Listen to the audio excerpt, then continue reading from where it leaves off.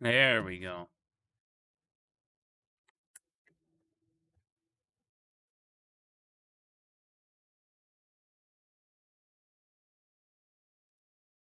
Have some fun tonight.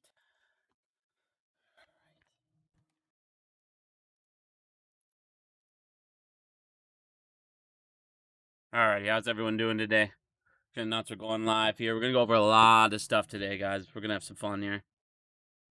I got a ton of information to go over. We have a ton of stuff to talk about today, so we're gonna definitely hope I can show you guys, what's going on with options. And I mean, I've learned a shit ton of stuff today, so we're gonna definitely get into this. Let me just announce that we're gonna go live here real quick.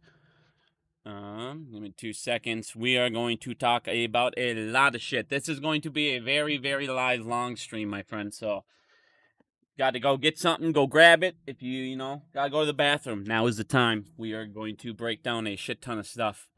Give me 2 seconds. I'm just gonna announce we are going live. And we have a new surprise for everybody too. My buddy Phil, for real. Legend, dude. He made this channel and all the community a nice little present. I just wanted, before I start getting into everything here, I just want to say thank you everybody for the birthday wishes. That was crazy on Twitter. I was actually trending, so that was pretty crazy. So once again, thank you very much for that. Birthday was great, man. Wifey's and me had a good time. Let's see here. Let's see. I just want to get into one thing really quick. Hold on. I got to show you guys this video. I have been dying all day. I have been crying, man, from this video. My buddy and one of my mods on this channel. One of the things we really love to do on this channel is go make fun of a Matt Kors fanny pack. We love to do it. My buddy, he made a video today for man, hold on. He made a video today just for the channel, and my God, you guys, you got to hear this. You're gonna cry. I swear to God, this is fucking hilarious. This is. You ready for? You gotta watch this shit. Phil. God, I almost gotta wait for a couple of minutes until Phil comes in here. He's a huge fan of the show here, and he really loves the Matt Kors fanny pack. Fuck it. Well, we're gonna play it once, and then we're gonna go ahead and play it one more time. Hey Barney, how you doing? Hey, thank you, buddy. Appreciate that. You ready for this? You guys, you gotta hear this song. It's so fucking funny. Yeah. Coors Light. You know what it is. Haha. Moon Gang. I just want a Matt Kors fanny pack. Don't you want a Matt Kors fanny pack? Yeah. I just want a Matt Kors fanny pack. Baby. Don't you want a Matt Kors fanny pack? Yeah. LT, great, get into the money. Yeah. I got adjustable straps, right size, a small pocket on the inside. Yeah, I know you like that. That's right. You can go to a festival. Yeah. Or even vacation. Or be like me. Just keep your hands free. I just want a Matt Kors fanny pack. I just want a Matt Kors fanny pack. Don't you want a Matt Kors fanny pack? I just want a Matt Kors fanny pack. I just want a Matt Kors fanny pack. I just want a Matt Kors fanny pack. Don't you want a Matt Kors fanny pack? I just want a Matt Kors fanny pack. $30.99. Yeah, you can look so fine. Yeah, you can look so mean. Yeah, in your new mom jeans. Yeah, water resistant. Yep. Got top zippers. Yeah, with 2 sliders. It's customizable. Yeah. Wow. I just want a Matt Kors fanny pack. Don't you want a Matt Kors fanny pack? Yep. I just want a Matt Kors fanny pack. I do. Don't you want a Matt Kors fanny pack? Yeah. Don't you want to sell your shares? Yep. Don't you want to subscribe? I do. Yeah. Don't you want to spin it on me right now? Super chat. I just want a Matt Kors fanny pack. Don't you want a Matt Kors fanny pack? I just want a Matt Kors fanny pack. Don't you want a Matt Kors fanny pack? I do. I just want a Matt Kors fanny pack. Don't you want a Matt Kors fanny pack? Yep. I just want a Matt Kors fanny pack. I do. I just want a Matt Kors fanny pack. Yeah. LT grade Course Light. Yeah. You know what it is. Yeah. Guys, don't forget to click and subscribe. Better. This song was also sponsored by the bartender. Yeah. So make sure you tip the bartender. We got something going on. I need the money. I just want a Matt Course Fanny pack. Don't you want a Matt Course Fanny pack? Yeah. Come and get the joggers. Don't you like the Matt Course LT Great joggers? Joggers. Yeah.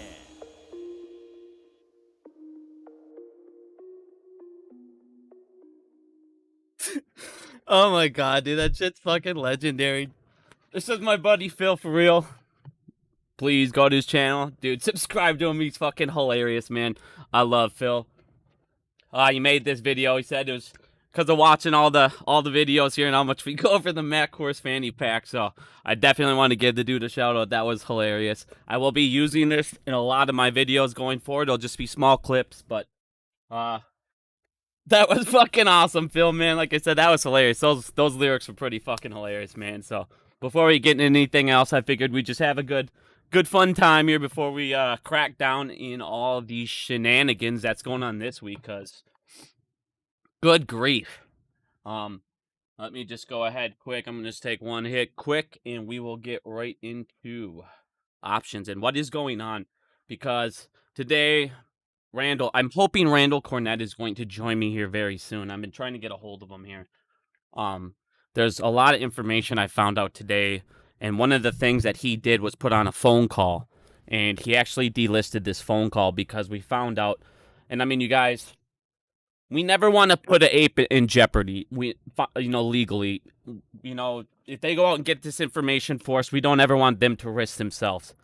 So if you do have a video up, me and Randall are asking you right now, please, if you have a video up of his recording, you have to take it down, please. He can get in legal trouble from this, and that girl can get fired. Now, that phone call today was with a person at the OCC, and I'm going to kind of break down the conversation. I'm not going to play it. I have the audio, but I'm not going to play it. I don't want him to get in trouble legally. They can come after him because he did not tell her this conversation was recorded. And I promise you, if she knew it was recorded, that information she gave out, she wouldn't have gave out. So today, what was going on is a couple days ago, I put up an apology here because, I didn't do my DD fully. When I looked into dividends, I thought to myself, most of the time they are actually called uncovered securities. And what that means is they get the 90 days before the option chain can become valid. Now, if you guys look at this, actually, if they are called covered securities, the difference is they actually only need 3 days. And this is what they tried to do with APE. They tried to say that they are covered securities because when you did the dividend, the value of the dividend came from AMC's price. So it came from, that's where it got a value. So it was actually covered at the time. The security itself was covered because the price was from another asset. It was from AMC. I hope that makes sense to everybody. So if you have an sorry, 1 second. Give me 2 seconds here. I'm just trying to get my dog ready, situated here. Okay, so if you have a covered security or an uncovered security, so an uncovered security, this is what your normal dividends are. They get 90 days. Now, when I first made my video about APE, and I told everybody, I'm going to show you guys why you don't sell APE and everything else. So we're going to get into a shit ton of stuff today. Now, this uncovered securities, which is what most normal dividends are, they get 90 days. Covered securities, which the price comes from an asset. So it comes from another asset, which in this case was AMC. We're going to get into the contest. This phone call was insanely important today. It was insanely important. And once again, if you just joined, if you recorded that conversation today with Randall and that lady on the OCC and you put a video up, take it the fuck down. He has requested it. I am requesting it. You guys, he can get in legal trouble because it's Chicago. Please take it down. Now, back to this. So this comes from AMC. The price actually comes from AMC. So this is now considered a covered security, which makes the window go from 90 days for the options chain down to 3 days, okay? This is how they were able to fill the options chain for Ape. Now, they need 3 days worth of data. And everybody, the second day you saw the options chain was created. Now, the options chain was created and approved by the OCC. It was created by SIBO, but it was approved at the time. It was approved at the time. I'm sorry, not created. By the OCC. What happened now is during this conversation with Randall Cornett, he called a lady at the OCC and she continuously said, I'm going to tell you things that I probably shouldn't tell you. Like I said, please take this video down. We don't want this lady to get fired because she was doing a nice thing. The information she gave out can clearly identify her. Please take this down if you, again, recorded his conversation.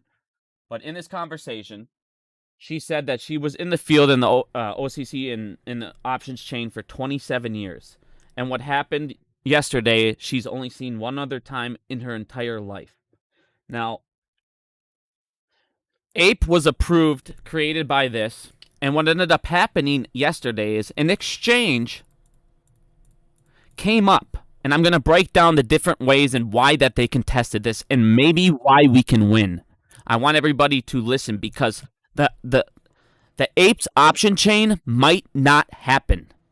I want everyone to understand it might or it might not, and I'm going to show you every single thing that I have come up with, people that I know in this field, in the industry. I've talked to Peter Hahn. I've talked to a whole bunch of people that actually work in nothing but options chains. I don't want to tell all their names. I don't want people, get mad at me. But they all trust me. They work in this stuff. I know I just said to trust me, bro, but this is the things that are happening right now. So what happened is the options chain was approved, created. An exchange came out, and they contested it because they have the ability to contest it. So they contested the existence of the Ape options chain, that if it should even be allowed to be created. Now, there's a couple reasons here why. So one of the reasons why this could be contested. Now, the exchange, let's be honest, the exchange that probably is contesting this is the IEX. They're the only one I can think of, or it's a foreign exchange. Now, if it's the IEX, I'm going to tell you why Ape options might get abolished. Now, this is information I found from people that are kind of in the know. I've made a phone call. Like I said, Randall, thank you again for showing me not to post it. But what they were saying is because you have, hold on, let me pull this over so I can break down again. I don't want to run out of room and just keep smashing stuff. Okay. Now, because Ape is a preferred equity, it's a dividend of an existing stock. It's AMC shares. It's not like I said, it's a covered security because of this reason. Because it's a covered security, because it's that. There's already an options chain currently in existence for AMC. So they can contempt the existence of this options chain. On top of that, it could have been a foreign exchange contesting this. So somebody's contesting this ruling. Currently, they have 24 hours for a rebuttal. So tomorrow, SIBO and all these people that wanted this, the OCC, they can contest it, the creation of this options chain, and we should know the results tomorrow. Obviously, you got the weekend, so if all this gets resolved and they say, yeah, it's good to go and blah, blah, blah, you will see options chains on Monday for 8. If it's contested, if it's a foreign exchange, The thing I think a foreign exchange would say is, if you guys look throughout the whole week, we went over this earlier with Fidelity. Hold on. Let me just do this. God damn it. So, when we went over to Fidelity, they were talking about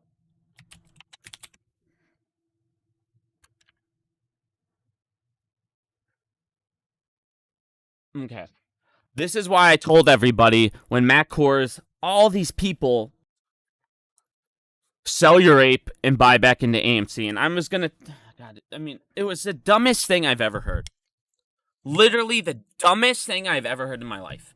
The stupidest thing I've ever heard. Matt, all you fucking retarded shill people that just changed on the movement, review trash, short the VIX talking about fucking shorting AMC. All these fucking garbage. Rogue trash. I don't give a fuck who it is. Lou for the 50 billionth time. You're all fucking retarded, dude. First of all, short interest today came up for ape. 26%. AMC is at 21%. So, let's keep getting into why this was the dumbest thing ever. Sell ape for AMC. The day Fidelity said this, I go, thank you for reaching out. If a person was short one share of AMC on the ex-dividend date of August 22nd, they're now short one share of AMC, and they're now short one share of ape. Okay? So, you sold a, which I'm not even going to get into today. Okay?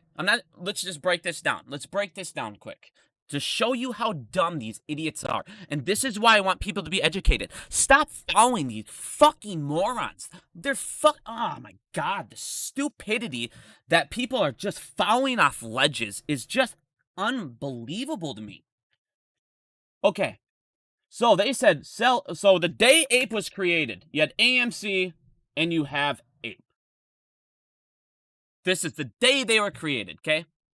We all have them in our accounts. AMC, let's say, is at, it doesn't matter what it was short. It doesn't matter. Let's say it was short 19%, okay? That means the day that ape was created, ape's short 19%. The float's the same. The shorts are the fucking same.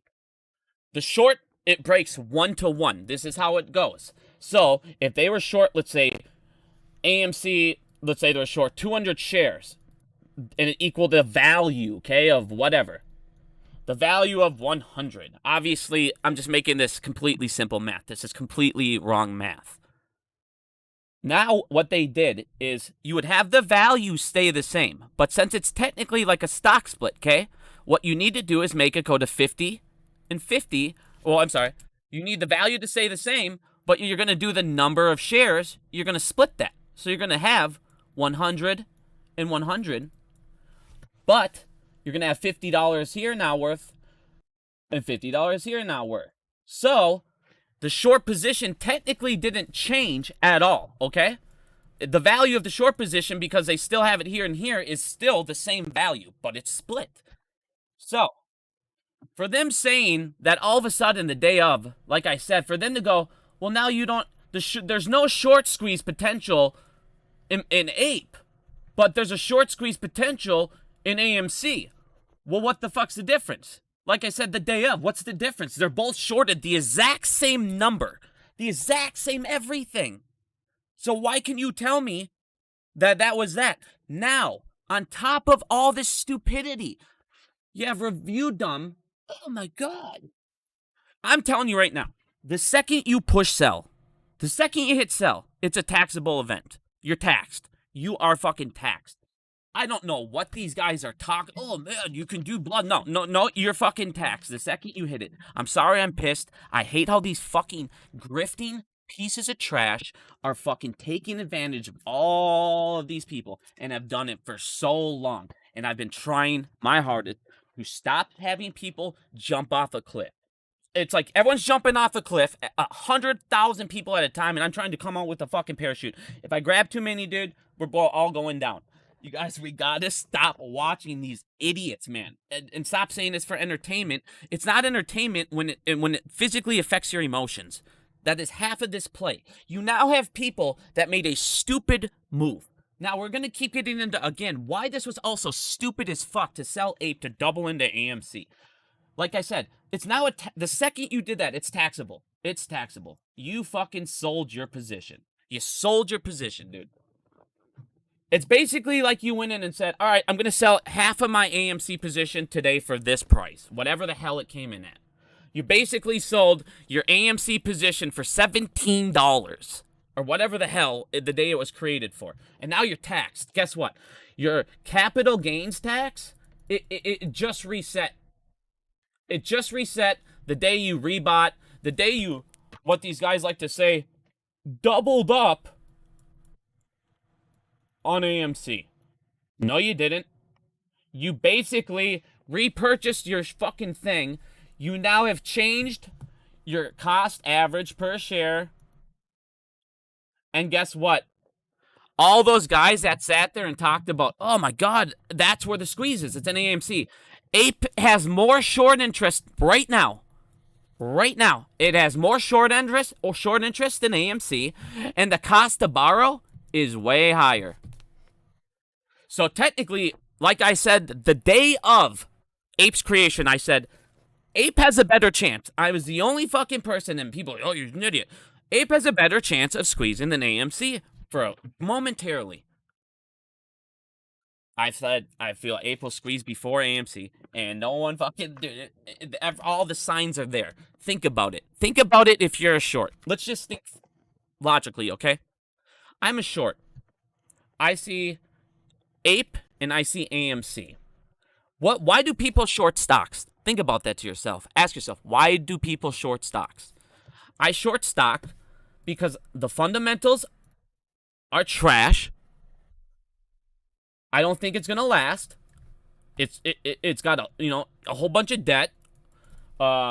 It's probably gonna collapse, or it's gonna go down. It's gonna go bankrupt, and I don't have to pay any of my fucking taxes on any of my gains, and it's all about just making cash. Okay.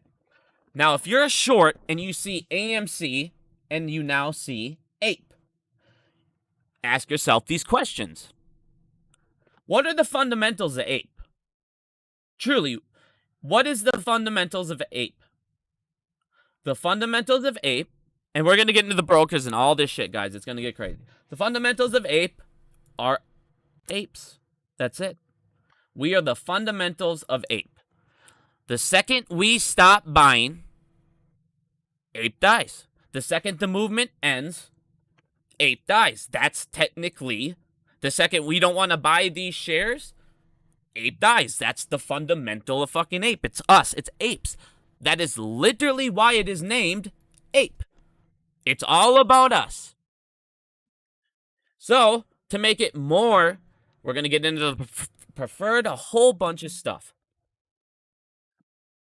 To make it more, appealing to us, he gave us the preferred share value. He gave us a whole bunch of abilities later on that we'll get into with this. On top of that, we're going to get into the special dividend, the enhanced, it was called enhanced, I hate this thing, enhanced dividend that is entitled to every Ape share, which is another reason why I say, me personally, I'm buying Ape today, and I'm not buying AMC. All those other YouTubers, every fucking one of them told you to do the opposite. Well, that's fine. You guys go ahead and do that. I'm going to hit up Ape squeeze first, and then I'm going to pop my ass back up in the AMC. Now, the shorts are looking over here, and they're going, well, Ape is just clearly us. It's going to be us. Nothing's backing it up other than that. The fundamentals of AMC are still there. But we're going to get into dilution and all this stuff that these guys were talking about. I held a space call last night, and Bam Investor was there, and Pete was there. Pete's been in this industry a long time, and I'm not sitting there saying I like Bam Investor or anything like that. The whole time, honestly, I felt like he was just shilling his product, and that's fine. And he wanted to be the big man in the room, and that's fine. I don't care about that or trying any of that shit. I'm just trying to get information out. We're going to get into phase 6 in here in a minute and how it's going to change everything. You're already seeing, God, I wish I had like so much more time. I'm sorry, guys, I don't break videos down more, but I have so much shit to show you today with phase 6 and all these things you're already seeing. But before I get to that, I'm so fucking jacked up, guys. You haven't heard me this jacked. I'm fucking jacked, you guys. They're fucked. They're so fucked, it's nuts. They are so fucked, it's nuts, dude. I don't think you guys have ever heard me this excited, ever. I am fucking jacked. Now, let me get back into all this stuff here quick. So, we're gonna get into this. All right, I have so many things I want to talk about at once. It's fucking crazy. All right, back to this dividend. So, ape for now is, if that's the case and that's the contention, is there already is the option chain for the AMC, and because it's an underlining, I mean, but that's the thing, they have AMC one. I'm not too sure. What I honestly think is the contention is it's IEX talking about if it should be either the type of security for the type of if it should be 90 days or the 3. Otherwise, I believe it's a foreign exchange that is contesting this. And since it's being contested from a foreign exchange, they could be saying, we haven't even gotten our ape shares yet. How the fuck are you putting out options chains for this? Hold on, sorry guys, I'm gonna talk for another at least 45, 50 minutes, and then I will get into questions. I know there's so many questions. If you guys are gonna super chat, only do it, like I said, as a tip for education. Please don't super chat to ask a question. I don't like where people feel they need to pay to do it or anything like that. But I will get back to that in about 1 minute here. I'm sorry, everyone. But so either that foreign exchange contested it because half of these guys don't have shares. You have brokers that are sitting there telling on everybody. I mean, you have brokers like TD, Simple. You have people all over the world right now saying that they're giving out IOUs. We'll get into. Oh man, I have so much stuff to get into right now. But with this ape dividend, the one thing that I told you guys, the reason I believe there will be a squeeze inside of ape, before I believe there's going to be a squeeze inside of AMC. The main reason, rehypothecation, man, it's a hell of a drug. These people love it, dude. It's a fucking drug to them. They cannot get enough of it. These brokers are so fucking trash. These brokers, man, they are going to sit there every single time and give out IOUs all day long. They're going to do nefarious shit. And every single time we go back to this, I'm going to bring up CMKC Diamonds. We are going to get into that. I mean, this is just insane, you guys. All of this stuff. Why is this not coming up? What the hell is that? There we go. It's like Snail's fucking diamond, man. What the hell? This stuff is insane what is going on in the United States. This stuff is fucking crazy. So these guys right now are going to sit there, these brokers. You had one broker with a share, okay? And they got to sit there and they got to get that stock borrow program going. They got to do every single thing they can do to make that one share turn into 7,000 shares. So they now have all of these people currently. The reason this is allowed is you have payment for order flow and you have what we call Rule 203B2. Now, what this does is market makers can fill a share before locate. Okay?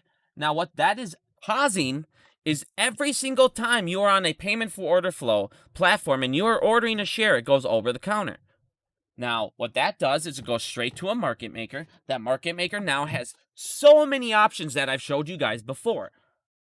That market maker has unlimited amount of options now to fill this. That market maker can go to a family office. They can go to the CNS program. They can go to ATSs. They can go to the stock borrow program. They can go to we're going to go back here. The bottomest one, this is the rarest one they can do, is lit exchanges, because that actually affects the MBBO, so they don't want to do that. They don't want to help us out, so they don't ever try and go there. They can go into the options chain. They can go They can do internalizer. They can go to dark pools. Now, a lot of people sit there and think, oh my God, you know, retail's going to dark pools. Retail doesn't even need to go to dark pools. I guarantee you, retail's orders are not going to dark pools. Retail orders are getting fucked because they're going straight to internalizers. Internalizers are way worse than a dark pool. They are way worse than dark pools. Everybody worries about dark pools all the time. I know this is like chicken scratch. I'm sorry, but I'm just trying to get through so much stuff so quick. So I'm sorry I'm not trying to make these drawings all perfect here. But so every single time you sit there and, like I said, let's say you're on Robinhood, okay? Or Webull or any of these piece of shit programs we've been saying to get off for 2 years. You can put an order in and they don't give a fuck what the size of the order is. No matter what. Let's say you found a stock, hypothetically. And this stock was at it sold 99.9% of the float. Okay, and everybody knew that there was only 5 shares available. Even if everybody knew that, somebody on Robinhood that day could put an order in for 10 fucking million shares, and that fucker would get filled. Why? Because of payment for order flow and this rule of fill before locate. Now, what that means is all of these people, all of these brokers, because of market makers at that moment are giving out what we call an IOU, a synthetic share, to that broker, which means that broker is now giving you a synthetic share as well. Until that is filled or it becomes an FTD, it is technically a synthetic share until it goes through all the T35, all that bullshit. So when everybody says that, oh, there's no such thing as synthetic, yes, there is. There's also tons of things that we can get into with the CNS program, ISDA. I'm not going to break all that down right this second because I'm going to get way too off topic for it. But right now with 8, you have all of these brokers that have done all of this rehypothecation like crazy. So you have brokers now, and they have delayed and tried all of these things. And this is, in my opinion, why they have pushed ape options so hard. They've pushed it so hard. You guys, it's a complicated process. It's not like if you want options to come up in a stock, you're just like, yeah, fuck yeah, let's just get this going. There's so much shit that needs to be filled out. Lawyers, there's a whole bunch of things that get involved. For it to come up in 2 days, get ready like that, approved, blah, blah, blah. Dude, that they have put 1,000% of all of their manpower to make sure that ape is up as fast as possible. Ape options, we need them up as fast as possible. Why?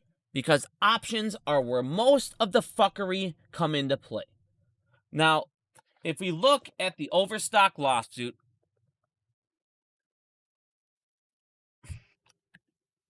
there's a whole bunch of lawsuits. I'm just going to use this because it's the fastest thing. You guys can look at the other 4 companies that I put up in other videos about sham transactions. Sham transactions are allowed because of options. Because you can attach flex options, marry puts. You can do a whole bunch of things inside the derivatives market that we'll never see that affect all of this crap. One of the biggest things in the derivatives market that is a huge joke and needs to just be fucking abolished are called total return swaps. A total return swap is what Archegos used, the family office, and one of the ways that they were able to go from 1 billion to 160 billion in assets because they had what are called total return swaps. What they're able to do is show that they have assets, the underlying asset. So they have the underlying asset of a stock, but they actually don't own the asset itself. It's a complete fuckery. It's a complete joke, and it's a way to extend the float and create synthetic shares to an extent of this amount. I mean, this is an insane amount. This is one family office, you guys. There are 4,000. There are 4,000 family offices in the United States. Family offices are unregulated hedge funds. Okay? Hedge funds, everybody talks about hedge funds and how they're this problem. Hedge funds own about 3.4. It's either 3.8 to 3.4 trillion in assets, okay? This is what hedge funds own. in assets. So the problem is inside the system you have people like Archegos. So what family offices, they don't need to fill out 13Fs. They don't need to report positioning. So it's kind of, it's really fucked up. So this is how they're able to get away with this shit in the dark. What we know family offices own is 7.6 trillion in unregulated assets. Okay? Think about that. 7.6 trillion can be thrown around in the derivatives market by these pieces of shit. Hey, Casey Shaw, thank you. Appreciate that. And once again, everybody, I just want to say one more time, I appreciate everybody who wished me a happy birthday. You guys got me trending on Twitter. That was pretty crazy. I really appreciate that, man. Garrett, thank you. I appreciate that. So you have all of this money that nobody is able to do anything with. It's just, God, the trash that's able to happen in this market between the regulators, between all of these things.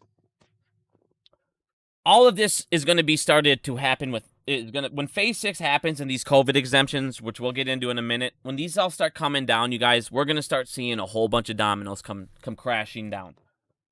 But let's get back to the ape options here quick. So with all this rehypothecation here going on with these brokers, you're going to have brokers now that are going to have to start to scramble to buy ape. You're going to have all of us buying ape. And there's going to be things Adam Aron can do.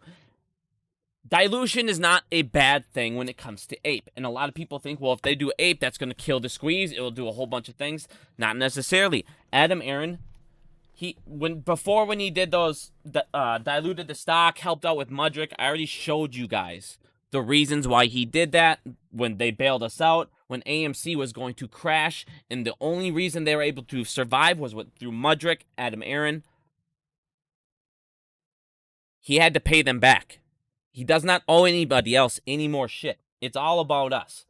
A lot of people sit there and they say that through ape and dilution, and that this is why they make it so bad. And I sit there and I tell everybody, it's smart dilution. There is such thing. And every time, and I'm not sitting there going, oh my God, dilution's this great fucking thing, blah, blah, blah. Every single time dilution happened, you have to look, the stock price, it rose. And there's things that they can do in ways that they can do it to make value, so much value. I mean, people, one of the things that really pisses me off, I don't know how this narrative that fundamentals don't matter. Literally, the reason you short a stock is you think because of the fundamentals, the company's going to go bankrupt.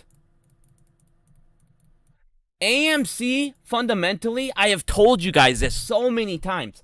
AMC is burning money. They need it. They fucking need cash.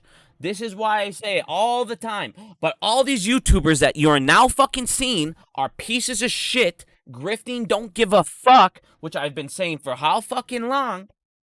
Oh man, none of that shit matters, blah, blah, blah. Why do you guys think I show you all the time this shit? I post it all the time. And I say every day, go to the fucking movies. You guys, we only, last quarter, or last month, it was $1 billion month. We should have came back this month harder than ever. Made this, we could have made this easily. You had $1 billion. You could have made this $2.83 billion box office. And that could have changed everything for AMC. Making them profitable, helping them pay down that debt, paying it off early, stretching it out, getting down. Their interest is fucking nuts, you guys. AMC needs to raise capital, and I've showed you guys forever. That was the point of APE. It was to raise capital. Because what happened? Okay, I'm going to get into why I trust Adam Aron and why I think he wants this squeeze, because this fucking matters with what I'm going into right now. You guys got to realize at this moment, all of our shit aligns with his interest. And I know everyone's like, oh, don't trust him. Just listen with an open fucking mind for a second. Okay. AMC as a company, I've shown you guys before what they can accomplish with this and what they can do with buybacks and fucking splits. And there's so many chess options that they can do. AMC went through a hostile takeover with Apollo management. They tried to run them into the fucking ground. They told them over and over, just go bankrupt. Just go bankrupt. Just fucking go bankrupt. And that's when Aron said, suck my dick. And he called his buddy over at Mudrick and said, I'm going to get a $300 million loan and I'm going to go ahead and keep AMC afloat. And then after that, guess what he did? The share offering raised all that capital and it changed everything. It changed everything. Now, AMC has basically been controlled by all these people. They haven't had say in so long. And guess what? They just got through all that because of the apes. They're still going through it, but not to the degree. We've helped them get out of that. We've helped them kick that piece, all the Apollo, all that shit out of here. But now what's happened? AMC has now went through a hostile takeover with hedge funds and these pieces of shit with Apollo. And now went through a hostile takeover with apes. We have hostilely taken over AMC. Whether you guys want to admit it or not, we have taken this shit over so fucking hard it's crazy. What do I mean by that? Aron has said, we need shares. And what have we said every time? Blow me. I'm not giving you shares until this squeezes, so... Or, yeah, it was 600 million, sorry. Thank you, Sean. So much stuff, man. I get a couple numbers mixed up. But I appreciate that correction. So they got 600 million from Mudrick for the bailout. Now, A said we needed shares, and we said no, nope, not until we get our money. Fuck you. And all of a sudden, what happens after that? He goes, all right, well, we want, we can't. And all of a sudden we go, you know what? Not only that, AA, no raises. We're not going to give you a fucking raise until you give us our squeeze. That's pretty damn hostile. And on top of that, so what's he got to do? And then on top of that, you go, oh, create a dividend, or we're not giving you a raise. We need NFTs. And he's done that. What else has he said? What else have we wanted? We wanted, a way to pay off AMC's debt. But by doing that, you cannot do it through a share offering. Because we can't dilute. No diluting. So, I want you to pay off this debt, but you cannot dilute stock. I mean, we've been demanding as fuck. Which good. We need to let everyone know we're not going to fuck around. But at the same time, you need to realize how you have literally made it to where AMC can't grow. They can't grow. They need money to fucking grow. They need to raise this capital. Aron on this thing. I don't think people read the press release enough. I mean, it's literally. The dude has gave you the frequently asked questions. He's told you literally everything anyone could ever ask about Ape anymore. The purpose of it. Whoop. Did I hit the wrong? Oh, I hit the wrong one. I'm sorry. Here you go. All right. They basically say over and over, this is a way for us to raise capital. This is a way for us to raise cash because we didn't let them raise it. So the way you do it is you do dilution through Ape instead of AMC because it does not affect AMC's float. Okay? So, the one thing we kept saying, don't raise capital, the best way for a company to raise capital is through share offerings. We're basically like, do that, make that amount of money, pay your debt off, pay off $6 billion. But don't do it through a share offering. What? It's unrealistic. He wanted us to give him a dividend, so he gave us a dividend. What did that dividend do? It fucked brokers.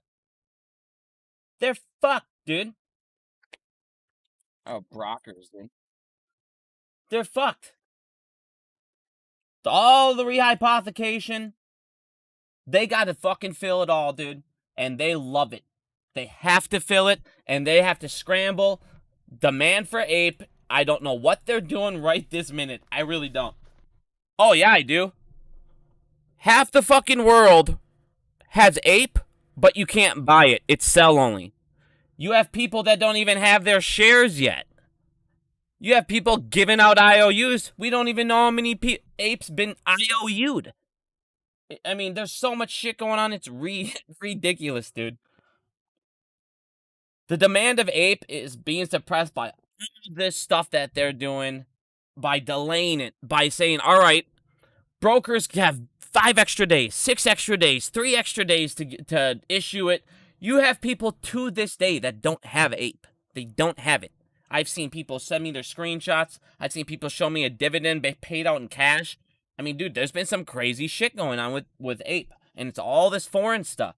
Because they cannot technically do stuff until the DTCC issues it to their custodials. So they have to wait for that before they can issue it. So people that were doing that were literally giving IOUs. And like I said, Wealthsimple, TD Ameritrade, all sorts of people are saying, well, if people are giving out ape, they shouldn't have. It's a common practice. I'm telling you guys, it's literally ridiculous. Now, demand an ape, when everybody gets it, when all this shit gets back on track, you'll have brokers. They're either going to be buying all of this through options again, which is why Phase 6 is so nice. Because this is all going to be done. If they do any more fuckery, it will be done through the derivatives market. It'll be done through the options chain. And Phase 6 will get rid of the derivative fuckery. Now, I think that's when you're going to start seeing the true demand in ape start coming in. These brokers, they only have a limited time. I don't know if it's T plus 90. I have to look into that a little bit more. I'll put a video out on that very shortly. These brokers are going to need it. You're going to have ape going out and needing it. You're going to have short sellers needing it that should have paid the dividend already. You're going to have a ton of people, a ton of demand shortly down the road for ape, which is why I believe even if they get this options chain, the fact, I mean, I don't think people understand. That lady on the phone said she hasn't seen this in 27 years, other than one other time. If you are just tuning in, ape options chain today was contested by an exchange.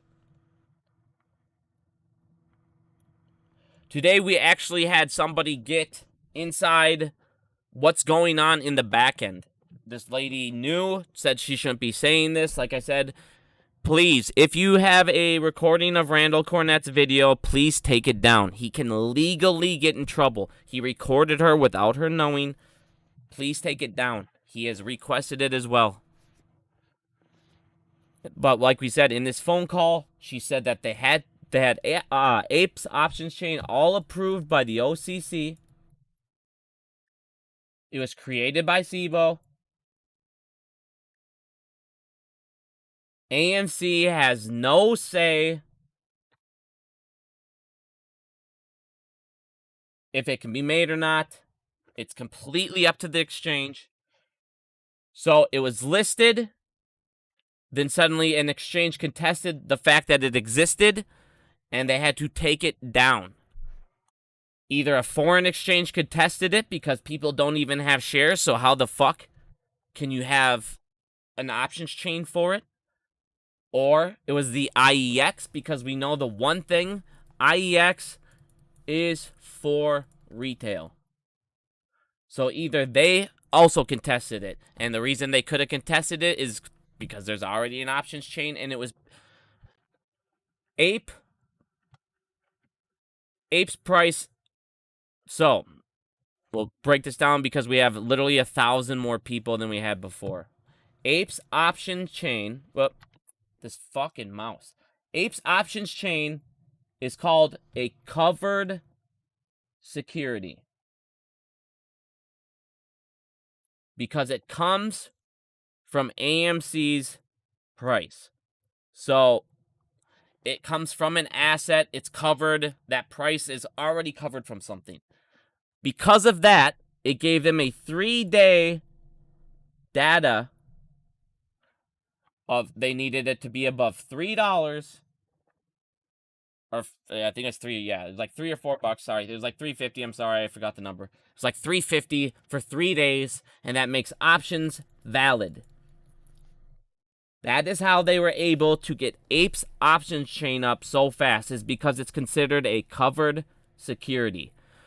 But somebody I heard, the reason it's being protested is because it's also a covered security.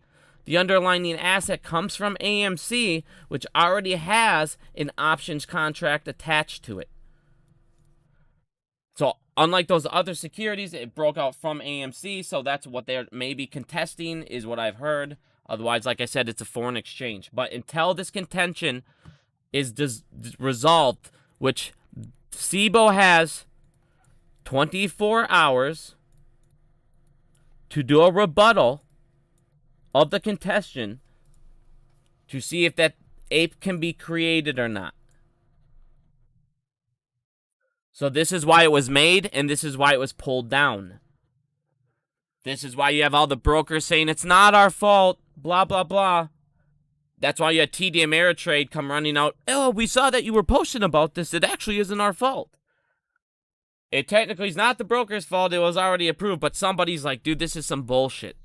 And like I said, that lady said she's worked in there for 27 years and seen this one other time. So, you guys, we're making fucking noise. We're making things happen that haven't happened before. Now, getting back into this. So, because of this demand, I also showed you now, Ape short interest is 26%. AMC's short interest is 21%. So Ape currently is more shorted than AMC because of the fundamentals, and I showed you why a short would think that shorting Ape is more attractive than shorting AMC. This is again why I believe Ape will squeeze before AMC, and why I thought it was the stupidest thing I've ever heard for these YouTubers and tell you to sell. It was just like the biggest flip I've ever seen. I guarantee you some cash was thrown out. Something was going on. There's no fucking way all these guys got together. Oh my God, we got to do it. Like I said, it's complete. Every one of those guys is pretty much like that, like Lou loves to say, it's like that guy just, he's slapping you in the face and you just won't leave him and he keeps doing it. Lou's the same guy. The only difference is, oh, I'm leaving you now. Oh, I gotta go. Blah, blah, blah. I've sold. This is over. Play's done. Blah, blah. It's the same shit. It's getting in your head. It's that guy slapping you around. But instead of admitting he's doing it, he's telling you this other guy's doing it. Look what he's doing. You're the same fucking thing. Lou, you're the biggest YouTuber in the movement. You put out more videos than I've ever seen in my entire fucking life. All you guys are fucking retarded, dude. Like I said, you don't even give a shit if you put out the right information. None of you guys anymore. All you give a fuck about is those views. And I said a long time ago, these fuckers are going to be a problem one day. And that day has come. And we'll get into them all in a minute. But we're back to teaching. The tubers are a complete fucking waste of time right now. I hate almost half the fucking douchebags that they became. Now, back to this shit. So, like I said, Ape right now has a way better chance of squeezing than AMC. And even if they go and do smart dilution. Now, let's get into the dilution part and why there's smart dilution and why it doesn't mean that it's the end of anything. It doesn't mean it's the end of anything. It could be great things. There's different ways that Aron can issue these shares. Now that we went over why he didn't dilute AMC, blah, blah, blah, why Ape was created. Now, let's go into what he can do with Ape. So, Ape comes out. Let's say Ape goes to whatever. Let's say the demand, we can get it up to a lot of things that a lot of people sit there and do is they say that we need to pay the debt off in full. We need to do this. We need to do that. There's smart dilution. There's smart ways to go about debt. There's smart ways to trim to where you're not going to screw yourself. I've shown you guys before. Everybody that sat there, he only has an additional 483 million. So everybody right now that sat there and said, oh, he can dump billions of ape right into the market right now. No, he fucking can't. Only 483 more were approved currently. So no, they cannot sit there and fucking dump out billions of ape. Anyone that said that you've listened to, or any YouTuber that says that's a reason. Baby, stop chewing on that. Sorry, my dog's chewing on my bottle here. Anyone that said any of that, like I said, they either don't read, they don't care, or they're emotional, or whatever. Like I said, it's just ridiculous. Now, Aron, let's say we're at $10. If Aron raised, even if he just was like, all right, I can just do 10 million. Let's just do 10 million or 100 million ape. Well, he doesn't, like, that's the thing. He only needs to do enough to where, depending on the price, where let's say he just raised $1 billion. By raising $1 billion, he can go ahead and pay down all of these massive debt, these high interest bonds that he has. I don't think people understand. When we told Aron no for those more shares, Aron ended up issuing a new bond. I can't remember the percent off the top of my head. It was something crazy like 10.6%. It is a bond that is massively crushing us. They're paying a shit ton. And that's because we said no to dilution before. He needs to get rid of this shit. It's got to go. And by doing that, he can also raise the credit and push debt out farther and just gain lower things. So he doesn't need to necessarily pay off a massive amount of debt. But, and that's the thing, he's not going to sit there and do that stuff to where he's going to destroy his AMC float. You're never going to sit there and risk your AMC float at this point and risk your company. Because what you can do, if you do dilution through ape, what you're doing is getting the reward. You're getting the reward of dilution, which is cash, which is money, but you're not raising your real company, your main company's float, your main company, which is massive. This is a big deal. I mean, if you do it correctly, you're gaining so much positive doing it this way. Your main stock, the price of that will raise when you dilute ape, because that company is now gaining money to pay down debt, to pay down these things. The way I want, my buddy Pete made a very good point the other day, okay? I want you guys, this is a way to think about all of this, okay? Let's say AMC, and Pete, if you're listening, buddy, it was a great analogy. All right, AMC is a person who was thriving, okay? They were doing good, and all of a sudden COVID came, and it's just like AMC got hit by a bus, okay? They're walking around, and sudden this bus comes. Fucking bus comes, bro. This dude, he's raring. He's going quick. He don't give no fucks, dude. He's going quick. He's just sitting there like, this dude's, he's high as fuck. He don't give a shit. And he just smashes AMC, and we call him COVID. Call him bus driver COVID, and he fucking mashes them, okay? They're fucked up. People think they're gonna die, okay? So, now this guy goes to the hospital, okay? We got this dude, he's up in this hospital. AMC's up here, he's fucked up, dude. He's up in this hospital. He's laying in this bed. He's on his deathbed potentially, okay? And now you got all these spectators standing here. These are all your shorts, okay? These are all your shorts. And they're betting on this guy who just got hit by a bus. He's going to die, okay? And every single time that we sit there and we do smart dilution through ape, it's like suddenly you come over and you give this guy medicine. You give him some kind of shock. You give him something that can help him survive every single time. These guys are going to start panicking. They're going to go, fuck. Oh, shit. We're going to keep betting because we still think he's going to die because it was just a medicine. It was just medicine. Also, next thing you notice, we do, he does another smart dilution in a sense. And all of a sudden, instead of medicine, damn, we give him a blood transfusion. Now he has a better chance of living. See, You guys got to think about this, through business sense. This is a way to look at dilution. It's not technically the worst thing ever.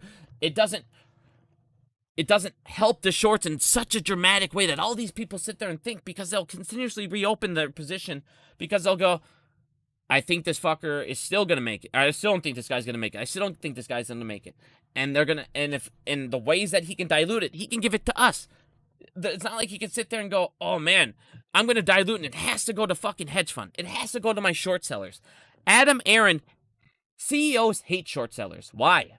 What is a short seller? They are attacking the CEO's company. Why the fuck would he like them? Why the fuck would he want to say, all right, I'm gonna help these people trying to hurt us? He's not gonna. He's gonna do smart dilution. It's waste to waste capital, and like I said, every time he does it, if he does it the right way in the increments, like I said, everyone sits there and thinks, man, they got $6 billion in debt. That's gotta go, or the shorts are. There's no way. No, even just cutting this down. Every time he cuts it down, it's a big deal. It's a blood transfusion for that patient. It's another blood transfusion. It's another massive surgery. It's something that gives him a huge chance of life. Like I said, everybody sat there and for so long just listen to these guys. Dilution's bad. Fucking fundamentals don't matter. And this all matters. The whole purpose of shorting a company is fundamental. You think it's going to die. This matters, guys. But back to what we were saying here. Through dilution. So you don't need to smash down this $6 billion in debt. You can stretch that out. What you need to do is attack the higher amount. Attack the amount that is such high interest debt that it is hurting you guys. They're paying these guys. You guys, they're paying like hundreds of millions in debt or in interest to these guys. That's just cash throwing out the window that they don't have. We need to get rid of this stuff. We need to realize AMC fundamentally, they need this. We cannot let AMC die, or the whole purpose of this shit, the whole reason they're shorting it, is so they can short it to zero, and they don't have to pay taxes. And we get fucked. Exactly, dude. Shorts are annoying flies. They're just pieces of shit people. They sit there and, oh man, this company is going to go down. This guy's going to die. This guy got hit by a bus, and instead of helping him out or worrying about it, we're going to bet that he's going to die.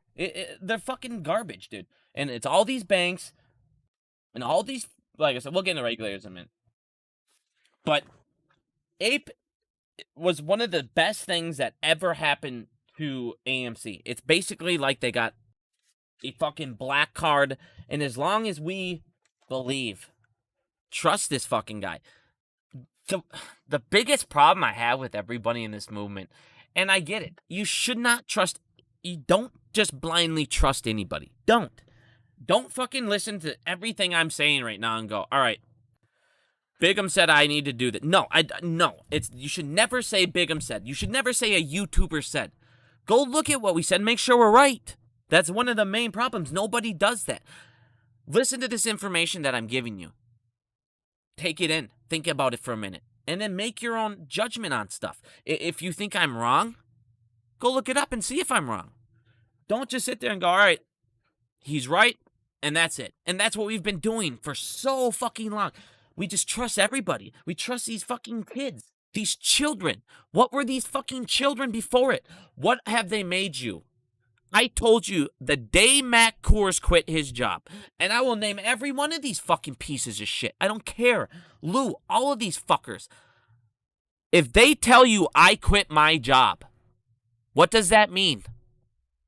You're now their product. You're now their source of income. They need you. You don't need them.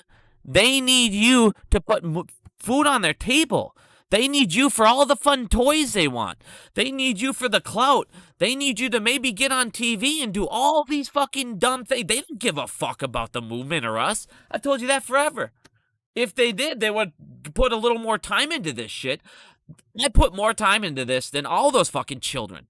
But yet not a single one of them work. I'm running a fucking company. This is why I can't do videos all the time. This is why I don't give a shit to sit there and, I need to give them fluff pieces. I need to get views. I make my own money. The money I make goes to help the movement, not to fucking take from it. Not to cause fear, not to give you guys... That's me smacking my arm if you didn't know. I gotta get that fucking hopium. I gotta get that fucking hopium. Facts scare me. I don't want facts. Well, that's how they can get away with this forever. That is why nothing happens. Because we can sit there and go, the truth is scary, but that hopium, that fucking makes me good. That makes me... No. Look at the thing that makes... It's just like overcoming your fear. The thing that makes you feel nervous is the thing you should be looking at. I'm telling you guys. Not a single one of these pieces of fuck give a shit anymore. They have made more money off this movement in the last year than they have in probably the last 7 years. They sell fanny packs. And people, I've showed you this before because I have just turned this on and I'll show this. I'm a parent every fucking time. I'm going to show you how much I've made. This is the most I've made ever. And I want you guys to see what I've made lifetime.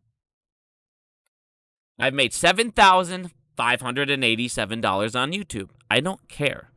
I'm not sitting there. I'm not saying anything about money and, I need more, any of this shit. I'm showing you that I'm making, what? I've done this for 13 months. I've made like 400, 500 a month, okay? I'm putting in all this time and effort. That should show you guys at least give a fuck. I don't do this shit for money and all this crap. I want us to fucking win, dude. We are getting fucked. You guys, this isn't a joke. Not this movement. I mean, people, so many people don't understand what it's about. Look at what is going on in the fucking United States. Look at this shit, what is happening to you, your children, your future. Think about this. 22 trillion. This number is owed to the United States citizens. Did you hear that? What do I mean by that?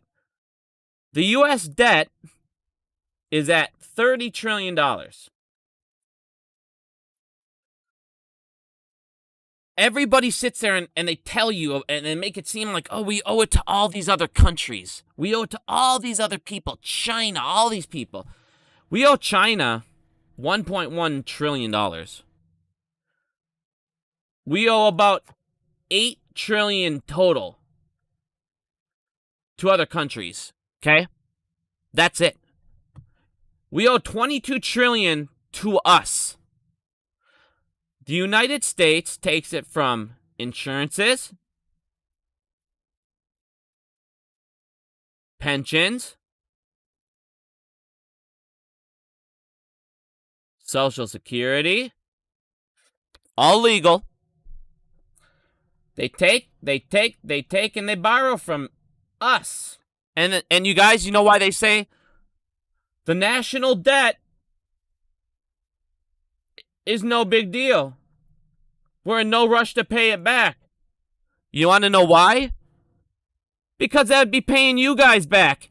And why the fuck would they want to pay you guys back? They don't give a fuck. They don't want to pay you the $22 trillion that you guys are fucking owed. You don't believe me?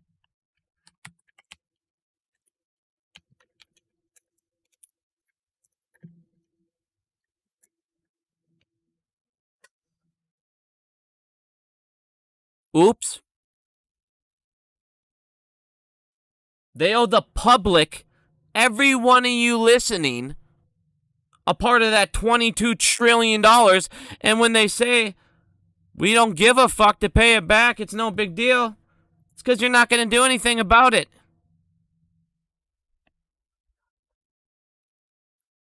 This shit is fucking insane. This is literally nuts. They have the ability, the Treasury, the U.S. Treasury has the ability to just dip on in. They just take where they need it. And it does not go to the right fucking places. It's not going to where we need it to go. And then people sit there and go,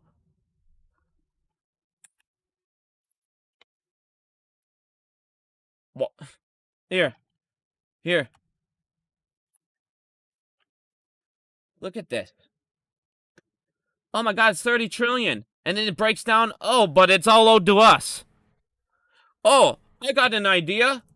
Here is the dumbest fucking thing I've ever seen in my entire life. And now I'm gonna have these people get all crybaby at me. Let's go ahead now and let's pay down these fucking student loans. I got a better idea. Instead of paying down student loans and putting a band-aid on the problem that down the road is gonna fuck us up the ass in inflation and all this other shit by paying back all this crap. Here's an idea, you dumb fucks. Don't just fix how much schools cost. Don't fix the fucking loans themselves. Let's put a band-aid on it and then have the same problem happen down the road. What the fuck? And people wonder why no one gives a shit and why this number will keep growing. They owe $22 trillion to you guys. And in about 5 years, this will be like 30 and no one cares. And when you guys go to retire, when you go for your pensions, when you guys go for your 401ks and all this shit, it won't fucking be there. Now, some crazy shit is going on right now. And I don't know if anybody's been paying attention with Phase 6 and just how fucked this shit's becoming. This is insane what's going to happen. I want you guys to realize the bubble, everything that's coming. You have the housing market crash that is coming, and it's coming quick, and it's going to come fucking hard. I'm talking hard. You are going to see a crash. You have had BlackRock. And who is BlackRock? I want you guys to go ahead and think about all this shit. You have had BlackRock sit there, and they are buying houses up the ass. Why were they doing that? And not only were they buying houses up the ass, they were doing it in cash. Why were they buying it in cash? Because they had to bail out banks on defaulting loans. Now, they were giving them $40K above ask. They didn't give a fuck. Sure, we'll take all this. Go ahead. What else is going on? You have the feds that own $3 trillion in mortgage-backed securities. Let's say that one more time. You have the feds who own $3 trillion in mortgage-backed securities, dude. So all these people were bailing these banks out, bailing all this stuff. You had the feds come out and say they expect a $900 billion loss. Why? Because it's going to be on these mortgage-backed securities. Right now, you have people talking about housing market, the inventory's drying up, all of these certain things. And September 1st, I told you guys you're going to start seeing a whole bunch of events. September 1st in the housing market. Let's just look at what's going on over here all of a sudden. Is this a coincidence? It's always the same day? No. You have Blackstone, who is pretty much saying that they're going to halt all purchases of single-family homes. They don't want any more. And then you got the feds the same day saying, we're finally done outright purchasing on mortgage-backed securities. We're pretty much done with it. Why? Because Phase 6 is coming. The derivatives, a whole bunch of stuff is coming in this derivatives market, man. You have 2.2 quadrillion. I hope this number gets your attention if you're not paying attention. You have 2.2 quadrillion in the derivatives market. That's an insane amount. That's an insane amount. It shouldn't even be fathomable. So you have 2.2 quadrillion in there. Oh my God, this is crazy, dude. All of this is why Phase 6 needs to have happened. Because right now, you have the regulators, you have the government, BlackRock, who's their best friend. I mean, think about it. BlackRock's involved in everything. They're in all the committees. They're in everything. They are so powerful, it is nuts. For the first time ever, you saw $1 billion in dark money. Most of that probably came from BlackRock, which is why they own most of these fucking politicians, which is why they're the ones that they go to for fucking financial advice. Like I said, it's one big conflicting bullshit over and over and over. I'm going to take one break. I got to smoke because we've been going hard. We're going to play the Matt Kors song one more time. I hope everybody's ready.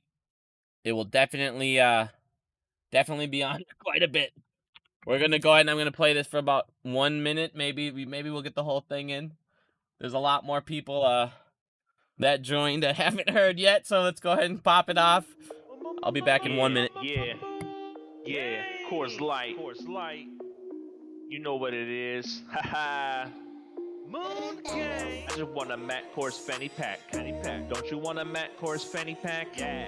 I just want a Matt Kors Fanny pack. Baby. Don't you want a Matt Kors Fanny pack? Yeah. LT Gray, get into the money. Yeah. I got adjustable straps, right size, a small pocket on the inside. Yeah, I know you like that. That's right.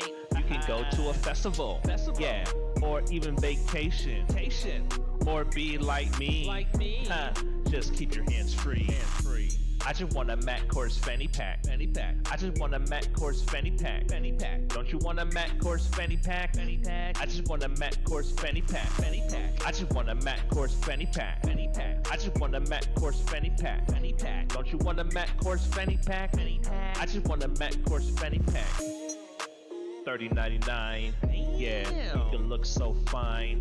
Yeah, you can look so mean. Yeah, in your new mom jeans. Yeah, water resistant. Yeah, got top zippers. Yeah, with 2 sliders. It's customizable. Yeah. Wow. I just want a Matt Kors Fanny pack. Don't you want a Matt Kors Fanny pack? Yep. I just want a Matt Kors Fanny pack. I do. Don't you want a Matt Kors Fanny pack? Yeah. Don't you want to sell your shares? Yep. Don't you want to subscribe? I do. Yeah. Don't you want to spin it on me right now? Super chat. I just want a Matt Kors Fanny pack. Don't you want a Matt Kors Fanny pack? I just want a Matt Kors Fanny pack. Don't you want a Matt Kors Fanny pack? I do. I just want a Matt Kors Fanny pack. Don't you want a Matt Kors Fanny pack? Yep. I just want a Matt Kors Fanny pack. I do. I just want a Matt Kors Fanny pack. Yeah. LT grade, Kors Light. Yeah. You know what it is. Yeah. Guys, don't forget to click and subscribe. Better. This song was also sponsored by the bartender. Yeah. So make sure you tip the bartender. We got something going on. I need the money. I just want a Matt Kors Fanny pack. Don't you want a Matt Kors Fanny pack? Yeah. Coming in the joggers. Don't you like the Matt Kors LT Gray joggers? Joggers. Yeah.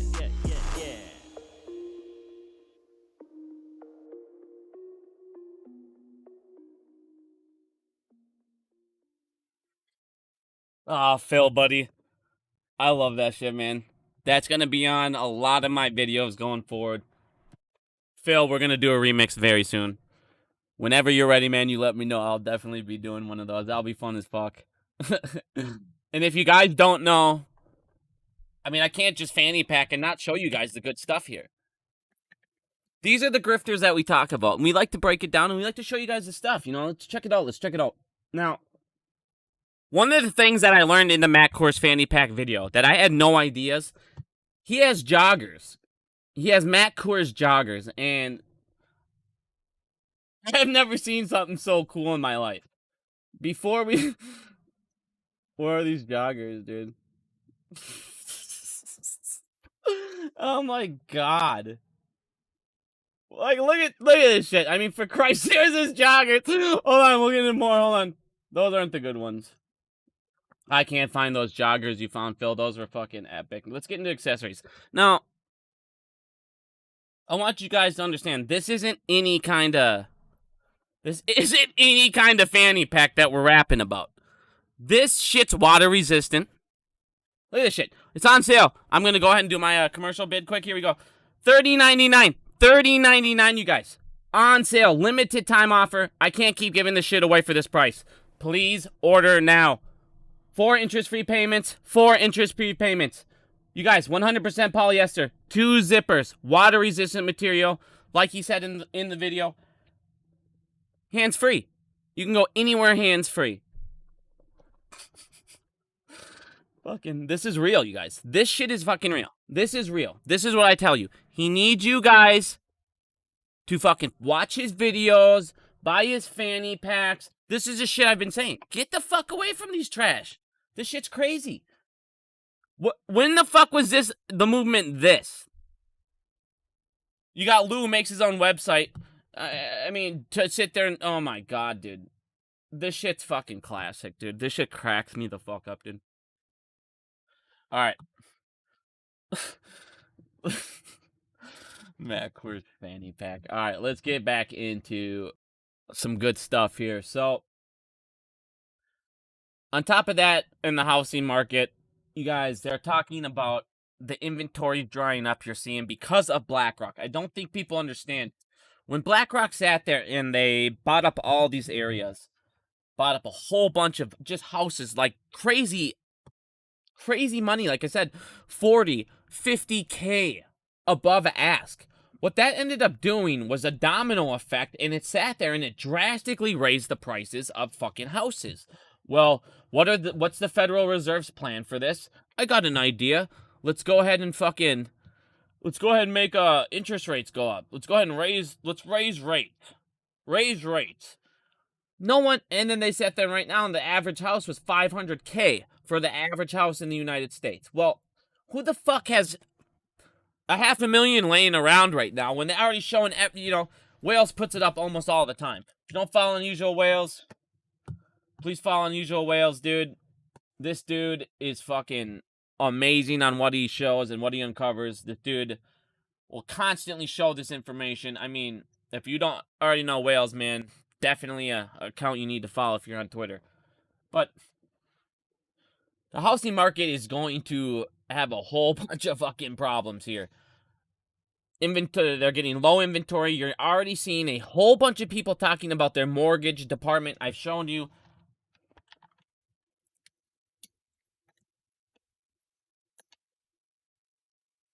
Dude, I can't type right now, man. That's a good ass hit. You have Wells Fargo, one of the biggest people with mortgages. They're closing down a huge portion.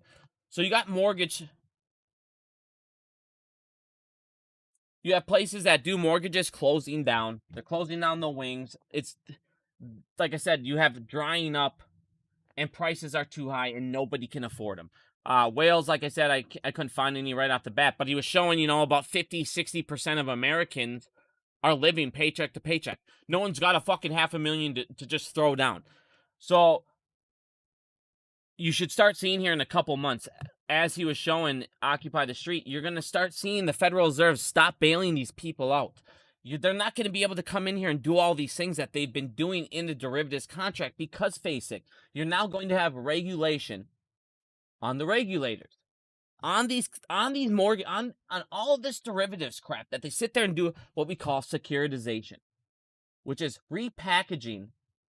It is packaging things, packaging assets. You repackage assets, and then you sell them again. And you sit there and sell them again. And then you sit there and they're usually toxic assets that you sit there and combine together with good assets. It's just like the 2008. And that's the thing. Here you go. Let's break down 2008 quick and today. And what's the difference? We should have already had a 2008 catastrophic crash, and I'm going to show you right now why we haven't. It's very simple. It's right in front of everybody's eyes. I mean, and that's the thing. They tell you it like we are just too stupid to fucking know, and it baffles me that they sit there and show us this shit. You have in 2008, you had all these mortgages crash and all these mortgage-backed securities and all this stuff. You had the tranches that we went over.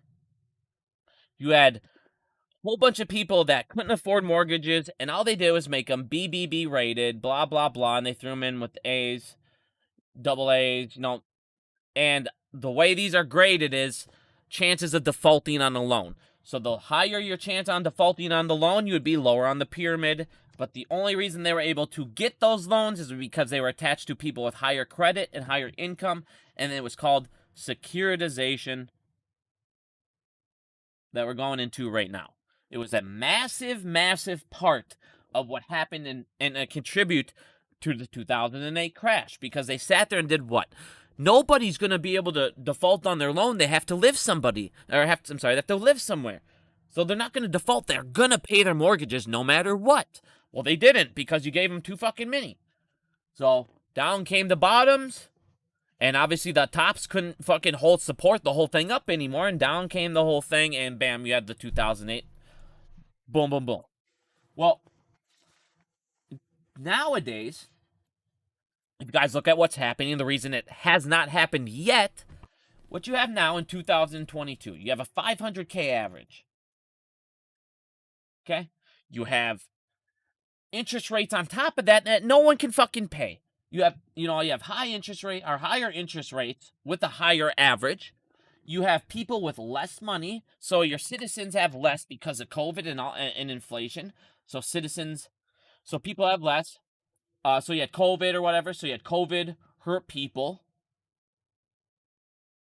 But of course, businesses didn't suffer because what? The PPP loans, which are fucking bullshit, which were big bailouts to businesses that ended up using that for personal gains and personal items. So the PPP loans were just wasted money, wasted billions of dollars thrown out, and it's just so fucked. But I'm not getting into that. Let's just get back into the difference now. So in 2022, with this housing market, you have nobody able to now go out and buy these. No one's able to go out and afford this shit. So who the fuck is buying all these things? Who's affording all these bailouts? It's been the Federal Reserve. It's been BlackRock. They're sitting there doing these bailouts, and they can no longer do that. So what you're going to see, like I said, you had the feds come out and say, we expect to take a $900 billion loss. They said they expect to do that, and it's going to be all through this. It's going to be all right here, because what they're going to have to do is lower the price on houses because no one can fucking buy it. Inflation came in and all this stuff fucking vaporized us. Gas prices fucked everyone up. Fucked our savings up. You had people that literally were like, fuck it, I won't work. They sat there and, we don't have a job. They sat there and the labor market's great. There's jobs everywhere. Yeah, the labor market, there's probably a lot of jobs, but it's a whole bunch of shitty jobs. So you have a poor labor market. You have a whole bunch of jobs that are low paying. So you have a poor labor market. That's the way that they sit there and make it, not sound so bad. Well, we have tons of jobs. Yeah, but they'll pay ass. No one wants them. They're all available. Then they've said it over and over. Oh, man, there's jobs everywhere. Just no one wants to work. Yeah, because you're not paying anyone shit. With all this other stuff, we make more sitting at home and doing this other crap. I mean, there's so much stuff that it's like I said, it's just a fucking joke, dude. So, in 2022 now, you have a poor labor market. All this stuff. Well, if they're already saying we expect a loss in almost an amount of $1 trillion, and that's just the Federal Reserve, what about BlackRock? What about all these other people? Why are they all suddenly coming out today? Why are they all doing it right as phase 6? There was a tweet. I don't know if I have it up. There was a tweet. I thought I shared it. And I think I might have just liked it, which pisses me off. I wish I would have shared. I might have commented on it. It was this person talking about the housing market and the inventory and the crashes and all these things that are coming. And she works in the field, and I was, where the fuck? Please tell me I didn't dislike it. I think I just liked it, man. God damn it, dude. I don't see it. I'm pissed. I think I just liked it. It would have been so perfect right now. But trust me, like I said, you now have, where the hell's my, you have a low inventory right now. Like I said, you have mortgage lenders closing down.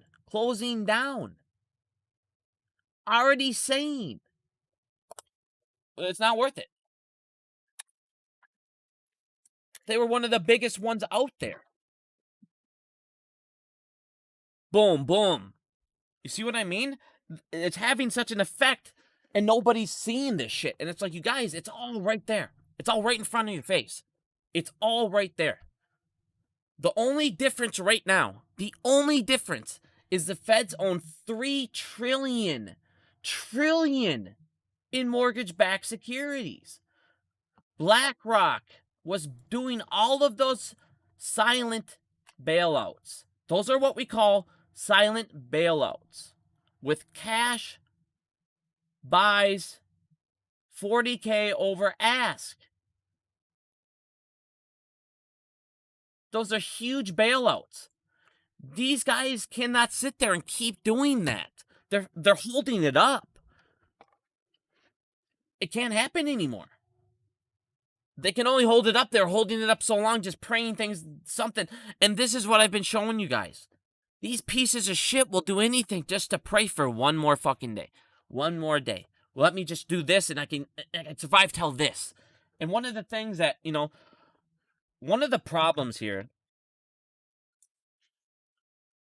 I don't know how to word this without getting people like, we need to revolt and stuff. Like, let me think of how to word this. One of the main problems is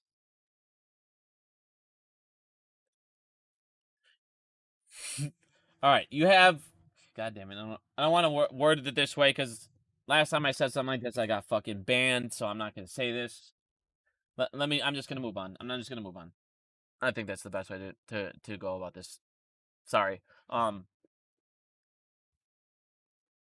So what's going to happen is you're going to have all these layoffs.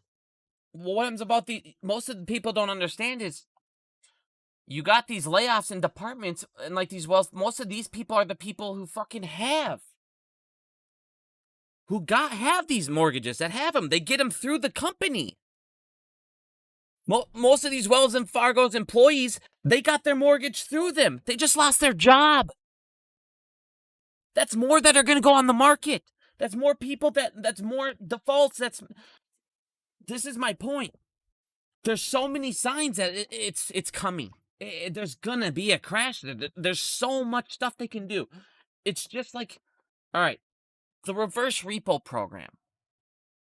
I'm just gonna break this down for a quick second because it's a massive sign and it's been right in front of us. And the problem is they sit there and it's doing what it's supposed to do, and it is. And this is the problem. Here's my problem here, guys. Okay. I want you to understand one word. This right here, this word you hear all the fucking time, and it doesn't piss you off. It should make you fucking cringe and so fucking mad. It's crazy. When you hear the word liquidity, the word liquidity literally means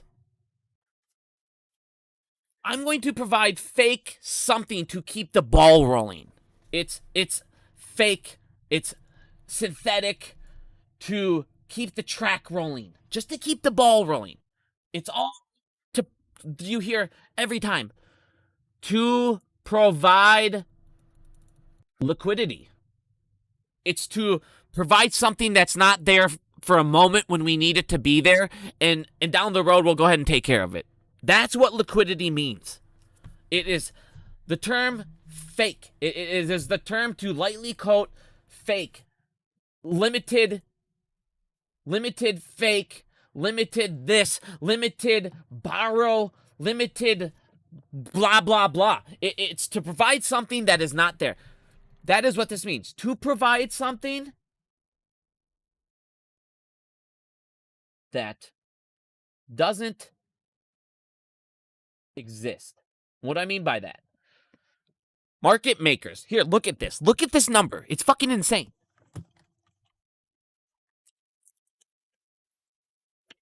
A lot of people see the site all the fucking time. And this shows you the liquidity fairies at work. This number shows you the fucking liquidity fairies at work. You can look at it every day. All right. You come up here.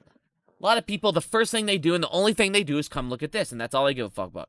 What's the fee? What's the availability on the shorts? I don't even care about that shit right now. What really matters that I'm looking at all the time is look at this shit. This short exempt. A lot of people don't understand this column. And you sit there and look at by the millions, and I'll show you GameStop and other things compared to AMC. A short exempt is when the market maker, there's no shares, there's no liquidity there. There's nothing there. What they can do to provide liquidity to that stock is the market maker can create a short and sell it to the market to create liquidity. That's what they do. Literally, think about this. What is a market maker? What is a market maker? A market maker is somebody who is there to provide liquidity when there isn't any.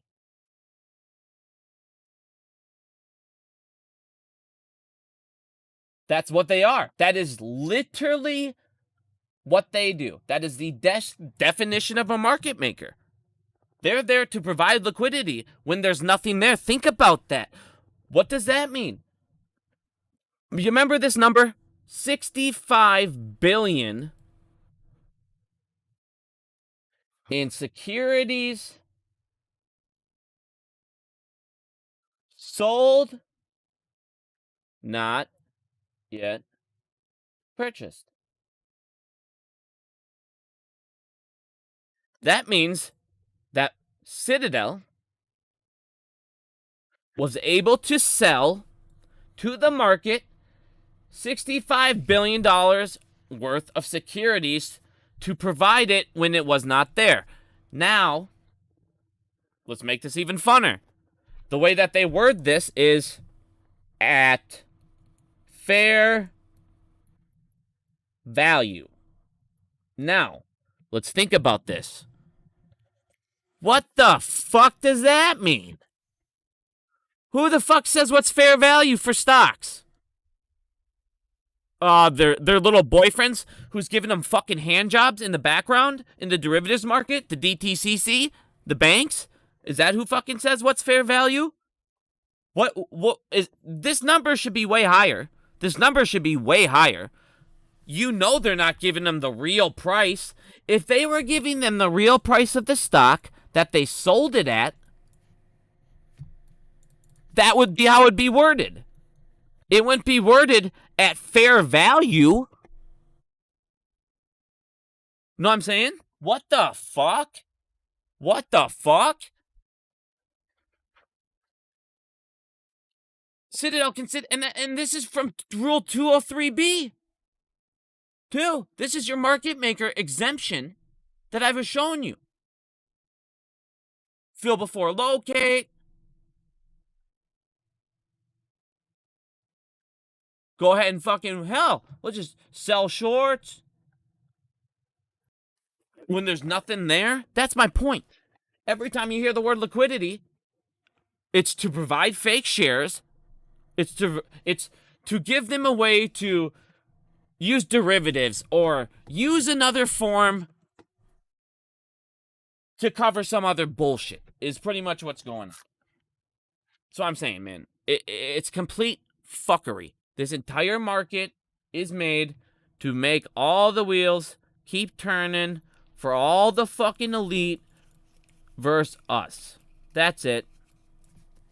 They sat there in school and they taught you, hey, the system is great. Go ahead and fucking work real hard and pay for college. And what did we learn? What have we learned?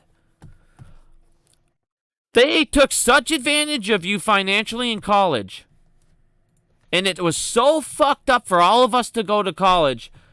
They literally had to forgive loans. And not just a little fucking amount. They literally had to give loans because they took the schools, and that's the other thing. Oh my God, let's not even get into the fucking college system and the corruption and the fucking bullshit and that where over there. I mean, I'm not going to talk about college athletes and the price of tuition and oh my God. Now, the price of tuition and these loans, they're sitting there, they are literally set up to fuck you so hard. It literally is there for life. It's there for people can literally not even get the fuck out. And it's like, all right, I used this example a long time ago because it's crazy to me. When I first started in my company and when I first got introduced to coding, because I never when I started at this company, I never coded before in my entire life. And within a year or two, man, I could do almost every language that I could find on the internet. I would just sit there all day long and just learn. But before that, I walked into this place and I didn't know a damn thing. I should have never been hired. Ever. And this happens everywhere. I knew a person that worked at this company. And there was people that went for this job and they all had degrees. They all knew shit. They worked there. And I got hired when I told them I didn't know a fucking thing. Just because I knew somebody that worked there. And he could vouch for me that I would work hard and all this stuff. And they hired me at way cheaper than they could hire everybody else.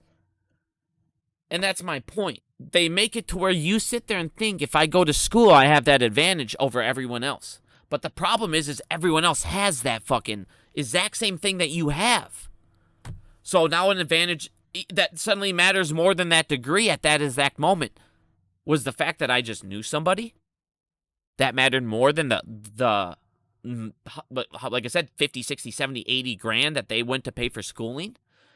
That should baffle people. That should alone show you that the system is fucked. And they sit there and make you feel you need to go there and pay for them. They literally had to forgive loans. It was so fucked. So I need to take a drink, man. I got that cotton mouth. All right. Now,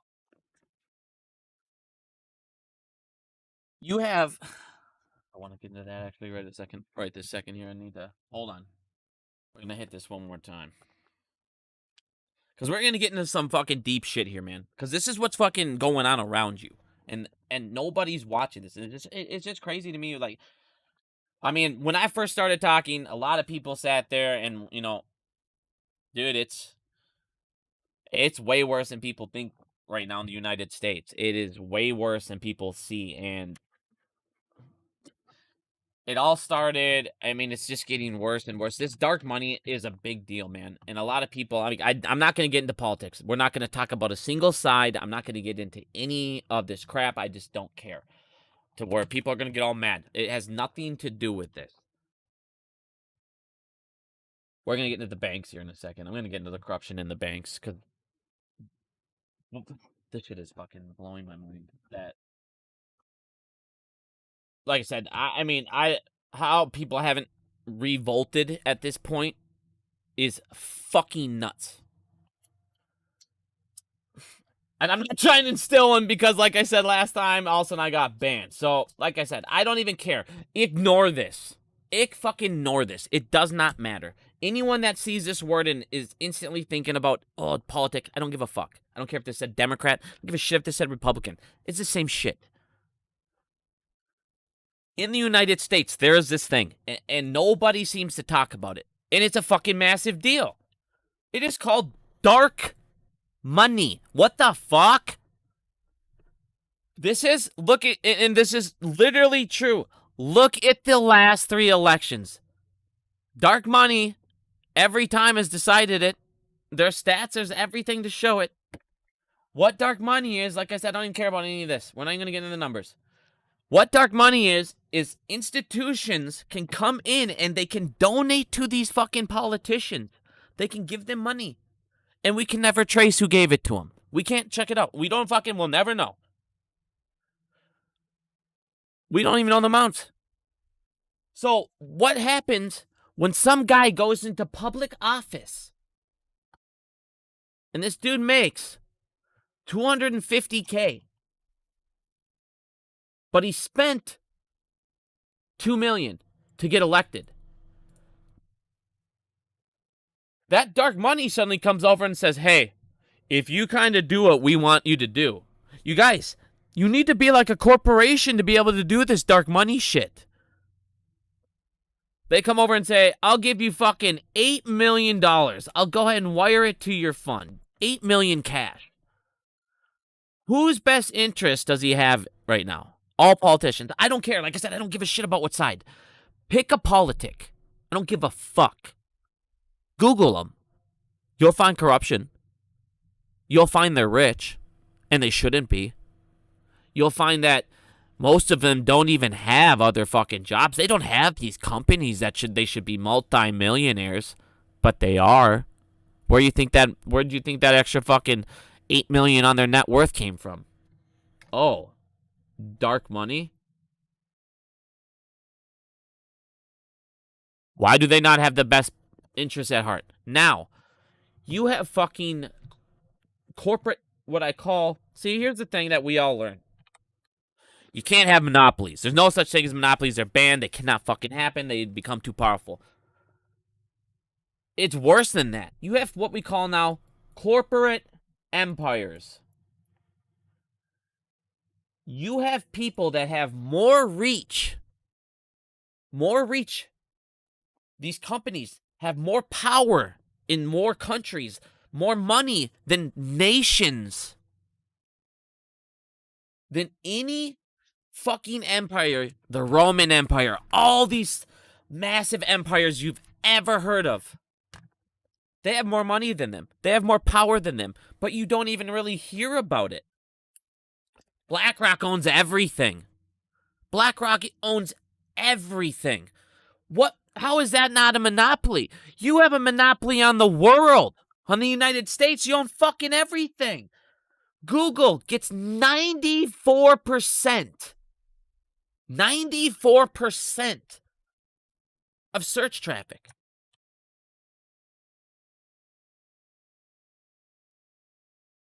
Monopolies were supposed to stop at like 34% or whatever it was. But these guys are allowed to go 94%. They own industries. And then they own every other aspect. Amazon. How the fuck is Amazon not a monopoly? These guys have so much fucking power and sway. They can do whatever the fuck they want. You have banks in the United States that I have showed you helping drug cartels. You have top 5 banks, dude, in the world. They're fucking helping drug cartels. They're laundering money. Not only are they laundering money, they're the biggest drug dealers in the fucking world, dude. The world, dude.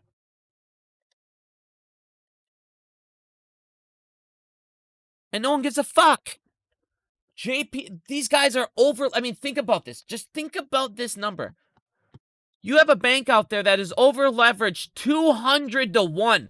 They are over-leveraged 200 to 1. That shouldn't be possible. They should be gone. They should have been demolished, abolished. How long ago? Who the fuck can over-leverage themselves 200 to 1? Can you go out and over-leverage yourself 200 to 1? Fuck no. Think of how fucked up this is.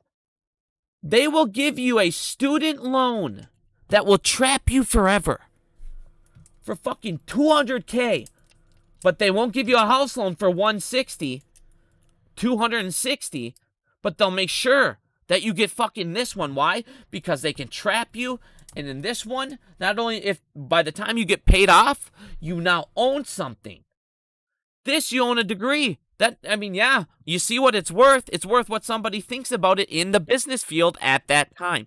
As I showed you, I didn't have one at the time, but I got the job over the other people that did. I mean, it's just like I said, this shit is fucking crazy. You have banks.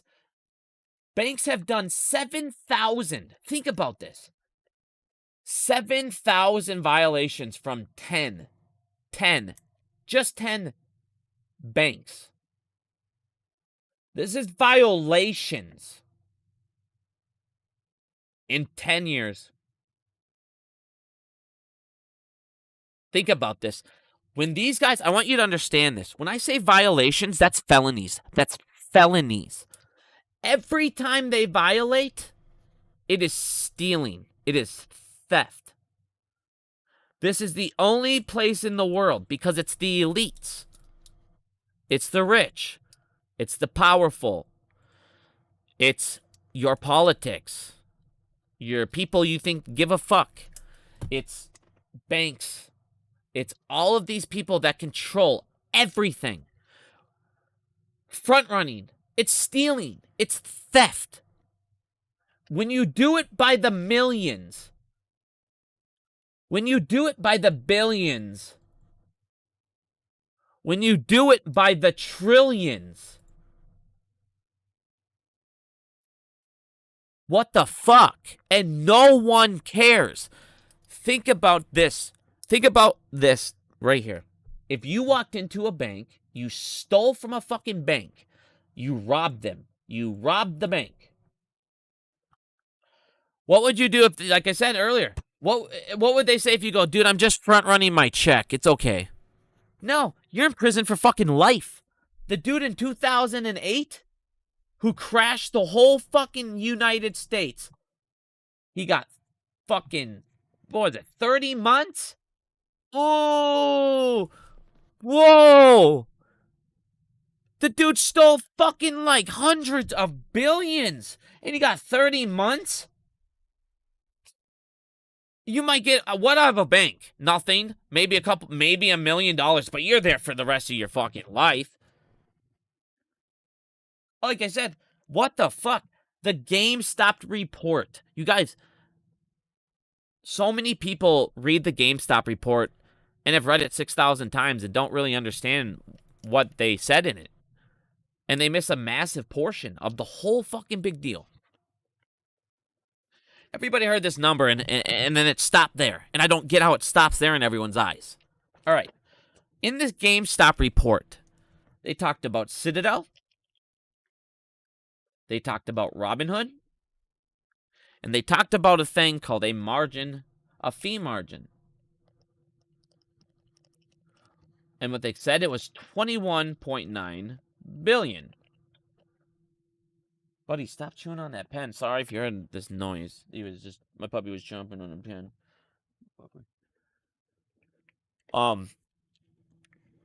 Now, what most people don't understand is there's different types of margins. Okay, you can get a maintenance margin.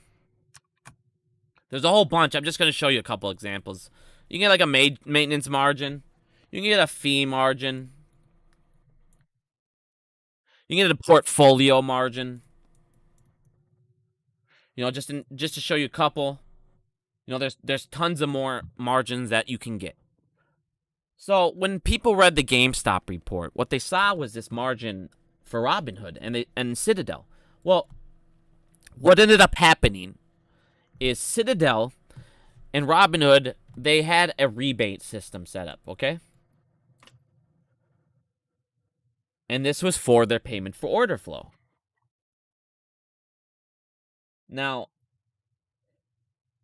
Robinhood sets their payment for order flow system up than other payment for order flow platforms. So, Citadel, when they first did it, they didn't really understand it, blah, blah, blah. And this is why when everybody saw those emails and he said, I need to speak from Vlad, okay? And Vlad says, I need to speak to Citadel or Ken Griffin wanted to speak to me about payment for order flow. What he wanted to speak to him about was the rebate system, because the way it was set up is Citadel ended up getting margined. The thing you all wanted. It fucking happened.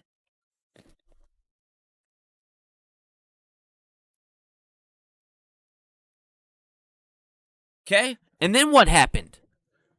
Their fucking little boyfriends. Citadel goes, oh, we're fucked. Let me call my little boyfriend here. You know, I'm out here giving him hands. We got to get this taken care of. Who do we call? The DTCC. Hey, can you get our boy on the phone? Yeah, let me get him up here quick. Hey, Mr. David. Hey, David Ings. Please. We're fucked. We need help. What's he do?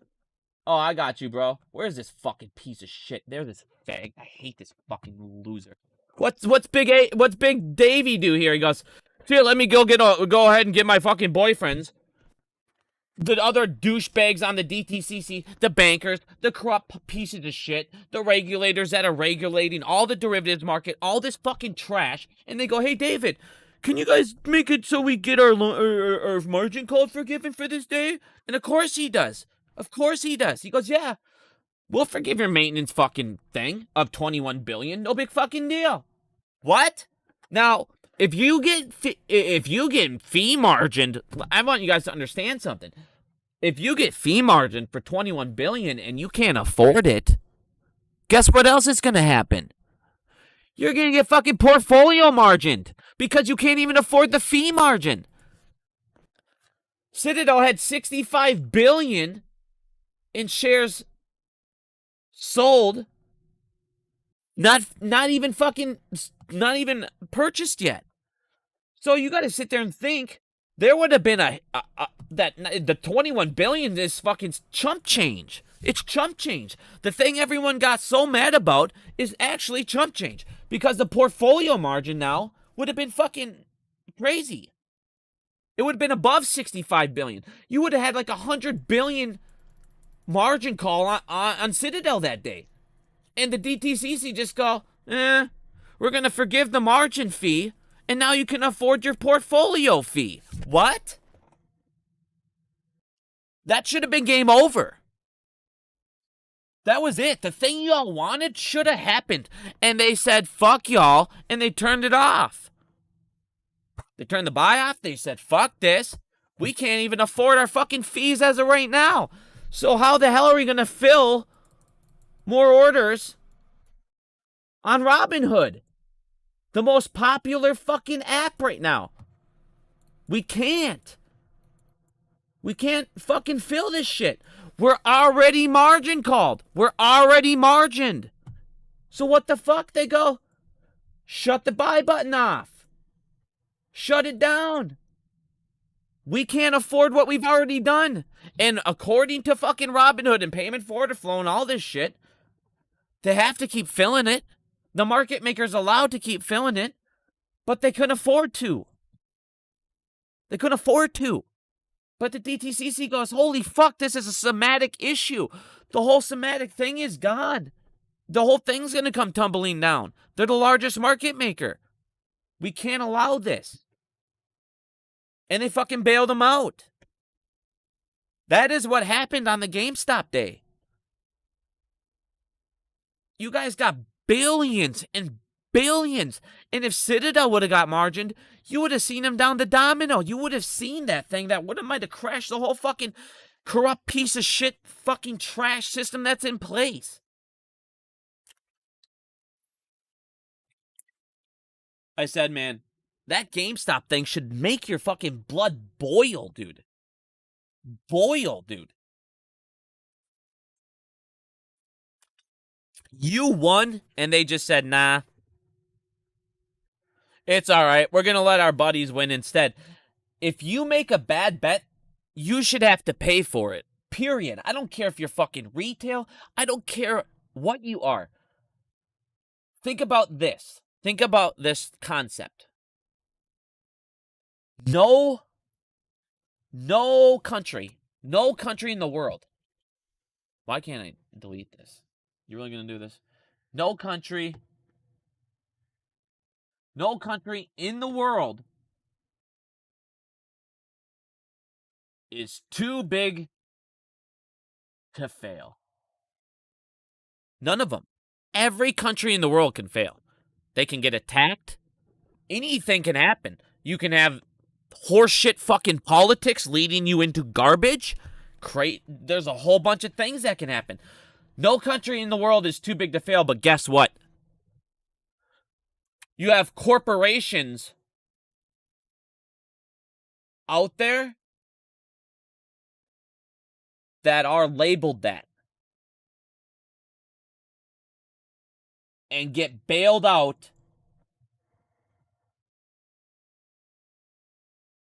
by those countries.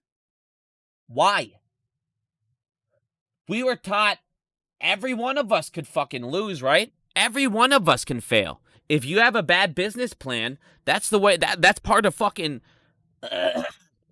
that's the way we were set up, man. everyone for themselves. Best idea wins. Competition is what we thrive on. And instead, nope. You have short and distort. I know, dude. It's because I'm on this mouse, bro. This mouse is such a piece of shit. Or I should just type this shit. I don't know why I don't.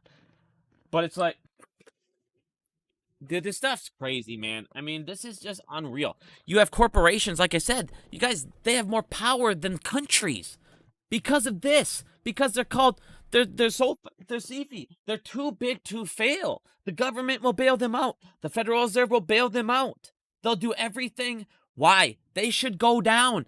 If these major banks crash, who gives a fuck? Who cares? We can all go to a credit union. We can all go to another bank. The ones that go down should go down.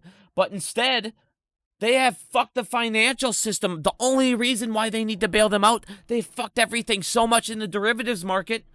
If they let them fail, there's so many assets and so much shit that they're going to be like, what the fuck do we even do with this anymore? We'd have to auction off everything. And then everyone will realize 5 fucking corporations own the world, everything in the United States. The media, these media. The fact that you have so little people control everything in the media is insane. Today, there was this thing about Mark Zuckerberg and the FBI. And I mean, it was an old thing. It was, I saw a video on it today, and he was even admitting the FBI came up to Facebook, told him that there's going to be Russia, blah, blah, blah. And there was shit filtered. I mean, guys, you don't ever know what the fuck information is real. Because one guy will say one thing, and the next second, you'll see the complete opposite story from the same company. You never know what the fuck to believe. Like I said, this shit is fucking nuts, dude. What is going on in this country and what is allowed. And it's felonies across the fucking board. Sham resets. Anything they can think of to steal. Because what happens? I showed you guys the SEC collected on 34% last year of their fines. Think about that. Think about what I just said. The SEC collected on 34% of their fines last year. 34%. So, we're already bitching because these are slaps on the wrist as it is, right? They're already too fucking lenient. But on top of that, they only collect 34% of them. What?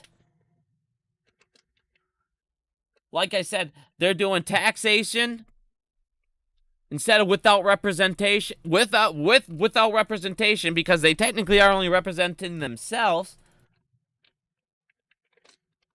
But they're doing it with theft. They're just stealing from us, from the United States, from us every fucking day. Every day they just take from the working guy.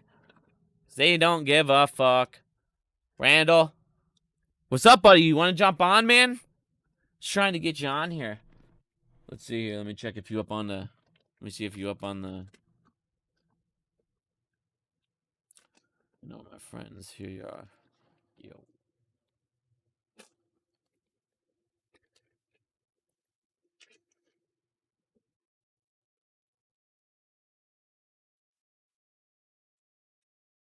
See if we can't get Randall to jump in here quick.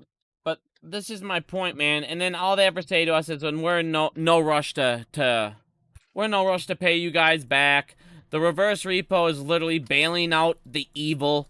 Oh, it's just doing its job. It's okay. Don't worry about it. No, it's helping the fucking criminals. It's financial treason, like you said, in any way, shape, or form, no matter how they spin it, it's fucking financial treason. You're helping out people that are stealing from us to keep the ball rolling because they're the ones funneling your fucking pockets. Like I said, it's out there every fucking day, dude. Every single day.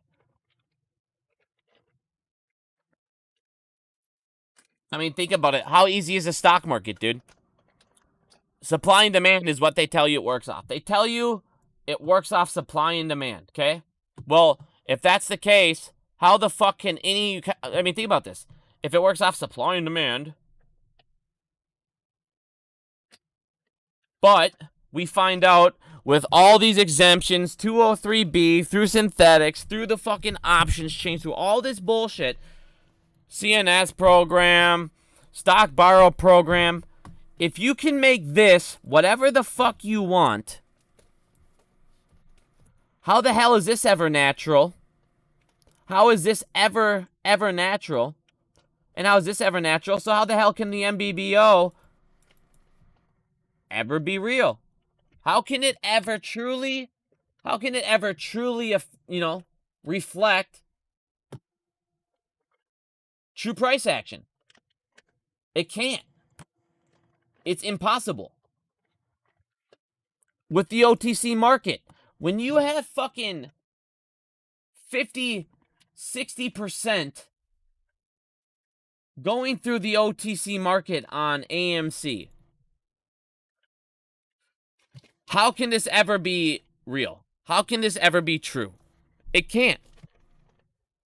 Like I said, if it works off supply and demand and you can fucking make whatever you want and all you have to say is this, it's to create liquidity, that means this is never real. So how do you fix it? This is how the stock market should ever, I mean, this is it. This is it. Here you go. You have a guy who comes on over here, and instead of a broker, it's this fucking easy. It's this easy. You want a real stock market? You want a working stock market where there's no theft? It's pretty much impossible. Here you go. Here's how you make one. You have people, well, in this case, it'd be like computer share, okay? So you have like a computer share. Computers, you don't even need any of this bullshit. You need a couple regulators. Here you go. You need the SIBO exchange. There's just a couple things you need. Like a SIBO. I'm not going to necessarily say SIBO, because SIBO's corrupt pieces of shit too. But you need like an options exchange. But really, instead of having all these fucking exchanges and all this bullshit, why don't you just have fucking like a computer share, a DRS type system with retail? We can go ahead and buy it straight from them, since that's where all of these companies fucking register all this shit anyways. So, in the end of the day, if I'm retail and I'm buying from a broker who's not even getting the shares, he's technically sending my order to a market maker. What's the point of the broker? Just go away. Why don't I just go straight to the market maker my fucking self? Why is he even involved? Why doesn't the broker just go to, I don't know, any of the exchanges? It should just be retail, a broker type person, to an exchange. Easy. You can have different exchanges, and guess what? They'll have a limited amount of stock, and because you now have competition between these guys, because they'll want to fill your orders, oh my god, you have natural competition. Well, that was crazy. That was really fucking scary. You have less hands involved because there's no there's no market maker on top of that who can now go to, I don't know, 70 fucking different venues, hedge funds, family offices, CNS program, whatever the fuck they need to do, whatever way they can manipulate bullshit, just get it all out of here. There you go. That was simple. Holy fuck. But you don't want to do that because, god damn, they can't steal billions of dollars from us. Said this shit's fucking nuts, bro. This entire system, everything, the whole way this shit's set up is fucking crazy. Like I said, they admitted to the world, you guys, Citadel should have had like $100 billion fucking, your own government admitted it to you. That was a government fucking investigation. Your own government admitted to you that they should have basically had $100 billion fucking margin call. But we forgave it. What? Alright. I'm gonna now look at the chat. I'm done ranting for a while. Feel like I've been going pretty hard here, so let's go ahead and I'm gonna just watch the chat. If you guys have any questions, want me to cover anything, go ahead and if you want me to go ahead and do one more Mac Course Fanny Pack remix, go ahead and let me know. I'll pop that back on one more time. Whatever y'all want to do now. Know what I'm saying, puppy? We'll just have a little... We're now going to have a little fun here instead of... Hi, AMC. How are you doing? The Tick. Get Randall on. I mean, yeah, I tried to call you. Oh, shit. I don't have my, this thing's always fucked. Yo. You hear me? Yeah, can you hear me? What's up, buddy? How you doing? There we go. What's up, man? How are you? What's up, everybody? Shut that shit down. Good, dude. Just done with my rant, so it's perfect time. Perfect time to join. Here, you want to talk for a minute? I gotta let my puppy out. It's been a couple hours here. He's whining. Yeah. If you want, man, go ahead and talk about your phone call. I mean, obviously you don't have to play it or anything. I know you're worried about it, but go ahead and just kind of talk about your thoughts on it. I mean, a lot of people, why you think it got contested and everything. But I'll be right back. Yeah. For the record, I appreciate everybody that's came on board and helped me kind of pull it at bay. There's some people that are still kind of running with it, trying to make money off of the content, which is it's whatever. But for the sake of this lady's job, I'll be honest and straight up here. I might have jumped the gun. I'm no lawyer. I don't know about the legalities of a lot of things. So, I called and was super excited and got somebody that was super interested and willing to talk with me, which I thought was great. Wasn't even like I had to dive deep down into like it was the first person that answered the call, like of this department, and pretty much I don't want to say spilt the beans, but gave me some really important information. And really, what she said is, I had mentioned that my intent was to, get into the options of APE or APE, and here's what I'm looking for. And oh, everybody's saying volume's too low. Volume's too low. I don't know. I'm pretty high on my end. Like I don't know if I can get it any fucking louder. Is this better, guys? Hello, hello, hello. Let's see here if I can see how I.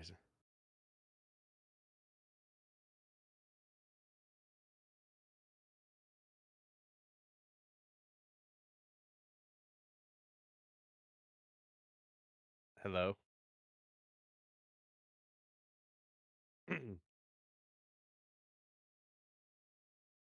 Okay.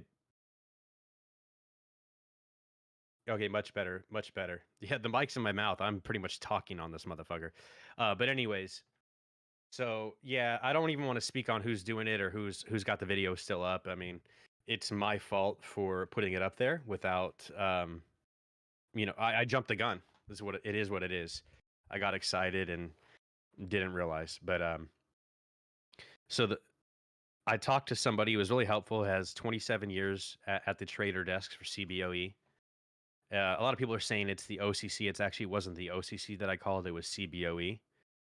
And she had just basically told me that, hey, they might have jumped the gun in terms of posting the options chain and another exchange. She didn't mention which one. She said the process in which they basically reported is pretty automated. So the person that is reporting it is kind of anonymous. And bottom line is somebody is challenging the legality of these particular options, right? There's another exchange, is what she said. So she mentioned they have 24 hours to kind of come up with, I guess, a rebuttal or a way where they can move forward. I don't know if they're going to be able to do that or not. But this lady that I spoke to has 27 years of experience. And she said only one other time in her life has she experienced something that is like this, right? Which is really unique. We haven't got to. We're on the forefront of something new, and she didn't say what it was. And I did try to ask her, but I don't think that she understood what I was asking. I think that she still thought I was talking about ape. Regardless, though, learned a couple lessons myself.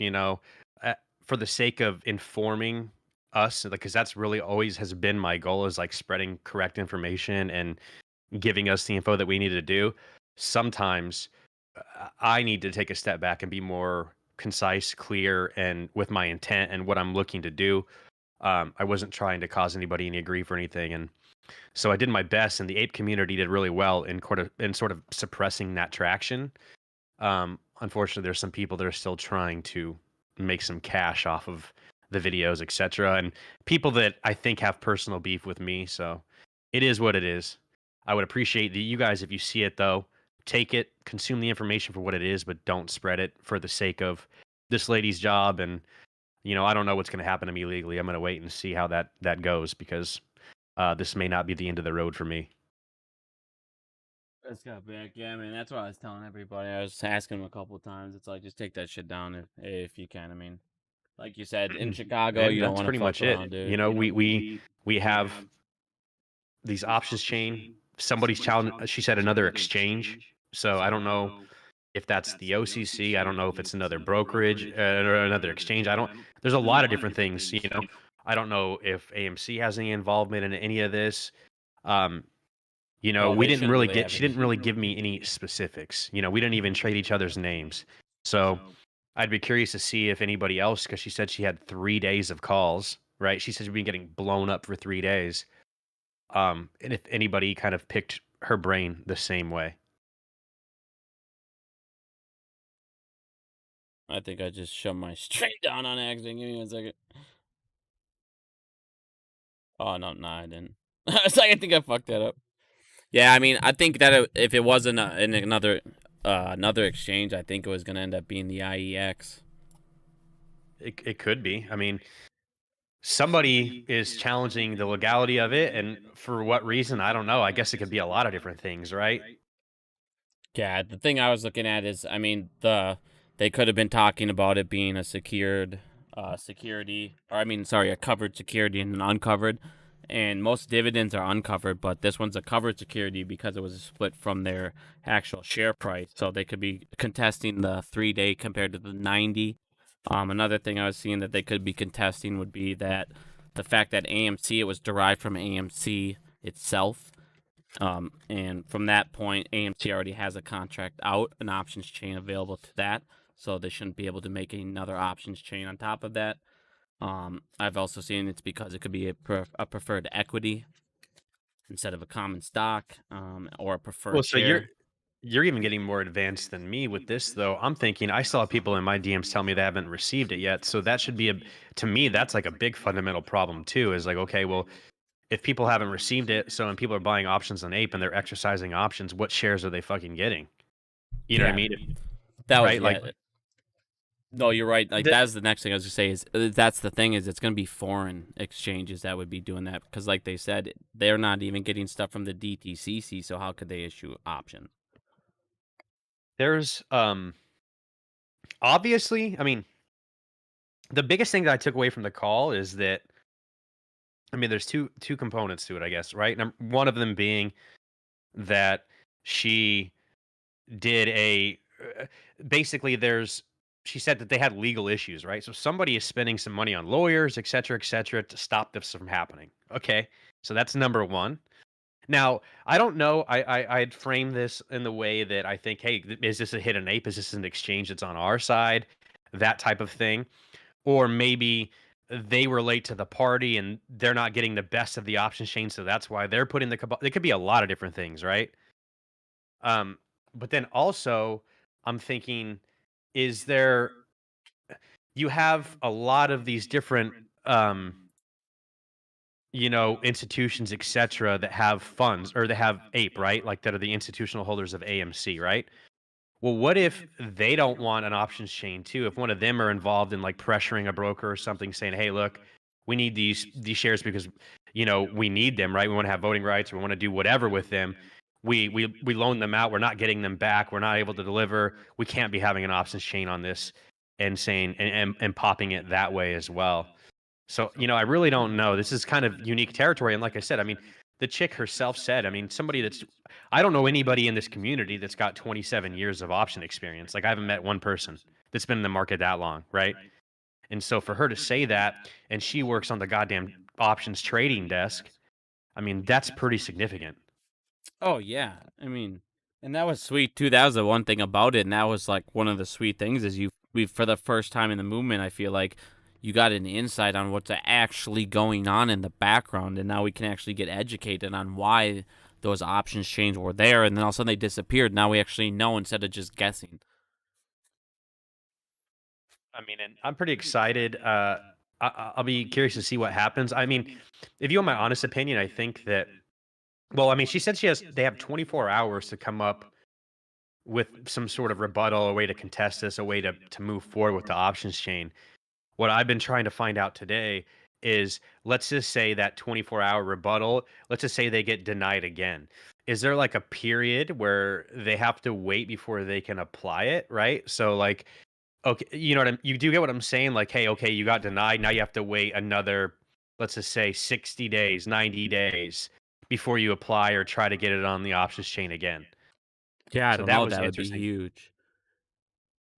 There's somebody, some party, there's some entity that is saying, "Hey, we don't want this," or the way that this is being presented is not going to work for us. Yeah, or like you said, we don't even have we don't even have the fucking shares right now from our, custodials, or the DTCC hasn't given them. So how the hell are we supposed to give out options?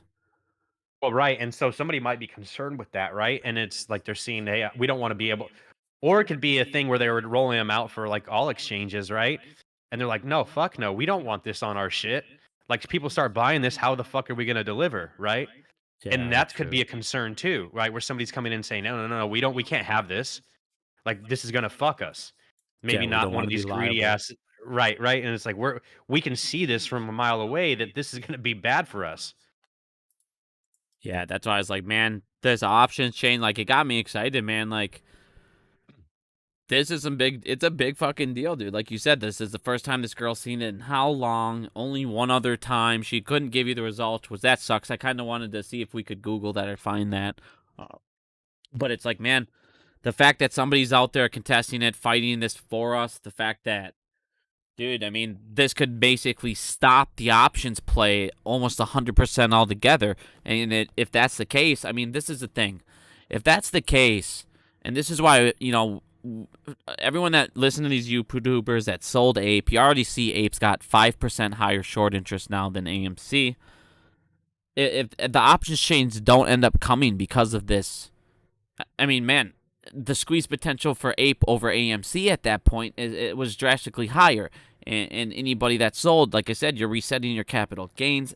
You're basically just rebuying in your position. I mean, it's just like My Ape. biggest thing is Go ahead. you're going to territory that's unknown, right?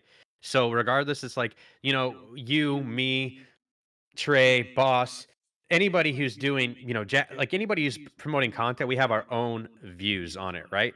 Like our own idea of what is happening, and we care about each other, we care about the movement. We are going to do our best. We're going to put our best foot forward when it comes to the information, right? Yeah. But at the same time, it's like we don't fucking know. We don't have a crystal ball. We have an idea. We can look at past references and things, but this is unique in itself. I think it's just best for people. You've already been in this play for almost fucking 2 fucking years, right? Like let's worry about just seeing how this plays out before we make any decisions on like, hey, let's fucking masked up and sell the shit. We're getting fucked. Adam's trying to fuck us. All that, like, to see what happens, right? Again, I don't want to circle back to the phone call again because I really am trying to get the attention off that. But it's like, hey, if we're having people that are in the industry that are telling us this shit does not happen, that is all I need, right? That's the only confirmation I need to know that we're into something that's unique and that hasn't been dealt with before. And I'm not sure that they're adequately, prepared to deal with it. No, and I don't think so either. And I think Aron knew that, and that's why he said checkmate. And it's like, you guys, he did everything you wanted in one thing and then said checkmate. And people literally listened to YouTubers that you instantly flip their tone in a millisecond and tone on everything. You had them talking about shorting it the next day. AMC, the stock they loved. I mean, it's just like, you guys, always do your DD. Always do it, and just be patient and make sure before you make a rash decision, you always make sure you got as much information about it as you can, so you make the right choice.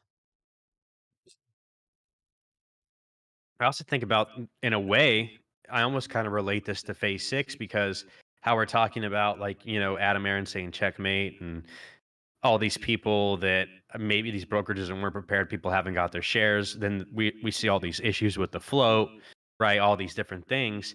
how you and I have been yelling from the rooftops that, hey, people are not prepared. They're taking this shit lightly with phase six. It's probably going to swallow them up, and they think they're going to be able to like rush through it and kind of, get in, like, come in under the line, just barely like slide in. You know what I mean? Like sliding the home plate and just make it. Um, I think that a lot of these guys are probably doing something like that on this option side of shit too before it all got kiboshed and these exchanges and stuff. Again, I'm almost a subscriber to the belief that somebody doesn't want this because they know the fuckery that comes with it, and they're trying to avoid that. They don't, they don't want to have this option chain. They don't want the ability to provide that ability for people to buy it, et cetera, et cetera. You know, I don't know. We're in a really great spot. I think it started for me. I was feeling this way when Adam and Aaron announced it. Right, we're trending in the direction that has me feeling the same way that I did when back in January and June. It's all lining up again. Oh yeah, I mean I agree, and like I said, man, there is this notion going around for some reason in the community that fundamentals don't matter, and AMC was still burning cash. They still have these high interests, like you were showing me with that one bond, because we trapped them on not letting them dilute at the moment they needed it, and like I said, we're holding AMC down and we're limiting them, and it's like we're hostilely taking them over too. So AMC needs this ape thing to get into a better position, man. And a lot of people, like I said, we don't need to clear that $6 billion in debt, but clear maybe $1 billion or $2 billion, and that alone, and then be able to refinance and push those high interest ones down or pay those off. That's a massive deal. Well, I agree. And here's the thing that people need to realize. I mean, at this point, regardless of what happens, I think a lot of people have dug their heels into the sand and we're saying, hey, we're riding this out. So if something isn't the catalyst that we've talked about, whether it's, whether it's fucking phase six, whether it's any other fucking rulings that have came out the past fucking 2 years, right? SR, SRD, any sort of transparency thing that we've seen, all that shit. Let's just assume none of it works, right? We've already established at this point that we will still stay with our heels dug in, right? So what is the next logical process? It's getting the shit fundamentally right. So what comes after the catalyst, right? It's getting fundamentally sound. And so if we're going to continue to stay in this play, then at the end of the day, our ultimate goal should be making the company stronger, which is what I think AMC or Adam Aron is doing, right? Sometimes I think that, and myself included, have this idea that this shit is just going to fucking overnight, we're going to wake up and it's going to be up 10,000%. And that may be the case. But at the end of the day, I'm not going to bank on that. I'm going to be happy that it happens and I believe that it can. But what I will bank on is the company getting fundamentally stronger, right? And that putting pressure, because that is the ultimate killer for the short thesis. Outside of phase six, outside of anything that we've talked about, that is the king. That's like there's no way out of that. And so if that happens, that's all good too. I mean, we got a lot of great shit. We have all the other catalysts that you and I have been preaching for months, and then we have the company actually getting fundamentally stronger. Yeah, I mean, they're in such a better, and on top of that, you got movies coming out next year. I mean, think how many movies came out this year, and then you looked at the number of releases in the previous years. It was like still a third compared to what they used to release. More people are going to see these guys hitting bigger numbers. You're going to have more movies released next year. You're going to have big, massive movies released. I mean, they're obviously going to have their popcorn out. I mean, who knows what's going on in gold? They still have 100 million to invest in other companies. I mean, there's a whole bunch of things. He has more chess pieces, and I mean, that's the thing. He says checkmate, and it's like, in Adam Aron's eyes, he's like, I made my move. I don't think you guys have a counter move. Or he wouldn't have said checkmate. So let him sit there right now. All these other people, they're staring at the board still. They're trying to figure a way out. They tried to come up with some fucking bullshit options. They're just trying to do a play, because like Ken Griffin always said, we'll borrow this, we'll do that, to always try and live just one more day. And like I said, they're staring at the board, just waiting until Adam Aron finally just knocks the piece over, because they have no moves left for sure. Let me ask you something. That's what you would do, right? If you were these guys that were against us as retail, right? You would do everything, right? If this is your livelihood, this is your business, this is how you feed your family and consistently keep your lifestyle the way that you're accustomed to. You were going to fight fucking tooth and nail for this. So the same way that we are diamond-handed, it's the same thing on the other side. They're diamond-handed too in their position, and I think even more so because they think that low of us, they don't want to lose even more, right? Like No, it's I even agree. more important that they don't fucking lose. So when we do talk about people saying, "Hey, nothing changes shit," dates suck, all that shit. I mean, you guys are right. They're gonna go through. There's a period where these guys are gonna use every single angle they can to get out of, but eventually your back's against the wall. And I've said this since day one. I know you guys have heard me on Bigham's channel and myself is like, hey, it's not one individual thing. It's a culmination of all the work that all of us have put in. Over fucking at this point years, like legit years of people putting in blood, sweat, and tears. And so it's going to be collectively all of it. No, yeah, I agree, and that's what I mean. We need Be to right back find. one second. I'm going to take a piss. Sorry. No, you're good. No, I mean that, and exactly like he's saying, guys, and that's why I sit there. That's the reason why I make fun of these fucking YouTubers. That's why I bring them up all the time. That's why I fucking complain about them. I don't give a shit about them. I really don't give a fuck. I don't watch them. I don't think about what they're doing. I don't give a fuck. You guys see the same things I make fun of them about. I don't know what the last video they talked about. I don't give a shit. Talk about them grifting, not giving a fuck about you. It's the same shit. And I just point it out every time. It's the same crap. We need to get rid of that. Trim the fucking fat. Because the fat already made all of its money. Get it the fuck out of here. They don't care anymore. Their point of view, their reason to be in it, all that shit's changed. Their reason to be in it used to be, I need money, we want fairness, we want all this shit. Every one of them showing you they don't care anymore. They wanted money, and they got it. And they moved on. Fuck them. We need to fucking find people that are sitting there like, that's why I love Casey Saw. That's why I love Pantheon. That's why I love Tony DeNaro. I mean, that's all these people that are sitting there putting in the time, the effort, making sure that they get it right, not just put out a video to put out a video. They make sure that if they have it, they've talked to me, they've talked to a whole bunch of other people, they've checked every single thing, and they don't care if you want to hear it or not. They just want, all they give a fuck about is if it's true, because that's all it means, man. That's all it means. Barney, can you unblock Yoka? I'll try here quick. Give me a second. Man, I've never blocked anybody or any of this shit, so I gotta figure out how to do it quick. Here, give me 1 second. You can just go to settings or something. Community. Yuka is unblocked. Sorry, I was ranting, so I forgot to do that. But exactly like what Randall was saying too. Everybody wonders why, why haven't they covered? Why haven't they covered? It's just like us. You know who has a bigger ego than a rich man? A richer guy. That's it.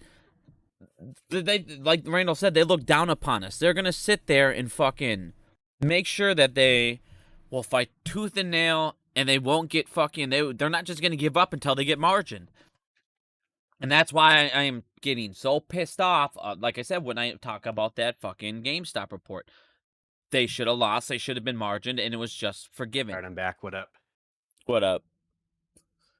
No, we're just talking about margins and things, and it's like, man, when it comes crashing down, this shit is going to be fucking nuts, dude. And did you see Randall on the second phase 6, the exact date? Suddenly you have the Fed say that they're no longer buying mortgage-backed securities. You got all these companies saying that they're going to slow down on their mortgage-backed security buying and house buying. Dude, they can't sit there and fuck around with derivatives like they used to. You able to hear me? Oh shit, you didn't hear any of that? That's right, I gotta push a button. Give me something. Puppy, calm down. Oh well.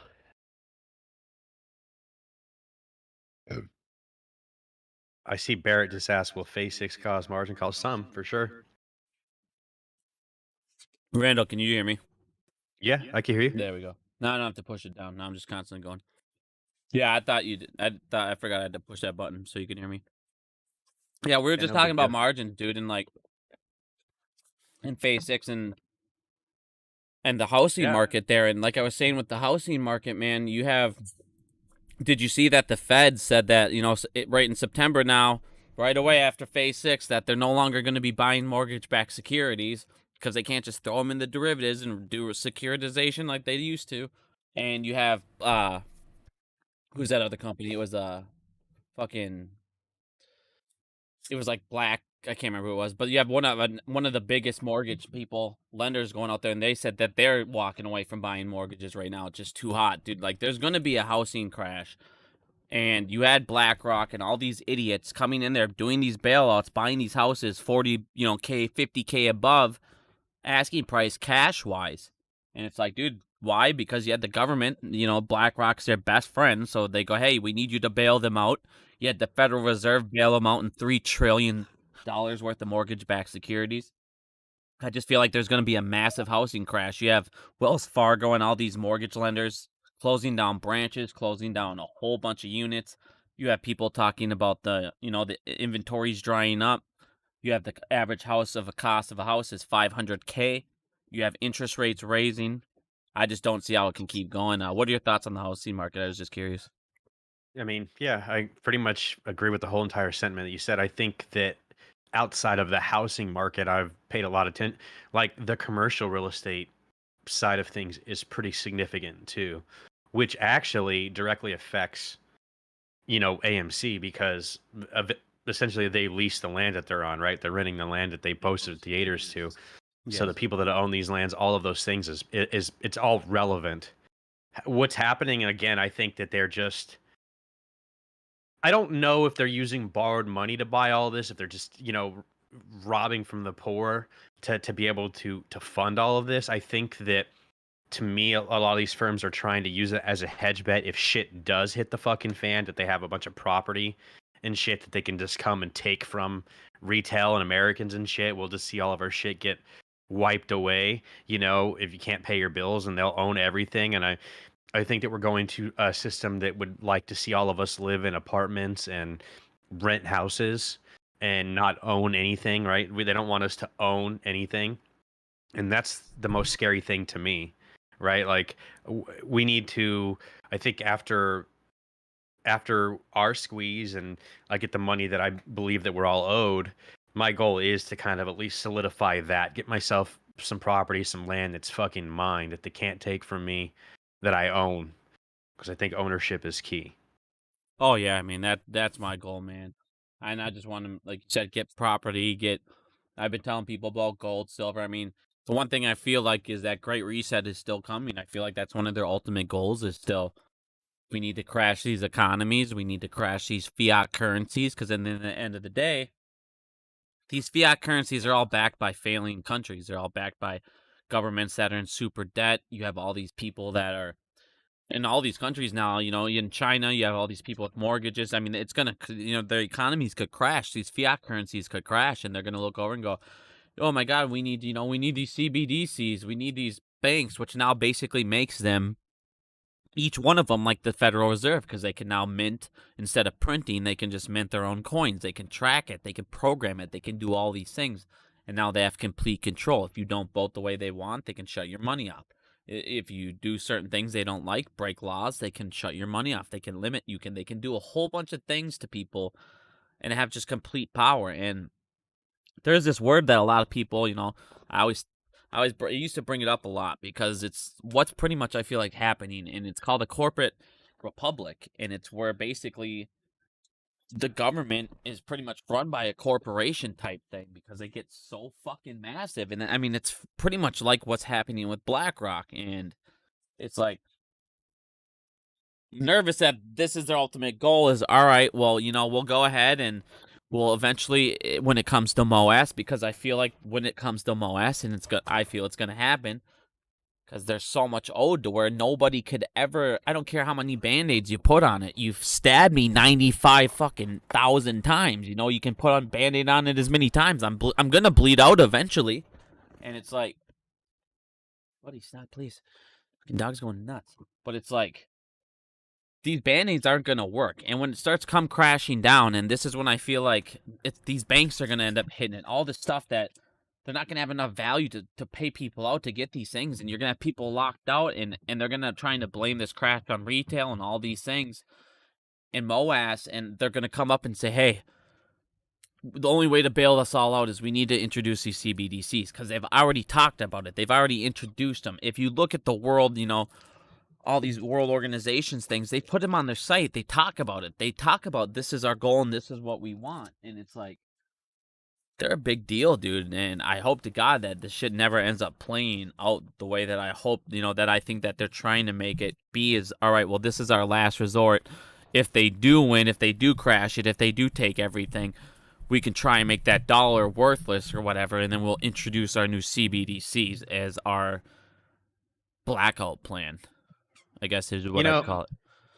My thing is with that, I mean, I agree.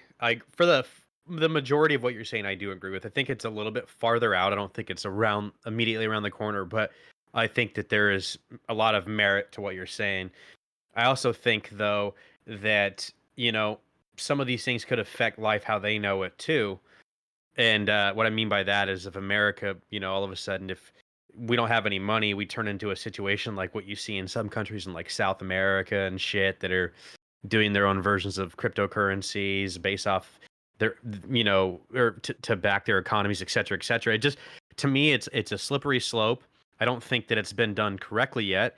I also think that the scariest part about that for me is that if you look at some of these towns that are like completely I've said this on stream before, I think on your channel, but if you look at some of these towns that are completely in like major poverty, have major issues, right?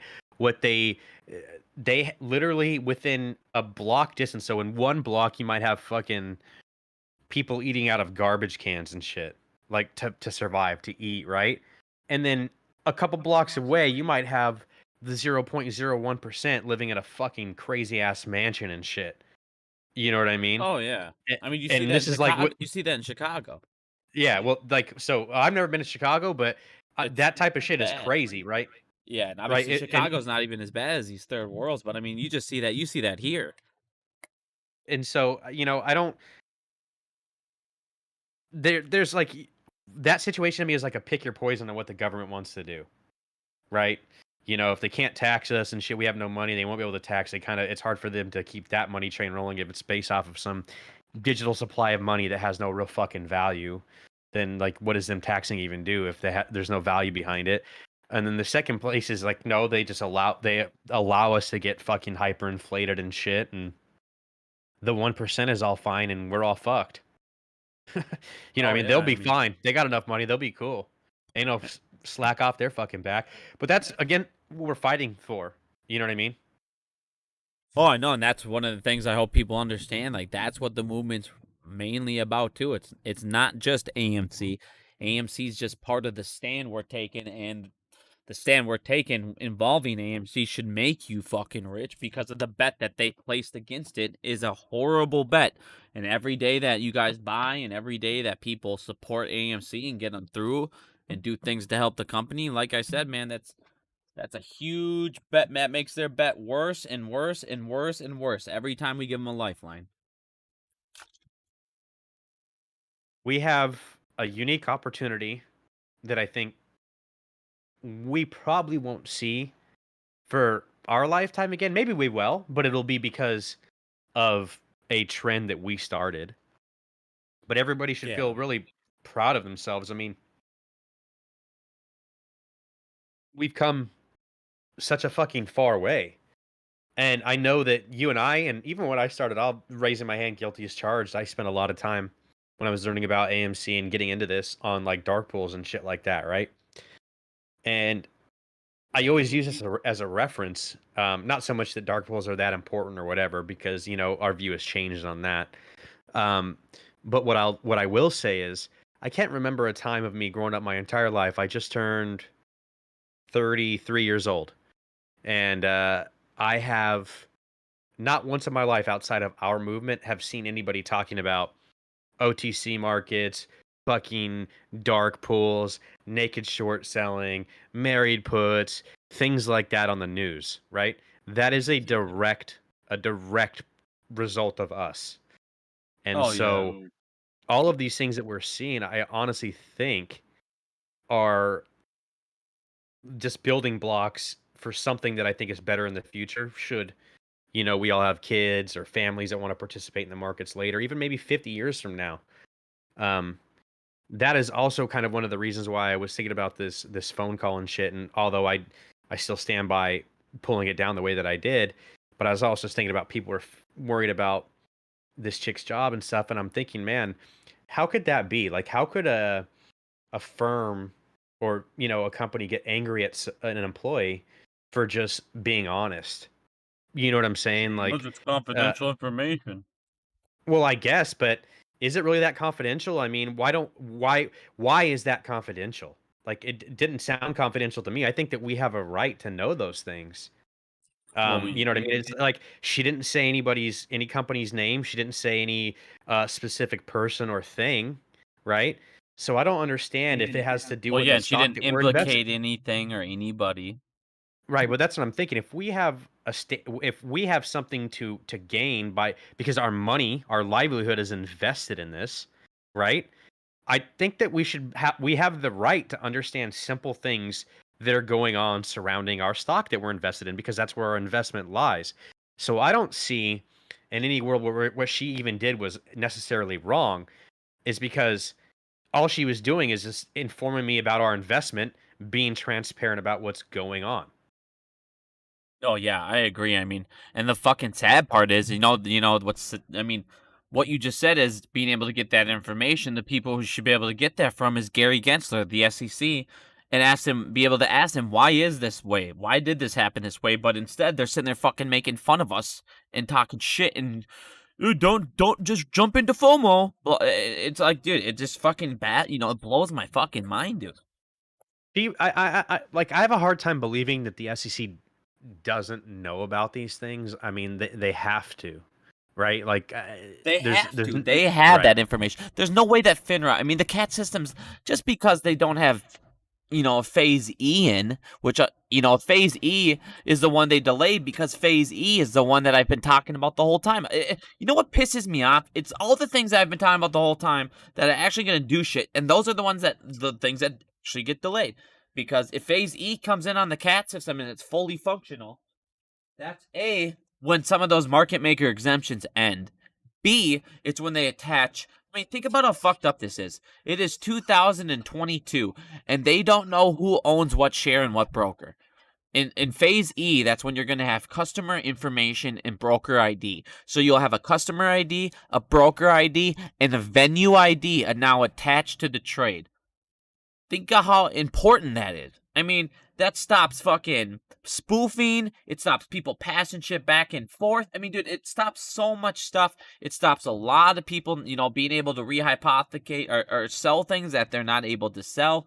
It should help out with payment for order flow. I mean, dude, it should help FINRA literally monitor everything. And it makes it so they no longer have their bullshit excuse. And the thing is, it's like the regulators can't, they don't want all this shit to fucking end in the end of the day, because if they sit there and start regulating these piece of shits and the right things get approved and they no longer can say, well, we don't have information to that. We don't have enough money to look into that. They have an excuse. They have an excuse on why they let corruption happen. They have an excuse that they think is valid on why the crime happens every day on a felony level that is beyond insane, and no one cares. And it's like the second that excuse gets taken away with the CAT system, they were fucked, and they knew it. So what did they do? They delayed that phase, and it's just like, dude, I'm just so fucking sick of and that's why, man, when you show me, and I mean, that's the funny thing, when that guy talked to me, you and was like, dude, you just, taking Bigum's information, Fucking bro. It's like, dicks.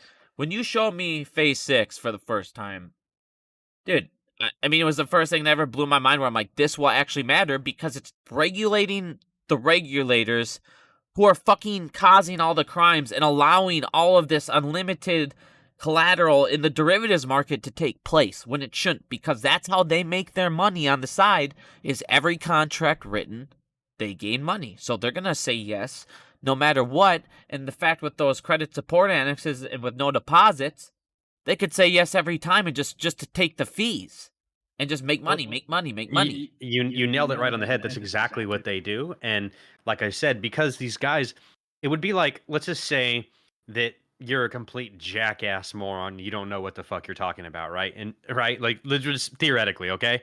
And I'm gonna go and engage in a the contract with you, and you're like, oh, okay, fucking Randall, let's do it, right? Let's fucking we want to do business together. And I'm like, oh yeah, dude, I got you, no big deal. But let me slide this over to you, dude. This is the contract. And if you don't know what the fuck's going on, best believe I'm gonna collect your fucking money, number one. And then number two, if shit goes awry, I'm gonna make sure that you fucking are covered. Like you covered my losses and shit. If anything goes wrong, and if the deal goes away sour in a way that I don't like it, I have 17 different fucking outs. You know what I mean? If you ever bring me to court, nope, it's not gonna work. You already waived your right to have a fucking jury. I mean, all kinds of shit is packed in these contracts, and so there's almost a point. I know this sounds crazy. People are not gonna like this, but I almost feel bad for some of these smaller hedge funds that are actually getting into these contracts, almost like the guys that we used in our first video, right? When they were in the fucking lobby going, like those two little boys would have probably gotten fucking eaten alive in some of these ISDA contracts, right? Oh Where yeah. the banks will just come and literally take advantage of you and totally fuck your shit up. Exactly, and it's like another form of a hostile takeover that people cannot see because it's all done through the derivatives. Well, yeah, but they'll take over it's not so much they're taking over like companies like equity companies, they're taking over fucking hedge funds and shit and like fucking them. And that's what's so interesting about phase 6 is, people are talking about, and sorry to bust everybody's bubble, but we're talking about BlackRock, Citadel, Goldman Sachs, JP Morgan. Chances are they probably were in phase 1 through 3. Probably have already passed through, probably already in, like, good to go, right? But it's the smaller funds. It's the hedge funds that are probably more involved in what's going on with us than we realize, actually.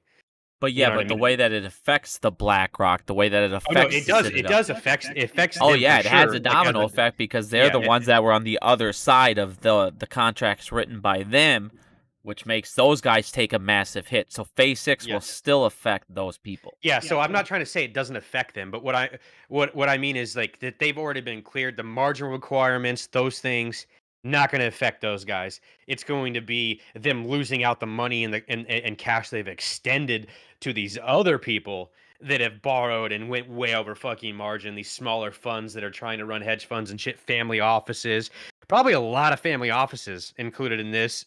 And like the majority, I mean, all the readings that I've said, it's all like this is the largest amount of hedge funds that are being introduced in any of the phases. Like a shitload of them are being introduced here. And again, that's what they're saying. These guys, these hedge funds have never had to deal with any sort of like the preparation that is involved, what goes into this. Like banks, they understand it. They've been through it. They've been doing it for years. Hedge funds, not so fucking much. Right? So these guys, that's the whole thing that we've been saying is these guys that are kind of fucking walking into this like lollygag, like we'll get it right, we'll hire a consultant, a lawyer, they'll come in, we'll be good, and the lawyer's gonna come in. Well, now at this point, it's like already too late. Like this conversation needed to happen a couple months ago that I'm talking about right now, right? They're just not prepared. They underestimated what the fuck this is. They underestimated or they overestimated their ability to get this done. I'm excited for shit to hit the fan, bro. Oh yeah, man. I can't wait to see. That's like, dude, this has been that's what's funny, man. You have people who are more nervous now because they sit there and fucking, like I said, dude, they listen to these YouTubers that will sit there and half-ass shit, and we show you guys over and over and over that they don't even read this shit, or they're inciting fear, or they have motives, they have all these other things, but you keep running back, and that use that as, your source of information, and then you come back and say, well, it's just entertainment. It's not entertainment the second it caused fear. It did its job. This is a play of emotions as much as everything else. You guys need to keep your emotions in check. This is why I always preach. Stop waking up every fucking day and going, hey, I gotta watch a YouTuber watch a line. I gotta watch my investment. I need to know every fucking penny that goes up or down. Oh man, Ape's red today. Who gives a fuck? Oh man, AMC's red today. Who gives a shit? And then it literally brings you down. Who cares? Next day it goes up and it's suddenly at the same price it was at yesterday and you're jacked. It went up 30 cents. But you'll let it come affect your life, affect your job, affect your relationship. Go out fucking side. You want to know how to piss shorts off? Stop watching your play. Realize you're diamond handing the fucker. You're long on it.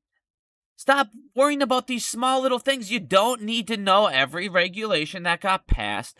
You don't need to know every small thing that might be a maybe catalyst, because if there ever is one, we probably won't know what the fuck it is. It's going to be some person will, it could even be from phase 6 margins. It could be as simple as the COVID exemption ends and somebody that should have been margined in phase 5 and phase 6 happens, and some bank or some firm that's a little bigger suddenly gets hit, and they get hit hard. And this is why I was saying with phase 6, everybody, everyone's sitting there thinking, all right, phase 6 is going to happen. 2 days later, the whole world's crashing. No, phase 6 is going to happen. And there might be margin calls within the first month, but what you're going to see is in a month later, 2 months later, family offices you've never heard of, banks you've never heard of, are going to come up and they're being margin called, and you're not going to think much happens. But suddenly it's going to go down a domino effect, and it's going to cause reactions that you're going to be, holy fuck. You're gonna, just like you see in the Chinese, these Chinese stocks. Well, suddenly BlackRock had fucking $3 billion in that. You're going to see that in a couple months. Oh man, BlackRock had $3 billion in this fucking bank you've never heard of, in this hedge fund you never heard of, in this family office you never heard of. And they're going to take hits hard. It's something as simple as that could be a catalyst, and nothing's going to fucking tell you that that's coming. You guys nothing at all. No. Nothing at all, really. And the thing, everybody sits there and it's like, you guys, go live your life. Go out and do things. Go have fun. Go fucking enjoy your time. Stop staring at these fucking broker apps every day. Stop watching these YouTubers for fun. Go fucking have fun. Get off your phone. Go play video games. 90% of this movement used to be video gamers. Now, instead of playing video games, you're watching trades, and these guys do play video games on fucking Twitch. Play them your fucking self. I get you guys want to have community. If you guys want to be in community and communicate and all that stuff, make a public Discord for everybody. Just invite everybody. You guys, look at my chat right now.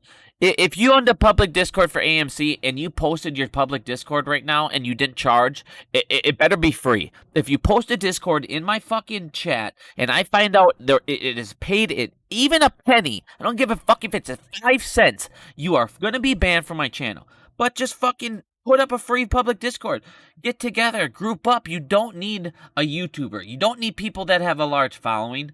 Become your own large following. Become your own community. Discord and go do things or whatever you got to do. I mean, you guys were the biggest community in the world.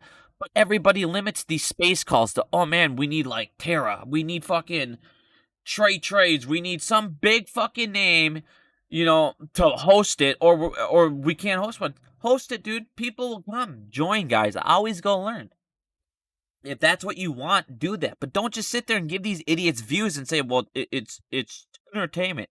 It's not entertainment. And on top of that, you're contributing to this fucking algorithm where everybody goes to these same pieces of shit. And now you got brand new people in the movement that just got in the movement that listen to these fucking idiots. And guess what? They sold ape. They fucking sold ape because these idiots fucking told them to. It matters. And this is why I have hated YouTubers. This is why I have bitched about them forever. Because of this fucking one reason right here. And this is it. These pieces of shit will sit there and give you financial advice. And then they'll sit there and say, this isn't financial advice, but, do your own DD. And you're their DD for that moment. Because when you make these YouTube videos that they pay you a bunch of fucking money for, that's because they trust you to do the DD. And that 10-minute video of you breaking down some bullshit and then saying buying these options, that affected their life, dude. Some of these people have families. Most of these people in AMC did not have a lot of money in the beginning to come up there and get fucked with by you piece of shit. So you could fucking pump all this bullshit. Oh, jump into Clove. Oh, Prog looks fucking promising. Oh, look at all these things. Yeah, it looks promising because you just pumped it, and every one of your listeners went in and bought it, and you just fucked them up the ass, and you already sold before it goes up a couple bucks because you made a big-ass profit because you got a whole bunch of options. Like I said, and then if they get fucked, do you say sorry? When you're wrong on your videos, do you come back and say, hey, I fucked up? Every time I fucked up, every time I've ever fucked up, I've owned up to it. I put it on YouTube. I've put it on Twitter. Guys, I fucked up. I just posted the other day. I fucked up about the derivatives, and not only did I post about it, I corrected everything about it. We're all human. We're all learning together. We all fuck up. Don't be a piece of shit and not admit that you fucked up and just say, you know what? Do your own DD. That's your fault. Don't take their money and say, do your own DD. If you fuck up and you took your money and they made a play, you should feel bad about this. This is your following. This is your fucking community. This is who built you up. So when they lose, you should feel like you fucking lost. Not, well, I got your super chat already, go fuck yourself. Well, I got your view already, I don't give a fuck. Oh, well, I made my money, sell your ape now. I did no DD. Now ape has a higher short percentage than AMC. And you look like a dumb fuck. Every one of you. How many of you pieces of shit are going to make a video tomorrow and say, I'm sorry I fucked up about ape? None of them. You're going to sit there and even though you're wrong and you know you're wrong, you're going to keep making videos on how you're just going to keep pushing your shit because you don't care. And that's my point. Fuck these pieces of shit. Trim this fat already. It's been years.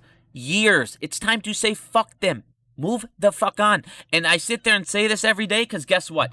Watch my fucking DMs. It's going to be nothing about, did you see this YouTuber? This YouTuber? This YouTuber? They literally fucking affect you guys. It matters way more than you think when 10,000 DMs a day come and it's all about YouTubers. This guy sold. Meet Kevin lost. I don't even know any of these people. I've never watched a video, but I suddenly know all these people's name on YouTube because everybody's panicking. Oh, they're fucking TMI switching. Review Dork. Fucking the Masked Investor. Yeah, they're all fucking grifting. Masked Investor told me to come on his show and have me on it, and so we could reach each other's audience, and he put our thing on and just delisted it. It's the same shit. He wanted to make my people come on, see him, baby, look over, and the next day, what's he do? Invictus is out. Come join my Discord for $100. And then a week later, I'm selling AMC. They put a video out yesterday. Sell AMC, blah, and ape, all this shit. Fuck off. You all are grifting pieces of shit. Every one of you. Own up to it and fuck yourself. I'm done, Randall. Go ahead. I'm getting real pissed, dude. I'm going to take a hit, dude. Yeah, I feel you. I don't, I try to not worry about what everybody else is doing. Like I have my crew and my friends and people that I care about and I'm concerned with, and that's that. I try and keep my nose at the grindstone and deal with just those people. Now, in the spirit of transparency, I mean, when I first got into this movement, some of the first people I did connect with, it wasn't Review Dork, but I did connect with TMI and STV. And granted, I'll be honest, I don't watch a whole lot of their videos anymore. Personally, have never done anything wrong to me. I don't really necessarily like the 1348 shit, and charging people for that.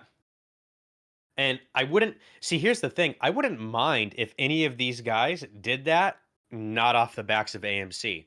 So if they were running paid advertisements and running ads and using their own money to advertise it and getting like organic real sales and trying to target people that are just in finance, things like that, all great. I'm cool with all that.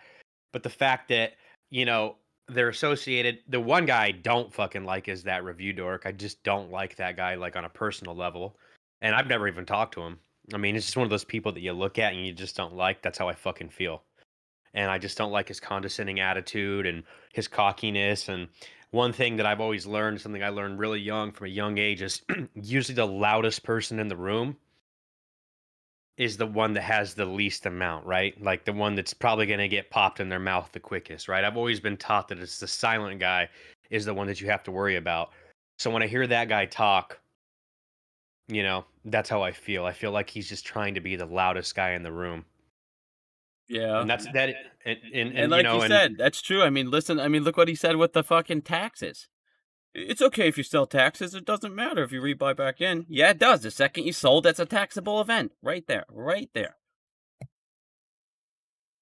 And so these guys with their 1348 shit, I don't really like that. And I think that some of these guys are like one thing I really don't is this is, I guess, the one like caveat, and me myself, I make money from this, not a whole lot. I mean, you and I have, the last time I think we streamed, we both showed our YouTube revenue, which I think combined, so I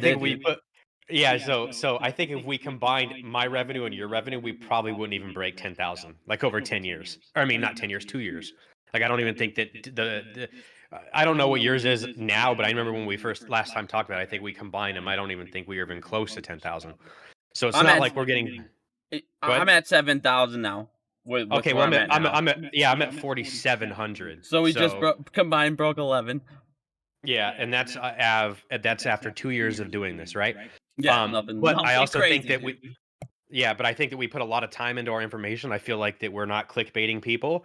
I don't feel like that, or I feel like when we do post information, I mean, we wholeheartedly believe it, meaning that there's not a question in our mind. Like, we're fully convicted. So those are all things I don't. To me, that the earning the ad revenue from that does not bother me on that level, because number one, we're giving out information that we believe to be true, and the ad revenue is not getting pulled out of anybody's pockets. Right? It's not getting pulled out of Ape's pockets, which is my biggest concern. And like I said, if you guys if they wanted to go fucking sell a service and all that shit, I do not care. That does not even bother me. I'm a capitalist. I believe they should be able to start businesses, but don't pitch it to the Ape community, right? Go do and it then somewhere only else. them, and then grift them in other ways, and then sit there and fuck That's with what I'm them saying. mentally and be like, well, Go now I'm Go sell selling. it. Right, go sell it to people that trade fucking SPY all fucking day. You know what I mean? When it's got covered, like, not. Don't do it to these guys that you've built up trust and really people that have watched them for a year, you know, have built compassion and trust with. You know what I'm saying? Don't prey on those people is my biggest thing. And again, like I said, I've always been like, you know, I try and be friends with everybody. Don't have too many enemies, right? There's been some people I fucking have went off the edge a couple times on a couple people since I've been in this, but not too much. Like, I try and be friendly with everybody. I'm not buddy with everybody, but I try to be cordial and just friendly and nice. And anybody that is doing, that's why the same guys that you fuck with, I fuck with, bro, because we have the same values. Like you said, I like fucking Pantheon. I like Boss. I like fucking Casey Shaw. I like a lot of these fucking dudes. Phil, for real, you know, at first I didn't even know who he was, but you know what? And I don't even know that if he has been in the markets a long time or whatever, but you know what that motherfucker does is he puts in the effort. And so anybody that's actually actively learning, putting in the effort, you know, I can't disrespect that. Well, not only that, dude, it's like, all right, think about it this way. If that 1348, like you said, instead of taking from the community $100, baby, come here, give me that. What the hell, please? Please, holy cow. Grab a different toy. Sorry, what's that? Oh, yeah, so that 1348. If it's this great thing you say and all this stuff, blah, blah, blah.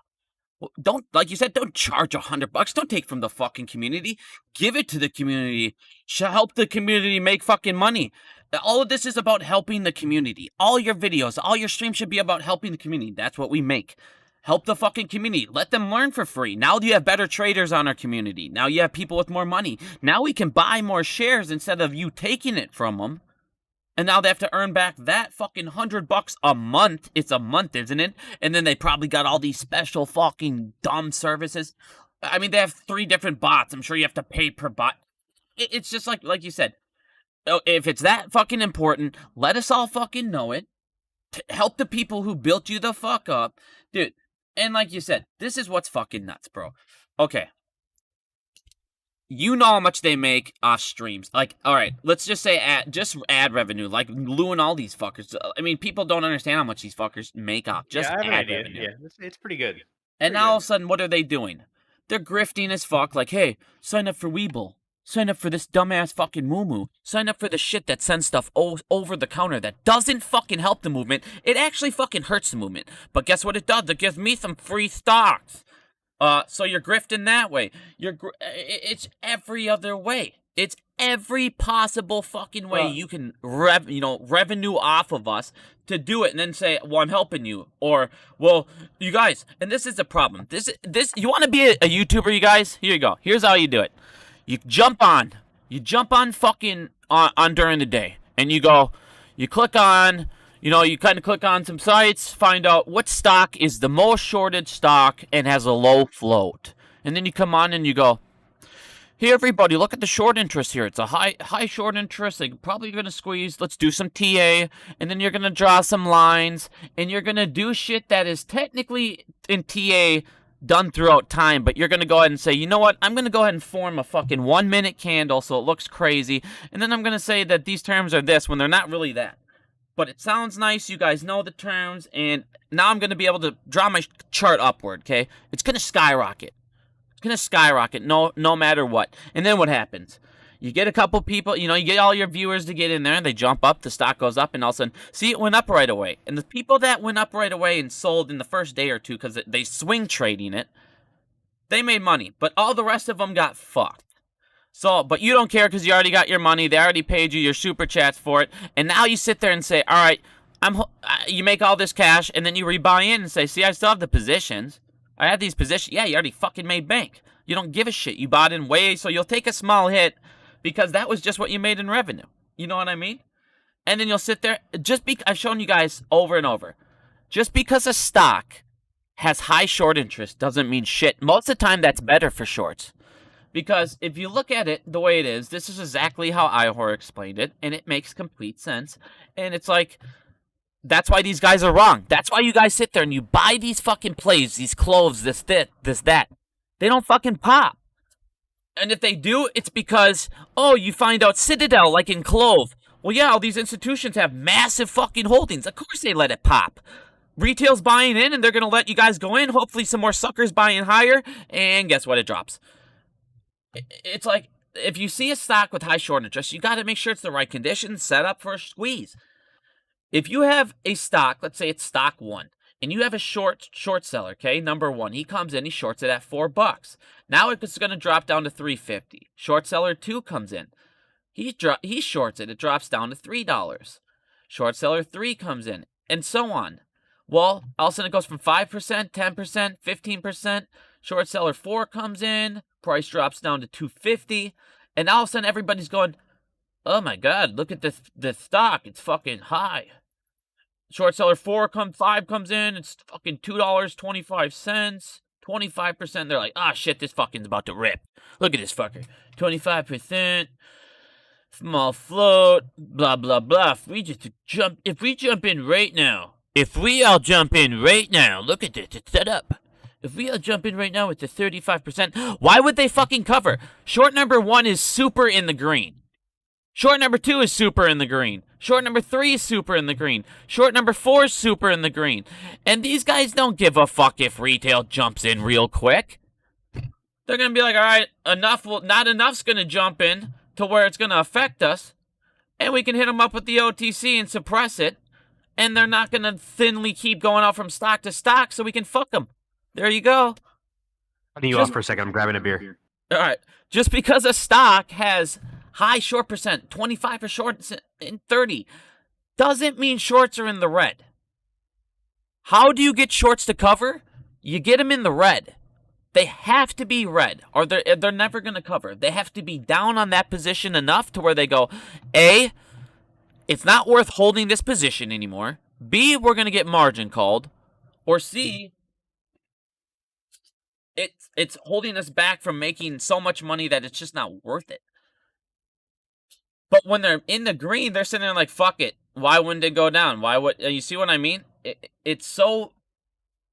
This is why I tell everybody, stop chasing these plays just because somebody goes, it's high short interest. It's this. It doesn't mean they're hurting. Some of them might be better because of that. And now you guys jump in and you're holding their fucking bags. You see what I'm saying? And now you're sitting there 6 months later with Clove. You're sitting there 6 months later with all these fucking idiots' bags. Prague was a good one. Fucking, I don't know, SNDL. All these fucking ones that are just so down and all this shit. And they're still like, oh, it's okay, it'll get there. It'll get there. For 5-6 months, people are still trying to pump it up. It's like, guys, no. They grifted you. They saw something at high short interest. They don't understand that doesn't mean it's a squeeze, and that with BBIG, all these things. Like I said, it doesn't mean that they have to cover, and that's why I don't like YouTube's saying that, hey, follow me for this advice. All right, just this stock has to cover. All right, tomorrow we're going to watch it. You guys stop watching the line. Don't watch the line, but come on my show tomorrow and watch me watch the line. We're going to talk about it every second. I'm going to have a chart up of 6 fucking stocks that I've pitched to every one of you. We're going to watch my 6 stocks, and if you guys come... Stop, baby, for fuck's sake. we're gonna watch my 6 stocks tomorrow, and I'm gonna talk about them all fucking day long. And if you guys ask me questions and give me money for financial advice, which I'm gonna say is not financial advice, I'll look at the stock for you and give you my opinion. But, maybe it looks good and I'll have my people do it, but probably not. I mean, it's the same shit, dude. It's like I said, what were these guys before? Nothing. None of them were even in the market. None of them even fucking traded before. But all of a sudden, we were like, yeah, they know what they're doing. Half of them are out playing video games. Half of them made millions and millions and millions already off us. Fuck them. Fuck them. Fuck them. They're on TV fucking, oh yeah, we're the greatest shit ever. You got egos up the ass that I've never seen. Like, I mean, this shit is fucking crazy, dude. These fuckers act like this squeezed, and they made all you rich, and they're the fucking heroes already. Bitch, just because you cross the finish line, we're all still back at the fucking starting gate. Turn the fuck around and help a brother out. Here's my point. If I made a fucking $1 million, $3, $4, $5, $6, $7, $8 million like some of these fucking guys like Matt and some of these fucking clowns, just because they lost it on options doesn't mean that they didn't fucking make it from you. Just because they were stupid with it doesn't mean they didn't make it. They fucking made it.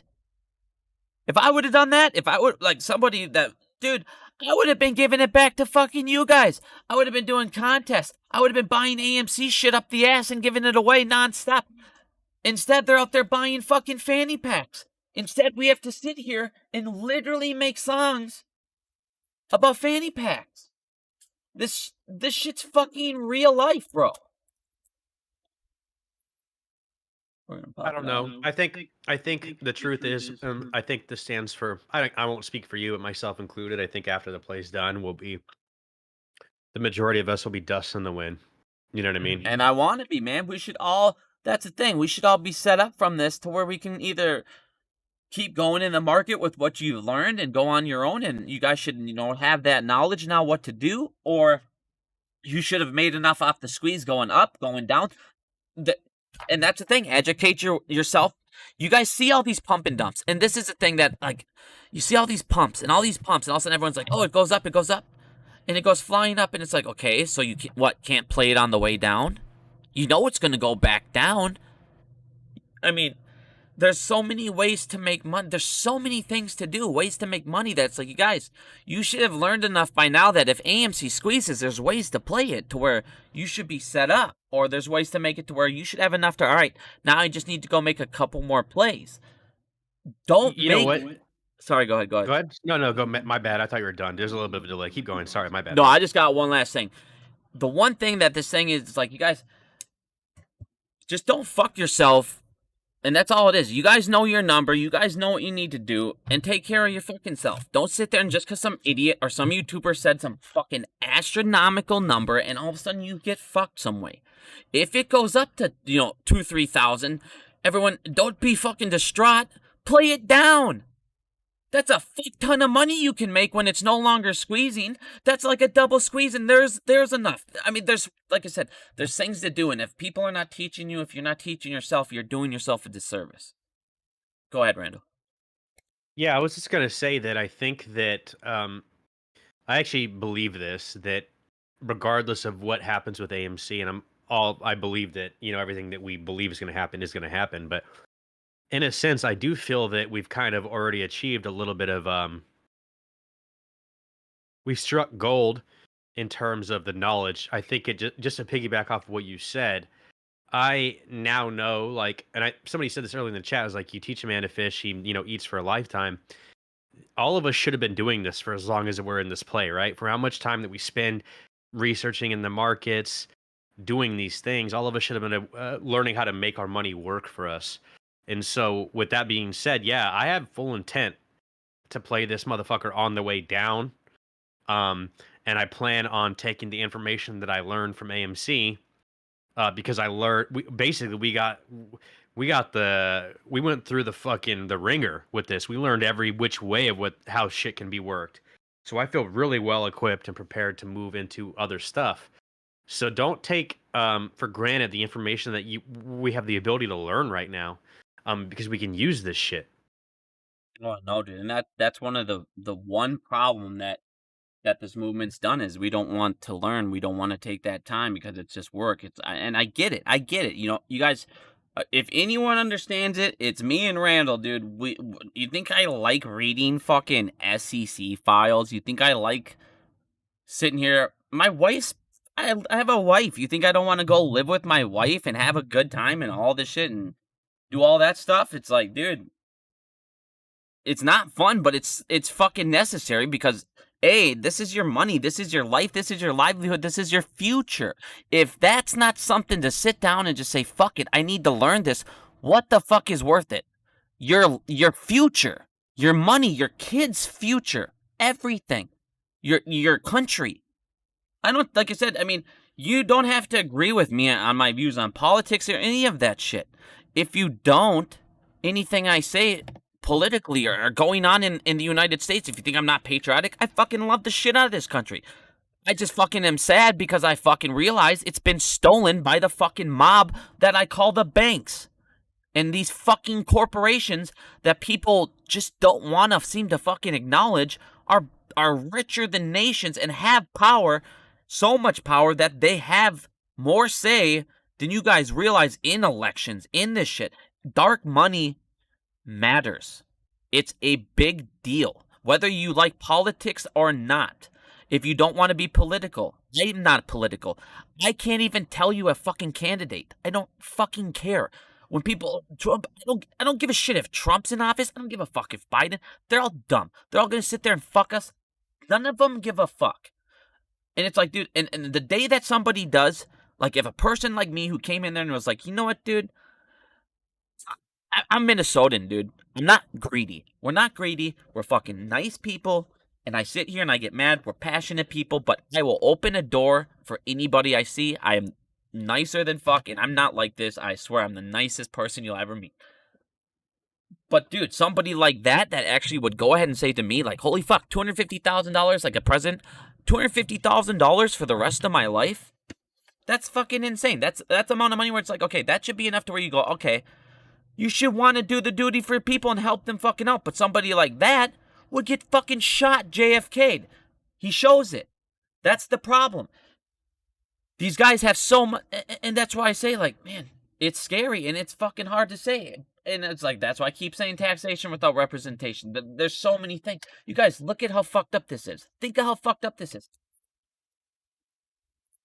Look at this. White versus blue. There should be no such thing. It's just crime. Crime. Blue collar crime, white collar crime. What is the difference? Blue collar crime refers to crime that is most likely committed by people from a lower social class, while white collar crime refers to crime that is most likely committed by people from higher social class.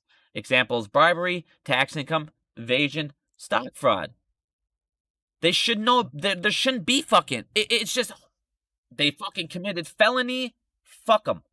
That's it. But these elites, these piece of shits that have egos, these guys that are in charge of everything, sit there and worry about us, worry about them, protecting them, getting these lawyers. It's just like it's just like the tubers. Yeah, they might have started out great. And this is why I say to everybody, I didn't fucking hate these guys. I was just like you. I loved a lot of these people. I listened to them. I trusted them.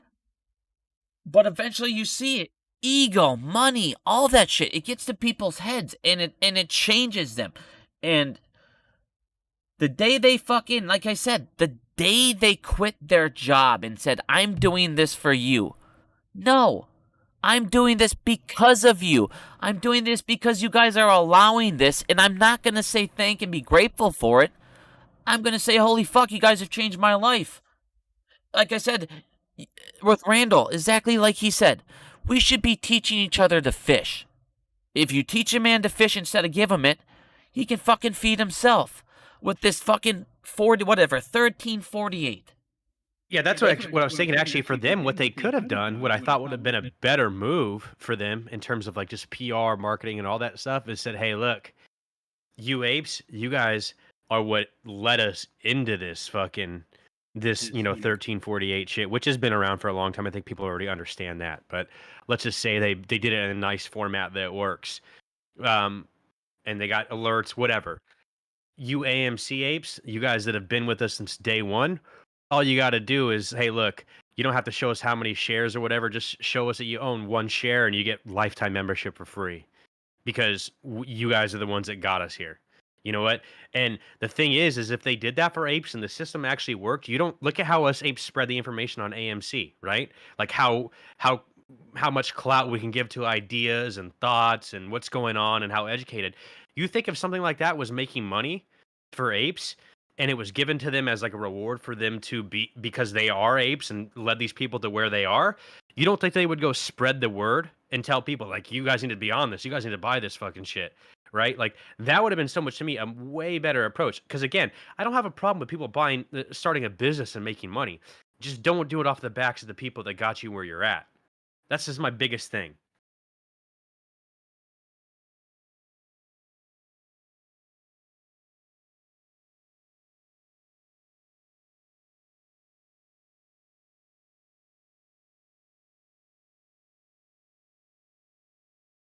Hello, are you still there?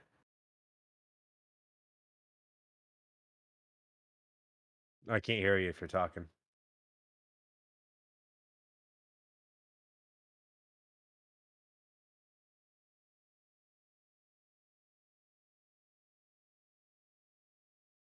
Bad back. What are you talking, man? I seen you in here. You seem angry, upset. Is it the time of the month, man? How can I help you? I'm here for you, King. Let me know.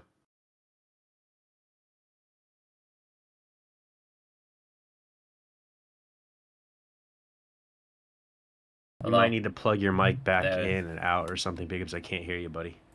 Can you hear me now? Yes, sir. There we go. Motherfucker, what was the last thing that you heard me say? Fuck. You haven't talked since I got done talking. Oh, okay. That's the thing, man. Like, I mean, like you said, I don't care if they're doing the thing. I mean, but just like, don't even have that ego that these fuckers have. You're not better than anybody. Nobody owes you shit.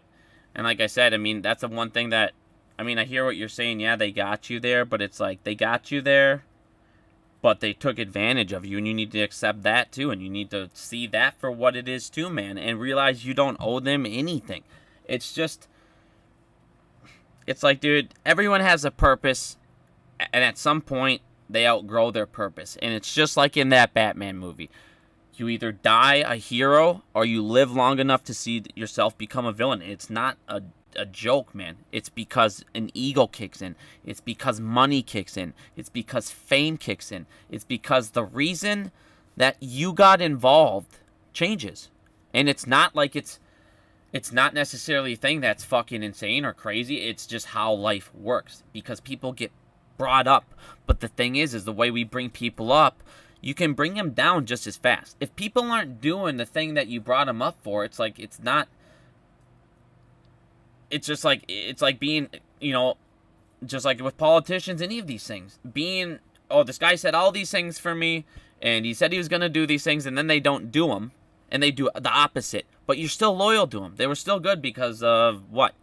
It's like, don't just sit there and give people, if people fuck you over, or if people are taking advantage of you, fucking say something. That is what the purpose of this movement is, dude.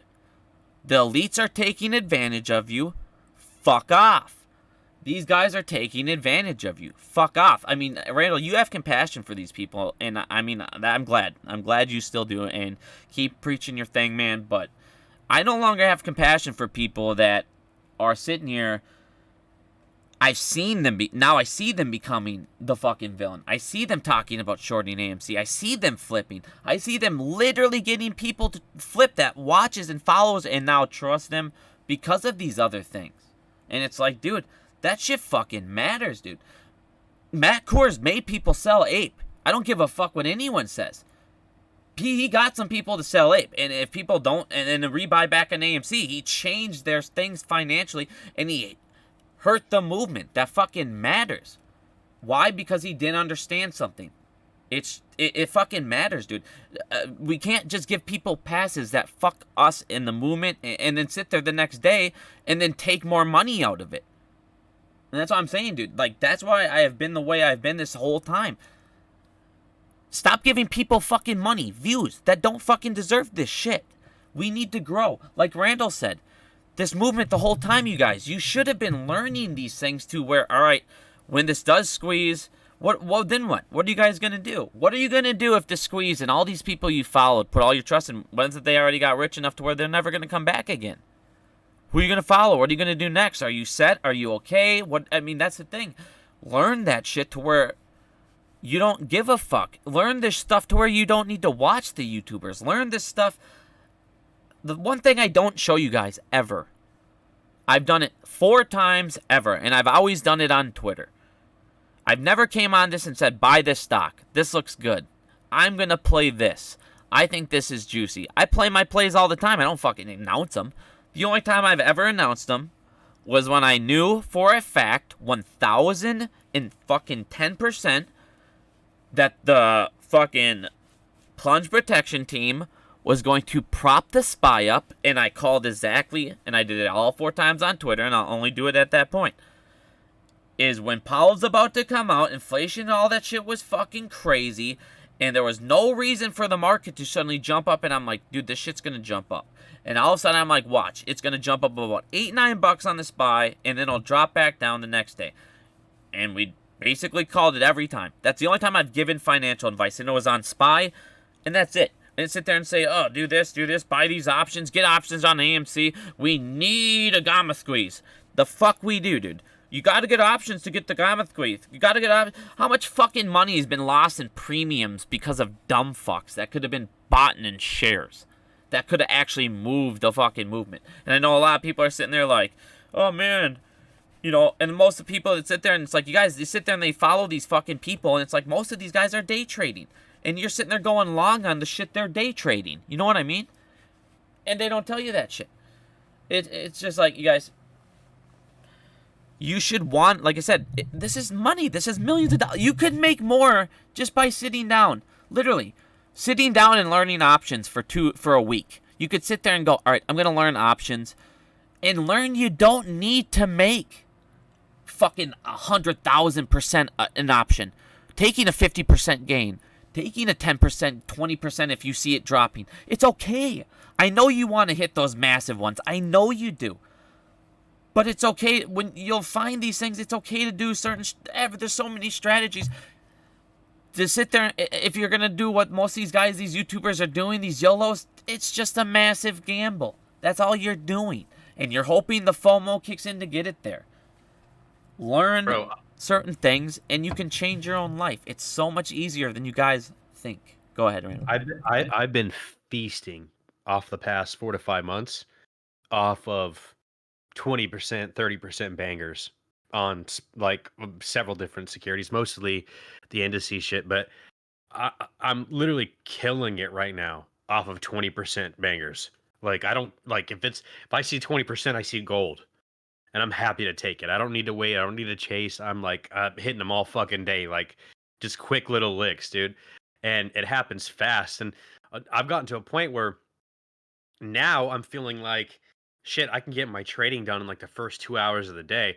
And one thing that I hate waking up at 6, because I live on the West Coast. So I got to wake up at fucking 6 o'clock in the morning to be able to fucking trade, right? And I like being done by 8. Crawl my ass back into bed, get another hour or 2 of sleep, and then get on with my day job, right? And like what I actually enjoy doing. And so these opportunities, they're all over the place. They're all over. And so for the people that choose to be here after, you know, our squeeze and our saga is finished, there's no shortage of fucking opportunities. No, and like you said, man, look at the amount of information from this movement that's available at your fingertips. Just make sure you're looking at the right information. Don't just sit there and every day, like I said, think about it this way. You can sit there and watch a YouTuber, watch a line, and have you chase his fucking bags for 4 or 5 hours a day and say, well, I'm part of the community. Or you could take a week off from that moron, spend that half of that amount of time learning options and all these things and the ways of the market for a week and probably make more than you would have made listening to that stupid fuck. This is why I don't, like I said, they're giving, I can't wait. I cannot fucking wait. And I sit there every day and I can't wait till this happens. Till some moron loses a whole bunch of money listening to Matt Kors or fucking any of these guys. And they go, I'm going to sue this piece of shit because he gave me financial advice and he took my fucking money. Because that's what it is. I don't give a shit if you come online and say, hey, this isn't financial advice. There are people that have to get licenses to do what you're doing. When you take a payment from somebody, you tell them, I feel this about that stock. You're technically giving them paid financial advice.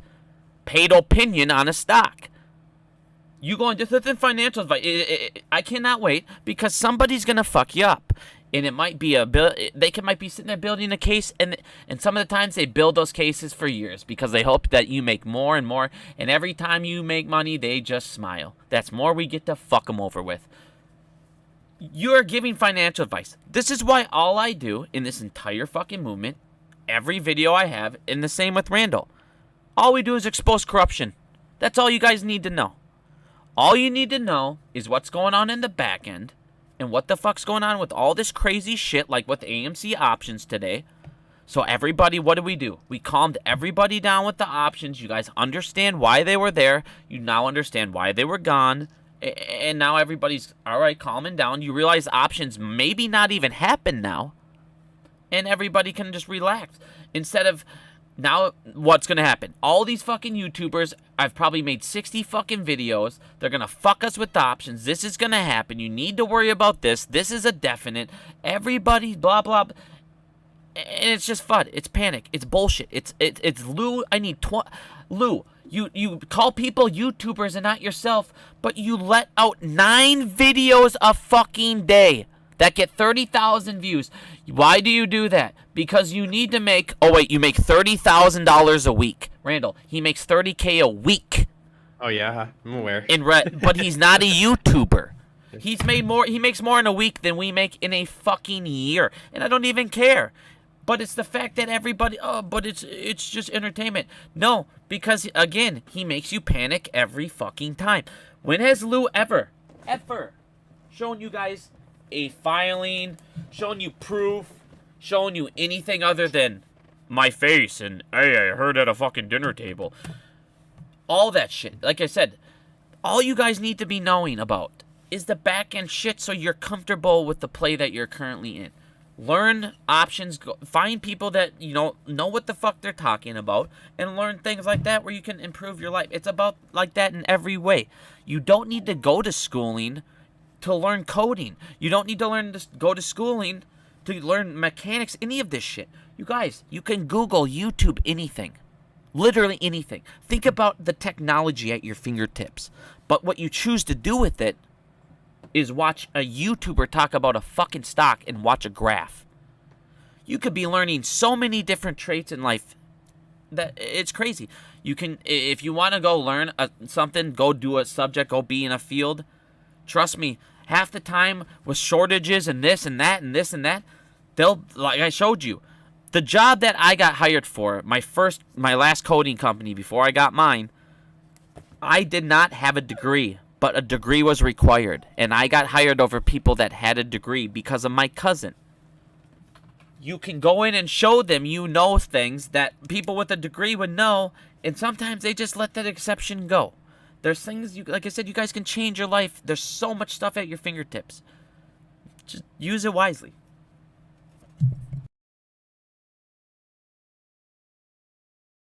Bro, we got phase 6 in a few days. I know, dude. I'm fucking jacked, bro. It starts up, man. I can't wait to see what happens here. Like I said, I can't wait to see what happens with the housing market. You're already seeing people like, all right, we're done right away suddenly. Like I said, securitization, rehypothecation, bro, with Ape. I mean, there's going to be a day where Ape's going to jump up when those brokers, it comes due time, and they're going to have to fucking get those things out. And like I said, we still have I feel like we're still going to see a nice little pop ski in Ape, and if Aron plays it right, you could see a whole bunch of debt be paid down. So, I mean, there's a whole bunch of things that we should be all excited about. Like, we have so many things that oh my god, dude, that could change the game or could be that catalyst now with Ape and with phase 6. Buddy, you're okay, baby. We were just out there. I mean, dude, I just can't wait, man. I just can't wait for a couple more months here. But like I said, the feds can only bail them out so long. Reverse repos can only get so fucking high. Mortgage-backed securities can only last so long. You can only put so much in the derivatives market. You can only be so in debt to the people before eventually, and inflation can only get so high. You can only take so much from your people before eventually they either say, fuck this. You can only hide so much from your people, and every day we get more and more educated to what's really going on. And like I said, you see people, the elite still to this day committing felonies and getting away with it, and nothing happens. It's going to be very, very, very, very interesting here in the next couple months. I think people are asking when Phase 6 is. It's September 1st. They we have like I said, this dividend. We got Phase 6. I think Phase 6 is a big deal, and I don't. You and I are both, I think, agree with this. It's not like we have never really pushed fucking dates. You know what I mean? Like, No, that's not ever. something that we do. And so, and really, that's when people are asking about Phase 6. I guess the date does matter in terms of when it starts, but that when we say September 1st, and we spoke about this earlier, it doesn't necessarily mean that, September 1st, all of a sudden, shit's about to pop the fuck off and people are melting down, because that's just not the case. Yeah. But it is going to be a domino effect, which we've said, and I think that over time it affects them. And really, what's cool about this is this could be affect people's AMC positions that maybe were not even threatened, really, but because they're so over leveraged in other places, they might have to close out positions there. Like, it just causes a fucking, it's like a vice grip, and they got to look at like a 360 degree and look at everything and be like, okay, how do we manage all of this? And I think maybe this is something that we haven't really driven home well enough, but if you are somebody that is like a hedge fund and you're participating with a swap dealer, for example, in the derivative market, like through an ISA contract, let's just say you do, $11 million in business with, counterparty, the swap dealer A. You do $57 million with counterparty B, or swap dealer B, and you do $90 million with swap dealer C. B and C, both of them require you posting margin and calculating your ANA threshold. Each party that you exceed $50 million in business with, you have to have your margin posted based off of your ANA, right? Your threshold. And so the thing is, some of these companies work with like upwards of like 70 to 100 plus counterparties. And so it's not like, oh, you just have to meet this threshold one fucking time. No, you have to do it with every counterparty that you're dealing with, right? Yeah. And oh yeah. so does every other counterparty has to do it too. So the counterparty that you're working with, a lot of these guys, they do like a tri-party system. So they have a third party, like a median, like somebody that's like there just to monitor. They act like an escrow. Those people also have to meet those requirements. Also, even though they're not really involved with the trade outside of just collecting. They're like, they don't have any skin in the game, but they're just there to monitor. But they still have to meet those requirements too. So it's like anybody that you do business with has got to meet these fucking requirements. Oh yeah, dude. And like I said, and you were saying, man, they even said it, in those roundtable things you're talking about, that there's going to be margins, but it's going to take time to process. I mean, dude, it's going to be interesting. And like you said, with those thresholds compared to now with the CNX or the credit support annexes, where they don't have to sit there and do that collateral deposit, it's going to limit him so much in the derivatives market and collateral wise, where they're not going to be able to take out these positions in the stock market, you guys. They're not going to be able to afford to take out these massive shorts and keep hitting these things. They're going to be limited to what they can finally do. So that's a huge deal, because now all of a sudden, if they're limited on what they can short and how often, dude, that buying pressure we can eventually do should overtake it, and then again cause a squeeze. One thing I do want to say is, because I noticed this a lot actually. You know, there was like it was weird because we've been talking about like ISDA and Phase 6 and all this shit for like DRR for a long time. But to me, it seems like, you know, like the past like 2 months, maybe like even at the end of July, it really kind of picked up. Do you feel that way too? Like it just kind of like started surging. Like we've been talking about Yeah. it for a while, but it felt like it really kind of picked up. And I noticed that there was a lot of people that were making YouTube videos on it. And my only concern with all that, I've said this from day one that I want this information to get spread, but I felt like several people were doing it incorrectly. And one thing I do want to pitch to people that are here listening to the chat and are interested in this, like all the information, the basis of all this is free and right in front of you. It is this website, like everything. And I'm talking fucking podcasts that they do every week, all the roundtables that you guys have seen us talk about, that all comes straight from ISDA itself. So the information is there. If you hear people talking about it, and I'll even go as far as, I mean, I'm confident in our ability to digest and give you guys the info. But let's just say, in the sake that even we're wrong, you guys should still be going and checking out this information, right? Like you guys should still be out there doing it, looking at it, building your own judgment, your own thesis, and consuming this info, right? And that way you have a really great understanding. And so everything on there, I mean, from the legal side of things, because is again at the end of the day it's just a contract, right? So there's legal portions of it, there's like how people want to make changes to the law, right, in their agreement. So another lawyer will come in and publish a protocol that everybody could use. Think about it like an ISDA contract is something everybody can use and make their own adjustments on on that contract base however they see fit, which goes back to what I was talking about with Bigham's earlier, is that you have these banks that have been working with ISDA contracts since their fucking inception, right? So they know how to game them. They'll add shit in that hedge funds will miss, and all these things. These banks literally take advantage of even the hedge funds and fuck them over. So having a really great understanding of this will do you no harm.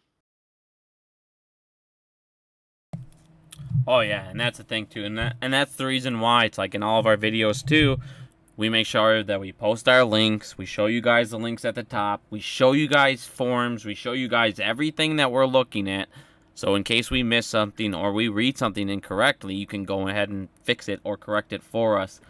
Instead of these trust me bros, instead of it showing my face. I mean, look at how many videos I've had and how many times I've showed my face. Do you guys really need to see me in the bottom right corner staring at my screen?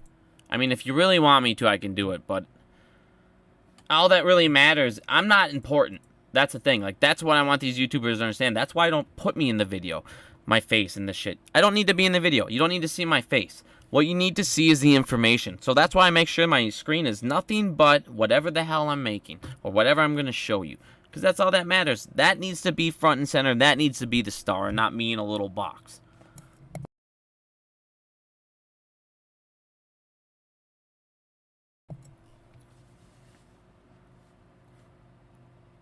It's weird, actually. I'm like used to going into on ISDA's feed and seeing at least something. I haven't seen anything since the 17th. Should I jump on? Should I jump on, people? You want to see me? See the puppy? I don't even care about seeing me. Everyone wants to see the puppy, the big Murphys, dude. You already know that's the juice. I might have to pop his ass right up in this video quick. Just for the thumbnail, baby.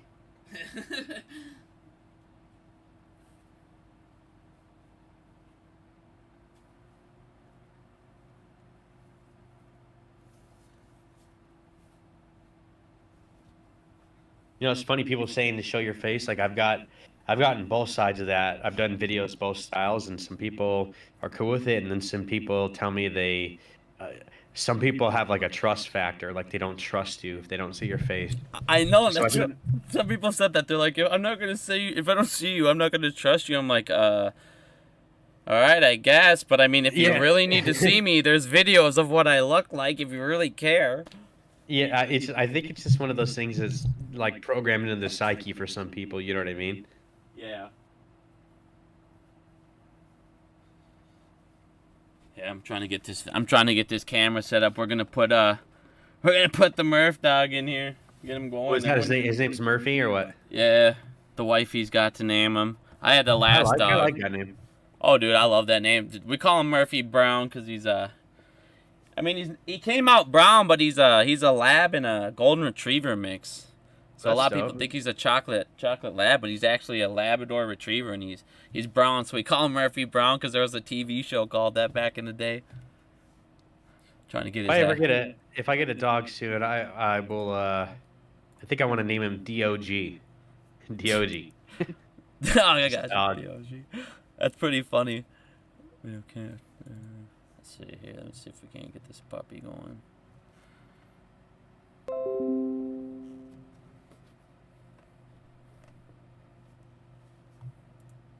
Nope.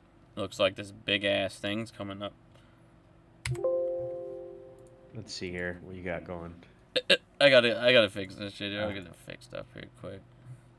It's just because I don't have my fucking thing set to the device or whatever. Do you use XSplit or OBS? XSplit. Oh, okay. I use both of them. I just have it streaming from my XSplit or whatever. Get this going in a second here. Get the Murph Daddy going. But I mean, dude.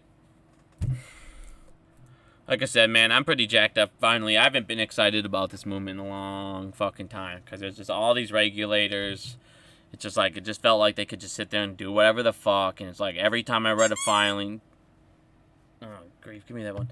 Every time I read a filing, it was like, dude, he would just, it's like fuck. It would just seem like they would fuck us, or if it was good, it'd just get pushed off. And it's like, dude, I finally feel so much better with Phase 6 with these regulators, the DTCC.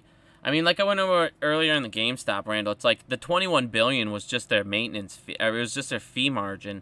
It's like if you got fee margined, you're going to get portfolio margined. Citadel should have been completely margined and fucked over and destroyed. But that GameStop report admitted it. And it's like that alone, dude, should have been enough for everyone just like, fuck this shit and went crazy, dude. I don't know. And that's the craziest thing. It was your own government. And now to this day, what happens? Nobody did anything. People don't even think about it. That was the biggest financial heist in the history of the United States. And people stopped talking about it basically a week later. Think about that. Isn't that fucking nuts? You got stolen $100 billion worth of money from you guys, and no one talks about it. I mean, I was saying that on all the space calls and shit when it was going on, man. It was like, I mean, it was the proof was in the pudding. It was all right there.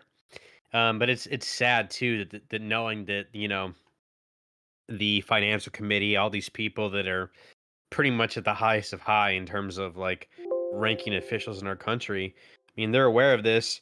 My only hope is that they are just building a case. You know what I mean? And they're working on it. But this is like another reason why I think you and I are so bullish on ISDA too, is the fact that we're not just fucking relying on the shitty fucking US regulatory system to make this work. Oh yeah, I mean, it's not like we're, the rest of the world's big fans of us. There's going to be a lot of people that want, that we've been fucking over to make sure that, if you think China, you don't think if China could hurt us, financially, they're not gonna. You don't think Russia, if they could hurt us financially, they're not gonna. They're gonna hold us in check, especially when we're the ones that are fucking ourselves over. It's a win-win for them. Of course they're gonna start doing shit like that. So it's like you were saying, man, the problem right now is you have so many fucking regulators that are just pieces of fucking shit that are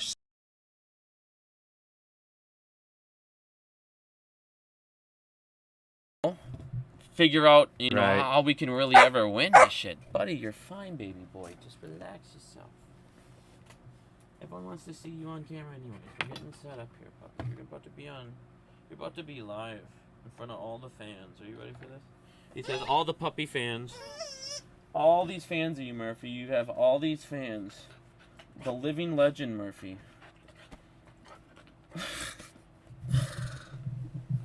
You ready for this? Bad Murphy Brown. He's excited, Baddest man. dog in the whole You damn hear town. this shit? He's jacked, dude. He's never been. Yeah. He's never been on. He's getting camera shy. He's ready. Hold on, buddy. I gotta fucking figure out this thing. No. Hey, Lazy Bones, what I will say is that if you're speaking about COVID, um, a lot of Phase 5 participants that would have been fucked up by what Biggums and I have been speaking about, they basically had a COVID exemption. So a lot of these Phase There we go. 5 firms come September Hold on, 1st bud, you're going live right now. are gonna have to answer the call too. All right, Murphy's about to be up on this. He's jacked. Huh. There we go. You ready for this, bud? Let's go. Let's go. Gotta pick his ass up quick, because he keeps running. Come here. On this camera. Oh, yeah. Look at this stud here. Oh, yeah. Say hi to everybody. Look at this gangster. Buddy, you're knocking over the camera, Alright. dude. Yeah, cam's working. He's like, what's going on, everybody? Let's get this right up on the bumper here. Man of the hour here. It's Murphy Brown, everybody. This is why we do what we do. Aw. All right, bud. Bro, he looks like a hunting dog. Like, you take this fool out, he'd be fucking running wild. Dude, he's a big boy, man. He's a big boy Aw. for 6 months, bro. All right, now everybody can trust me now. You get to see me. Yeah, I wouldn't trust any guy with a fucking Vikings hat on. Calm down real quick. Whoa, dude. You can't hate up on the Vikings hat, bro. All right. Gotta let this puppy out quick. All right, Randall. Good looking dog. You're gonna have to entertain quick, buddy. I gotta let this dog out for a second. All right. Yeah, sounds good. Actually, you know what, dude? Hold on. I'm gonna give the people what they want. Hold on, we gotta give the people what they want. You know what time it is, buddy. He knows what time it is. All right, Randall, you're gonna have to hold on for 2 seconds. It's time. He's jacked. What are we doing? What is he doing? You're about to see. You ready for this, dude? I don't know if you've heard this yet. We're about to bust it off. All right, Phil, for real, I love you, buddy. Yeah. Coors Light. You know what it is. Haha. Moon. All right, we'll be right back. I just want a Matt Kors Fanny pack. Don't you want a Matt Kors Fanny pack? Yeah. I just want a Matt Kors Fanny pack. Baby. Don't you want a Matt Kors Fanny pack? Yeah. LT, great, get into the money. Yeah. I got adjustable straps, right size, a small pocket on the inside. Yeah, I know you like that. That's right. You can go to a festival. Yeah. Or even vacation. Or be like me. Just keep your hands free. I just want a Matt Kors Fanny pack. I just want a Matt Kors Fanny pack. Don't you want a Matt Kors Fanny pack? Oh my God. I just want a Matt Kors Fanny pack. Oh my I just God. want a Matt Kors Fanny pack. I just want a Matt Kors Fanny pack. Don't you want a Matt Kors Fanny pack? I just want a Matt Kors Fanny pack. $30.99. Yeah, you can look so fine. Yeah, you can look so mean. Yeah, in your new mom jeans. Yeah, water resistant. Yeah, got top zippers. Yeah, with 2 sliders. It's customizable. Yeah, I just want a Matt Kors Fanny pack. Don't you want a Matt Kors Fanny pack? Yep. I just want a Matt Kors Fanny pack. I do. Don't you want a Matt Kors Fanny pack? Yeah. Don't you want to sell your shares? Yep. Don't you want to subscribe? I do. Yeah. Don't you want to spin it on me right now? Super chat. I just want a Matt Kors Fanny pack. Don't you want a Matt Kors Fanny pack? I just want a Matt Kors Fanny pack. Don't you want a Matt Kors Fanny pack? I do. I just want a Matt Kors Fanny pack. Don't you want a Matt Kors Fanny pack? Yep. I just want a Matt Kors Fanny pack. I do. I just want a Matt Kors Fanny pack. Yeah. LT grade, Kors Light. Yeah. You know what it is. Yeah. Guys, don't forget to click and subscribe. Better. This song was also sponsored by the bartender. Yeah. So make sure you tip the bartender. We got something going on. I need that money. I just want a Matt Kors Fanny pack. Don't you want a Matt Kors Fanny pack? Yeah. Come and get the joggers. Don't you like the Matt Kors LT grade joggers? Joggers. Yeah.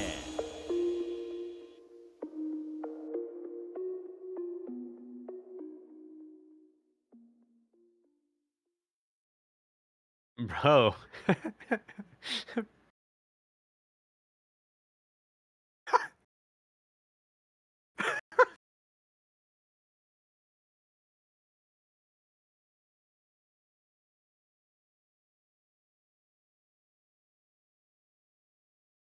Bro, I wish Phil. I have all the tools. I have fucking I pay for a subscription of auto tune. I have fucking all the shit, bro. I need to fucking do something with you. I wanted to make an intro song or something. I even sent Bigums like a little sound clip of what I'm trying to do. I want to do like a little intro, outro ape song, but I want to do it for my YouTube channel. But I need to get you on that, bro. Or you can help me mix it and shit because I got all the best shit to do it. Although I have no experience with music, so I need somebody like you to guide me. God damn, dude. Fucking dog just took off. Yeah, well, it's probably good. Keep it worked out. Dude, that song was fucking funny. Wasn't it, dude? Phil is a fucking genius, bro. I love Phil. I made him a mod, dude. He's one of the first people I met in this community. I love him.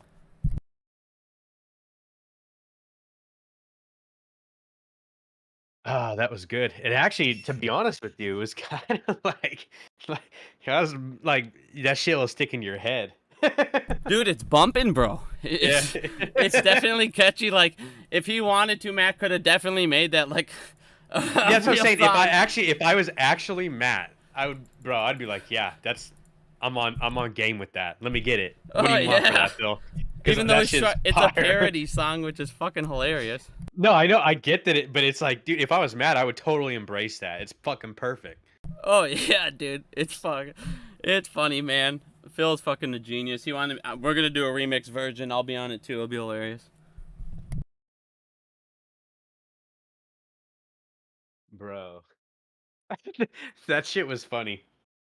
Actually, to be honest with you, dude, we have hell of talented people. Like, I've seen artists, singers, we got fucking filmmakers and although I haven't seen them boys for a little while. I don't know what the fuck they're up to. Oh yeah, dude. That's what I'm saying, man. That's what I'm saying, dude. This community is insane. You have so many people that could teach you so much shit. You have so much stuff at your fingertips that we never had before, dude. It's like everybody should be sitting there fucking taking advantage of this shit as much as you guys can. Like I said, never stop learning. There's no reason to ever stop learning. Do you talk to those guys from the Ape? I never really got really close to them from the Ape Together Strong doc, or nah? No, I mean, I talked to them once. And then all of a sudden, I must have been another white YouTuber, so they didn't name me. Oh. Shit. Well, then I guess I won't get named either. Nah. We're not good enough. Oh, shit, crack me up. I don't even care, man. I mean, how long's that? No, I mean, that thing's probably another joke, too. I mean, it's been 2 years. You have yet to see it. How much money did they raise? It was like hundreds of thousands. How fucking long could it honestly take? Sorry. Yo, dead ass. This is something true about like Bam Investor, because I know a lot of people don't like him. I did the first interview with him, and when I was messaging him afterwards, I'm like, hey man, like if you're really trying to show that you mean this shit, like you're in with this. I know they're doing this doc or whatever, and the fool went and sent them 10 G's. And I'm like, oh, at the time I was kind of like, damn, dude, that's fucking dope. And I think 10 G's gives them gives you a producer credit, and I think that he gave it away. He gave away the producer credit to somebody in the, like the Ape community. And yeah, I don't remember them even like saying, like, I don't know how many people donated $10,000, right? Probably none. Right, but he didn't even regardless of what you think about Bam or whatever, I just thought it was fucked up that I didn't even there was no public thank you. It wasn't like, you get what I'm saying? Oh yeah, of course. I mean, it was funny because yesterday I did a fucking space call with Bam and his buddy Pete, and dude, it was cool. I mean, it was the guy knows his shit, but at the same time, the whole time that we were doing it, it just felt like he didn't care about information. He would cut it off and just kind of be like, all right, and then it's like it was all about his fucking model, his program, and I just feel like that's his thing, and that you do that's his. Get my no, you're right. Shit, you're 100% right. I think that's probably why I was able to get the couple interviews with him that I did, was because I had put an emphasis on like, hey, I want to talk about your model and shit.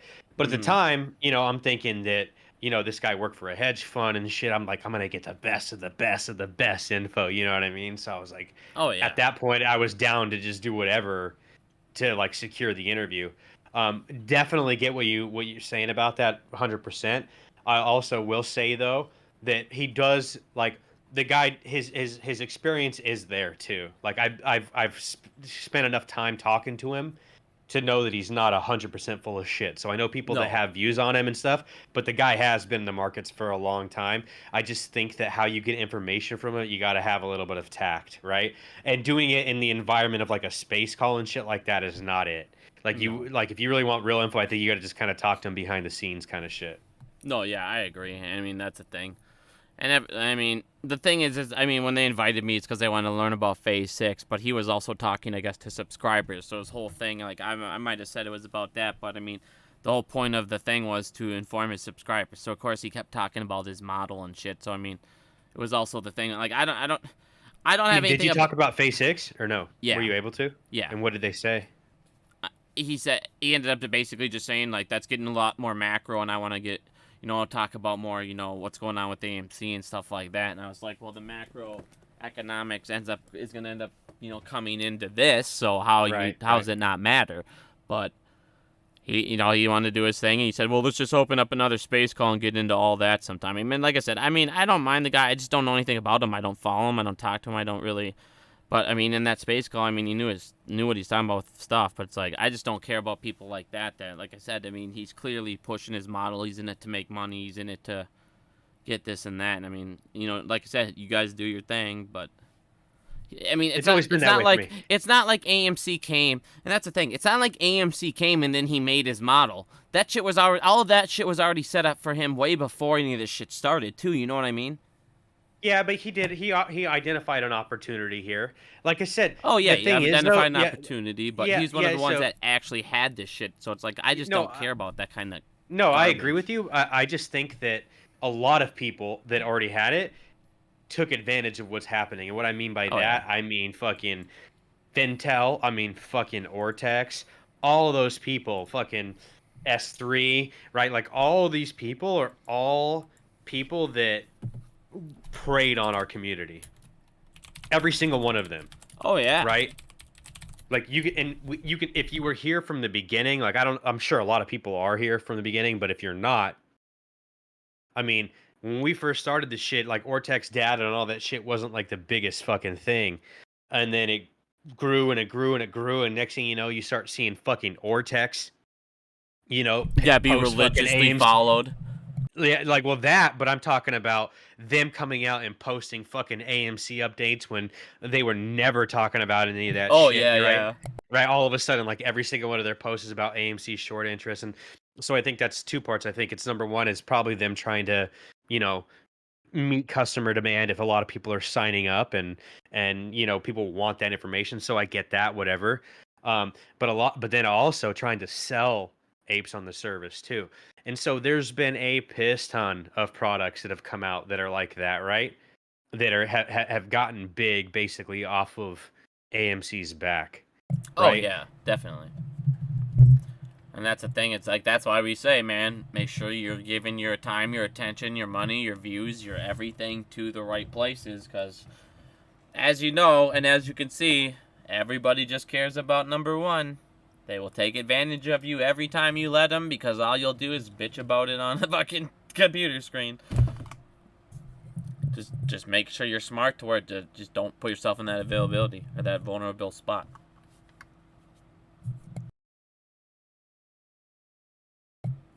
But yeah, man, I mean, I'm pretty excited to see what happens tomorrow. I mean, the one thing I'm curious to see is if we get, that ruling, because they have that time to rebuttal, and it'd be interesting to see if, it gets approved or denied tomorrow, or if, we'll see what ends up happening with that. If they do rebuttal, if they don't, I mean, we might find out, next time this week, next Monday, that there is no more options change period for AMC. Right. Well, so, I mean, if they have 24 hours of rebuttal, she said that they didn't get that till 10 p.m. the previous night, right? So, they got that notice at 10, so I don't know if that's East Coast or West Coast. At this point, it wouldn't matter because it's 11 here on the West Coast. So I haven't looked actually. I mean, do we see any options chains still up? I don't know. Has anybody looked? I gotta pee real quick, but I would be cool if somebody in the chat looked and see if we've seen anything because she said they had 24 hours to figure out if they were gonna do that or not. I'm gonna take a piss and I'll be right back. Yeah, man. I mean, that's what I'm saying, you guys. We got a whole bunch of things to look forward to. Don't just think.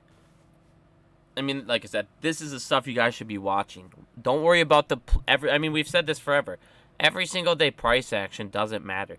Take that all this time you've been sitting there watching these clowns and go invest that time, like I said, in bettering yourself and getting in the career you want. I mean, it's all there on YouTube. Everything. I mean, there's nothing you can't figure out how to do with the click of a YouTube button, with Google. It'll show you the right information. You don't even need to go to YouTube. There's plenty of places to go do it. The only reason I say YouTube is because you can visually see it. But there's a whole bunch of ways to learn things, guys. And like I said, don't limit yourself to just watching and listening and being, oh, this is my information from this guy. Because like I said, 90% of the time they're wrong. And they don't give a fuck. And they're not going to apologize. So why even bother giving them something they literally, it's just like I said, just like your none of them give a fuck about you, dude. They give a fuck about what you can do for them. And those are the people you need to just stay away from. And like I said, you can see all these grifters, all these people that have changed their tone on AMC. You see it right in front of your eyes. They do it once a fucking month. And everyone allows it. Like I said, guys, it's one click away. I don't even follow any of these guys, any of these YouTubers and all this shit everybody watches. I literally have 99% of them blocked. They only upload your life if you make it, and it's that easy to get into a pattern, and that's the problem. So many people fall into habits, patterns, and you repeat it every single day, and you just get used to it. And then when you're not doing that pattern, guess what? You're upset. When you're behind on being able to watch them or be able to do these things you do every day, you get upset if something slows you down. And it's like, no, go do what you want in life, man. You only live so long, dude. Life goes so fucking fast, it's crazy. Don't just sit there and watch a screen and stress over shit. Life's so fucking stressful enough. You don't need to stress over every goddamn penny.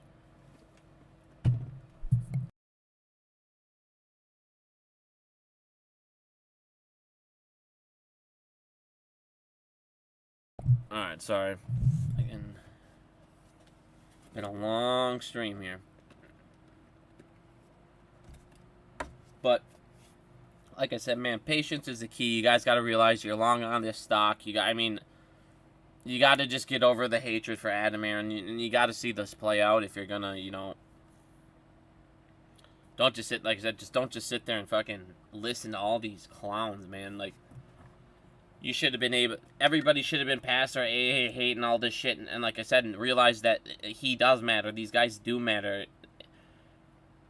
Everything matters that these guys told you didn't for so fucking long. Like I said, fundamentals matter in this shit. Fundamentals are major part of this. They're shorting because of fundamentals. Yeah, it's what I know of to be the only true short killer. Right, like the one that's like it's undeniable, when the company's profitable and it doesn't have fucking debt.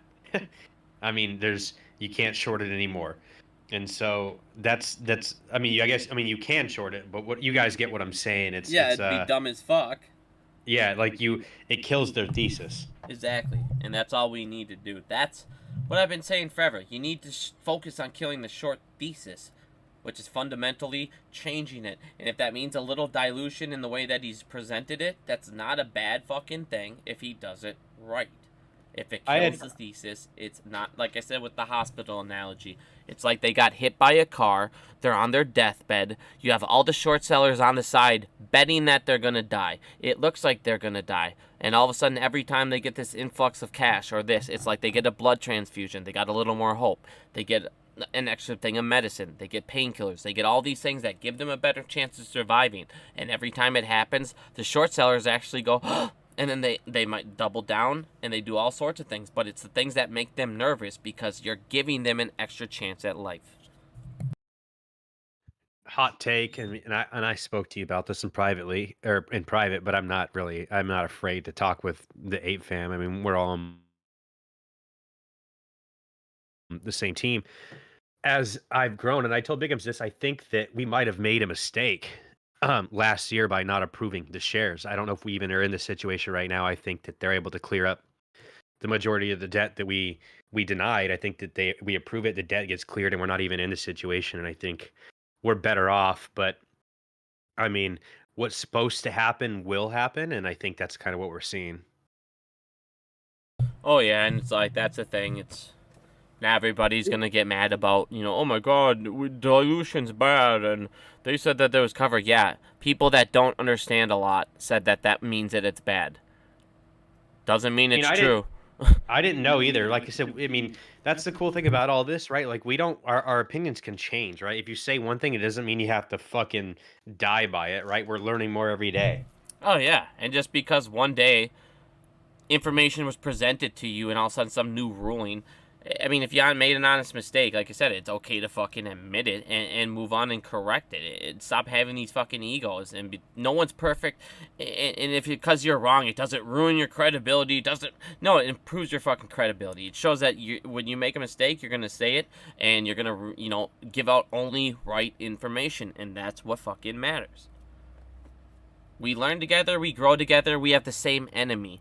When your watchers and your viewers are listening and they feel confident because they know what the hell is actually going the fuck on, we all win, dude. And that's the thing too, like, you guys, all these fucking YouTube, all these dudes, you guys have made so much off this movement. You guys probably have so many free shares and all this shit that you guys will be set up for life to where, how much fucking money do you need?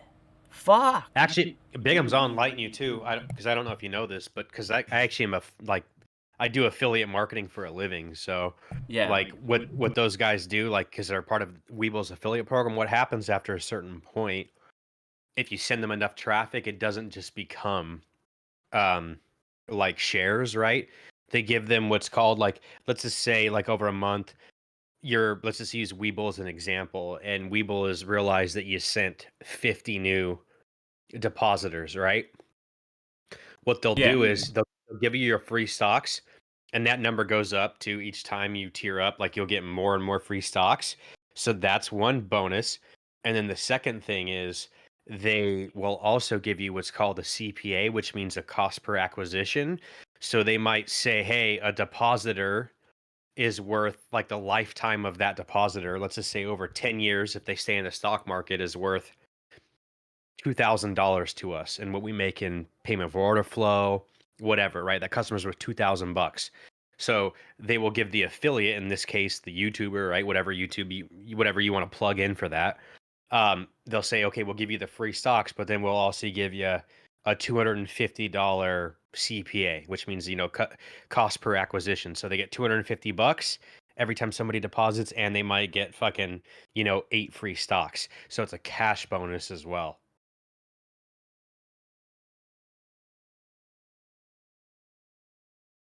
With how much fucking traffic they're sending, they're getting tons of cash, dude. Well, the thing is, they'll keep going. Even more and more and more, like, up. So if you keep sending more good traffic to them, more depositors, that number that they're paying you out is going to go higher and higher and higher. Yeah, exactly, dude. Like I said, they're making beyond enough to where they don't need to charge for fucking Discords for strategies to make us money. You should be helping the community fucking make money then, dude. So you can beat the people that we're all against, correct? Like I said, dude, it's just crazy, bro. I just wish we could have gone back and, like, now we know this shit, we learned. Hopefully we can now, you know, take what we've learned and kind of, I don't know, start moving on, evolve, and stop. Like I said, man, we don't owe these fuckers anything. You've already changed their life to the point they're beyond paid and then some. You don't owe people shit, dude. Especially when they don't do anything for you at this point. It's okay. It's okay to move on. It's just like watching, I watched CNN forever and I realized it's garbage. Or I watched Fox forever and I realized it's a garbage. And now I'm going to switch to something else. It's okay. It's not the end of the world. These guys are pretty much the main street media that we have been fighting. They do clickbait. They give false information.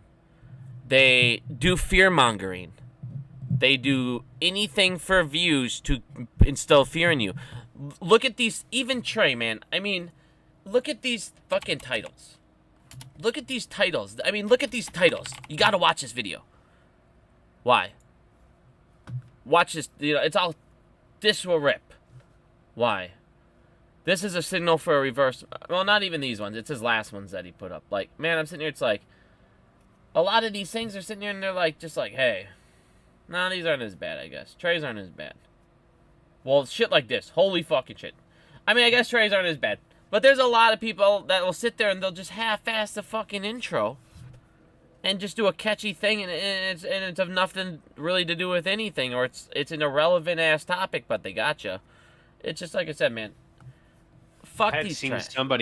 I had seen somebody that did a whole entire Phase 6 video that seemed okay, I guess, but I don't know. That was 100% in German. It was like a 12-minute video using both of our information, like doing it straight up. It was all in German. I'm like, damn, dude, that's crazy. That's pretty sick. Yeah, man. I mean, that's the thing. I mean, if we get the right people, and that's the other problem. Like, people that did DD were like shunned. Go to YouTube and type in AMC Phase 6 and look at all that shit. Or you probably have done it before, but I mean, if you have your just go do it and just scroll down.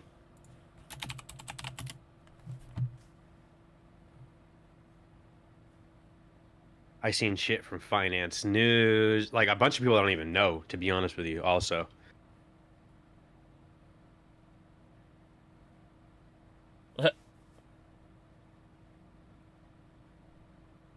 Squeezes. Yeah, I'm not even on YouTube's the funny thing.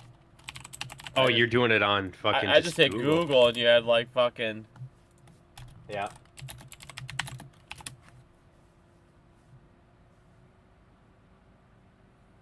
Actually, that's kind of sad. Our shit's not even up there. Mine's all up there. Let me see. Go back. I mean, I'm talking about like the first 3 results. No, look, we're not even on the first 3 ones. What do you mean? We are the first 3 ones, you silly. No, I was looking at your Google results. There's a delay on the Google. stream. I don't see what you're looking at. Like, what you're looking at as of right now, I don't see. I'm the 3rd one right there, silly. No, we are. Okay, so we're good there. On Google, we weren't, though. I'm right there on Google. Silly. I know, this motherfucker's got 1,700 tabs open. Well, yeah, I mean, I had a lot of stuff to go over, buddy. I'm just fucking with you, dude. And that's the thing, I draw like fucking scratch, so it's like, look how much shit, I only get so much on a screen, because I'm just... Look at my school bus here, bro. Like, we're gonna take some time. We're gonna get these motherfuckers up in the school bus, dude. You know, all these kids, like, they're all scared, man. They're scared, and all of a sudden, AMC fucking walks out in the middle of the road and just gets railed, dude.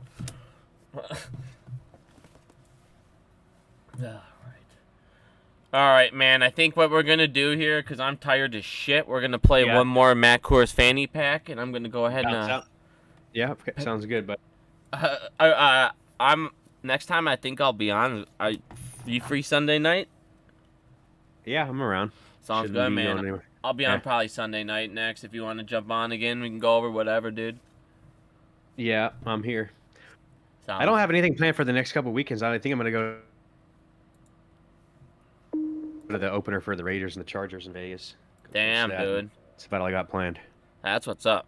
I need to hit up a Vikings game this year, dude. I'm jacked up for the Timberwolves, dude. I can't wait to see the Timberwolves this year. They're going to be good. Oh, yeah. Fuck yeah, dude. It sounds good, buddy. I'm going to go and play this, and I will see you tomorrow. All right, I'll talk to you soon, man. Take care. You too, all right, buddy. take care, brother. Bye. All right, everybody listening, we're going to go ahead and finish this off with one more Matt Coors Fanny Pack. This will be on a lot of my videos going forward. Phil sent me some stuff. I'm actually going to go ahead and help out and do a little remix with them. So we will definitely have a super funny Matt Coors Fanny Pack song coming soon. But we're going to go ahead and play this one more time. I'm going to get Puppy ready, and I'll see you guys tomorrow. Thank you for showing up. Yeah, Coors Light. You know what it is. Haha. Moon King. I just want a Matt Kors Fanny pack. Don't you want a Matt Kors Fanny pack? Yeah. I just want a Matt Kors Fanny pack. Baby. Don't you want a Matt Kors Fanny pack? Yeah. LT Gray, get into the money. Yeah. I got adjustable straps, right size, a small pocket on the inside. Yeah, I know you like that. That's right. You can go to a festival. Yeah. Or even vacation. Or be like me. Just keep your hands free. I just want a Matt Kors Fanny pack. I just want a Matt Kors Fanny pack. Don't you want a Matt Kors Fanny pack? I just want a Matt Kors Fanny pack. I just want a Matt. My favorite part right here, doesn't that look like Trey Trey's on the left side dancing?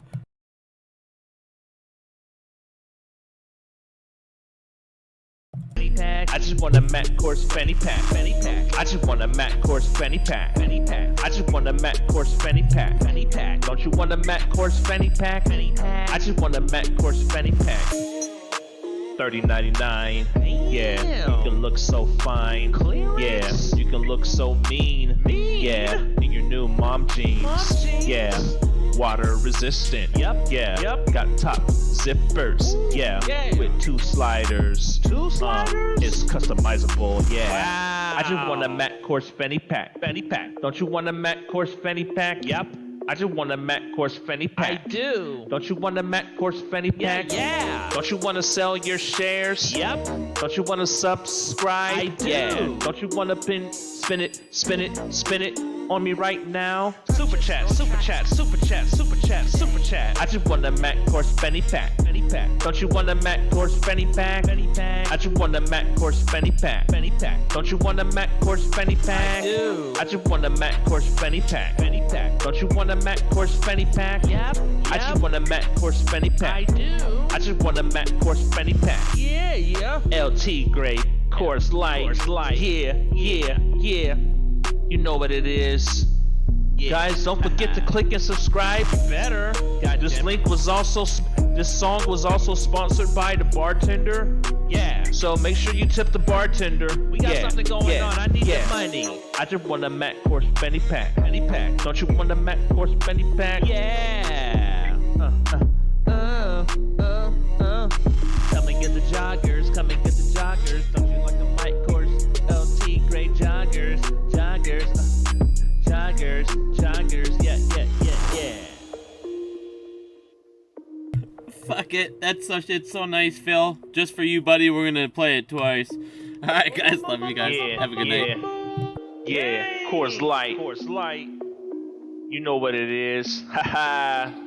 Moon King. I just want a Matt Kors Fanny pack. Don't you want a Matt Kors Fanny pack? Yeah. I just want a Matt Kors Fanny pack. Baby. Don't you want a Matt Kors Fanny pack? Yeah. LT Gray, get into the money. Yeah. I got adjustable straps, right size, a small pocket on the inside. Yeah, I know you like that. That's right. You can go to a festival. Yeah. Or even vacation. Or be like me. Just keep your hands free. I just want a Matt Kors Fanny pack. I just want a Matt Kors Fanny pack. Don't you want a Matt Kors Fanny pack? I just want a Matt Kors Fanny pack. I just want a Matt Kors Fanny pack. I just want a Matt Kors Fanny pack. Don't you want a Matt Kors Fanny pack? I just want a Matt Kors Fanny pack. $30.99. Yeah, you can look so fine. Yeah, you can look so mean. Yeah, in your new mom jeans. Yeah, water resistant. Yep. Got top zippers. Yeah, with two sliders. It's customizable. Yeah. Wow. I just want a Matt Kors Fanny pack. Don't you want a Matt Kors Fanny pack? Yep. I just want a Matt Kors Fanny pack. I do. Don't you want a Matt Kors Fanny pack? Yeah. Don't you want to sell your shares? Yep. Don't you want to subscribe? I do. Yeah. Don't you want to spin it on me right now? Super chat, super chat, super chat, super chat, super chat. I just want a Mac course Fanny pack. Fanny pack. Don't you want a Mac course Fanny pack? Fanny pack. I just want a Mac course Fanny pack. Fanny pack. Don't you want a Mac course Fanny pack? I do. I just want a Mac course Fanny pack. Fanny pack. Don't you want a Mac course Fanny pack? Yep. I just want a Mac course Fanny pack. I do. I just want a Mac course Fanny pack. Yeah, yeah. LT grade course light. Yeah, yeah, yeah. You know what it is. Yeah. Guys, don't forget to click and subscribe. Better. This song was also sponsored by the bartender. Yeah. So make sure you tip the bartender. We got something going on. I need the money. I just want a Mac course Fanny pack. Fanny pack. Don't you want a Mac course Fanny pack? Yeah. Come and get the joggers. Come and get the joggers. Don't you like the Mac course LT grade joggers? Joggers. Joggers, yeah.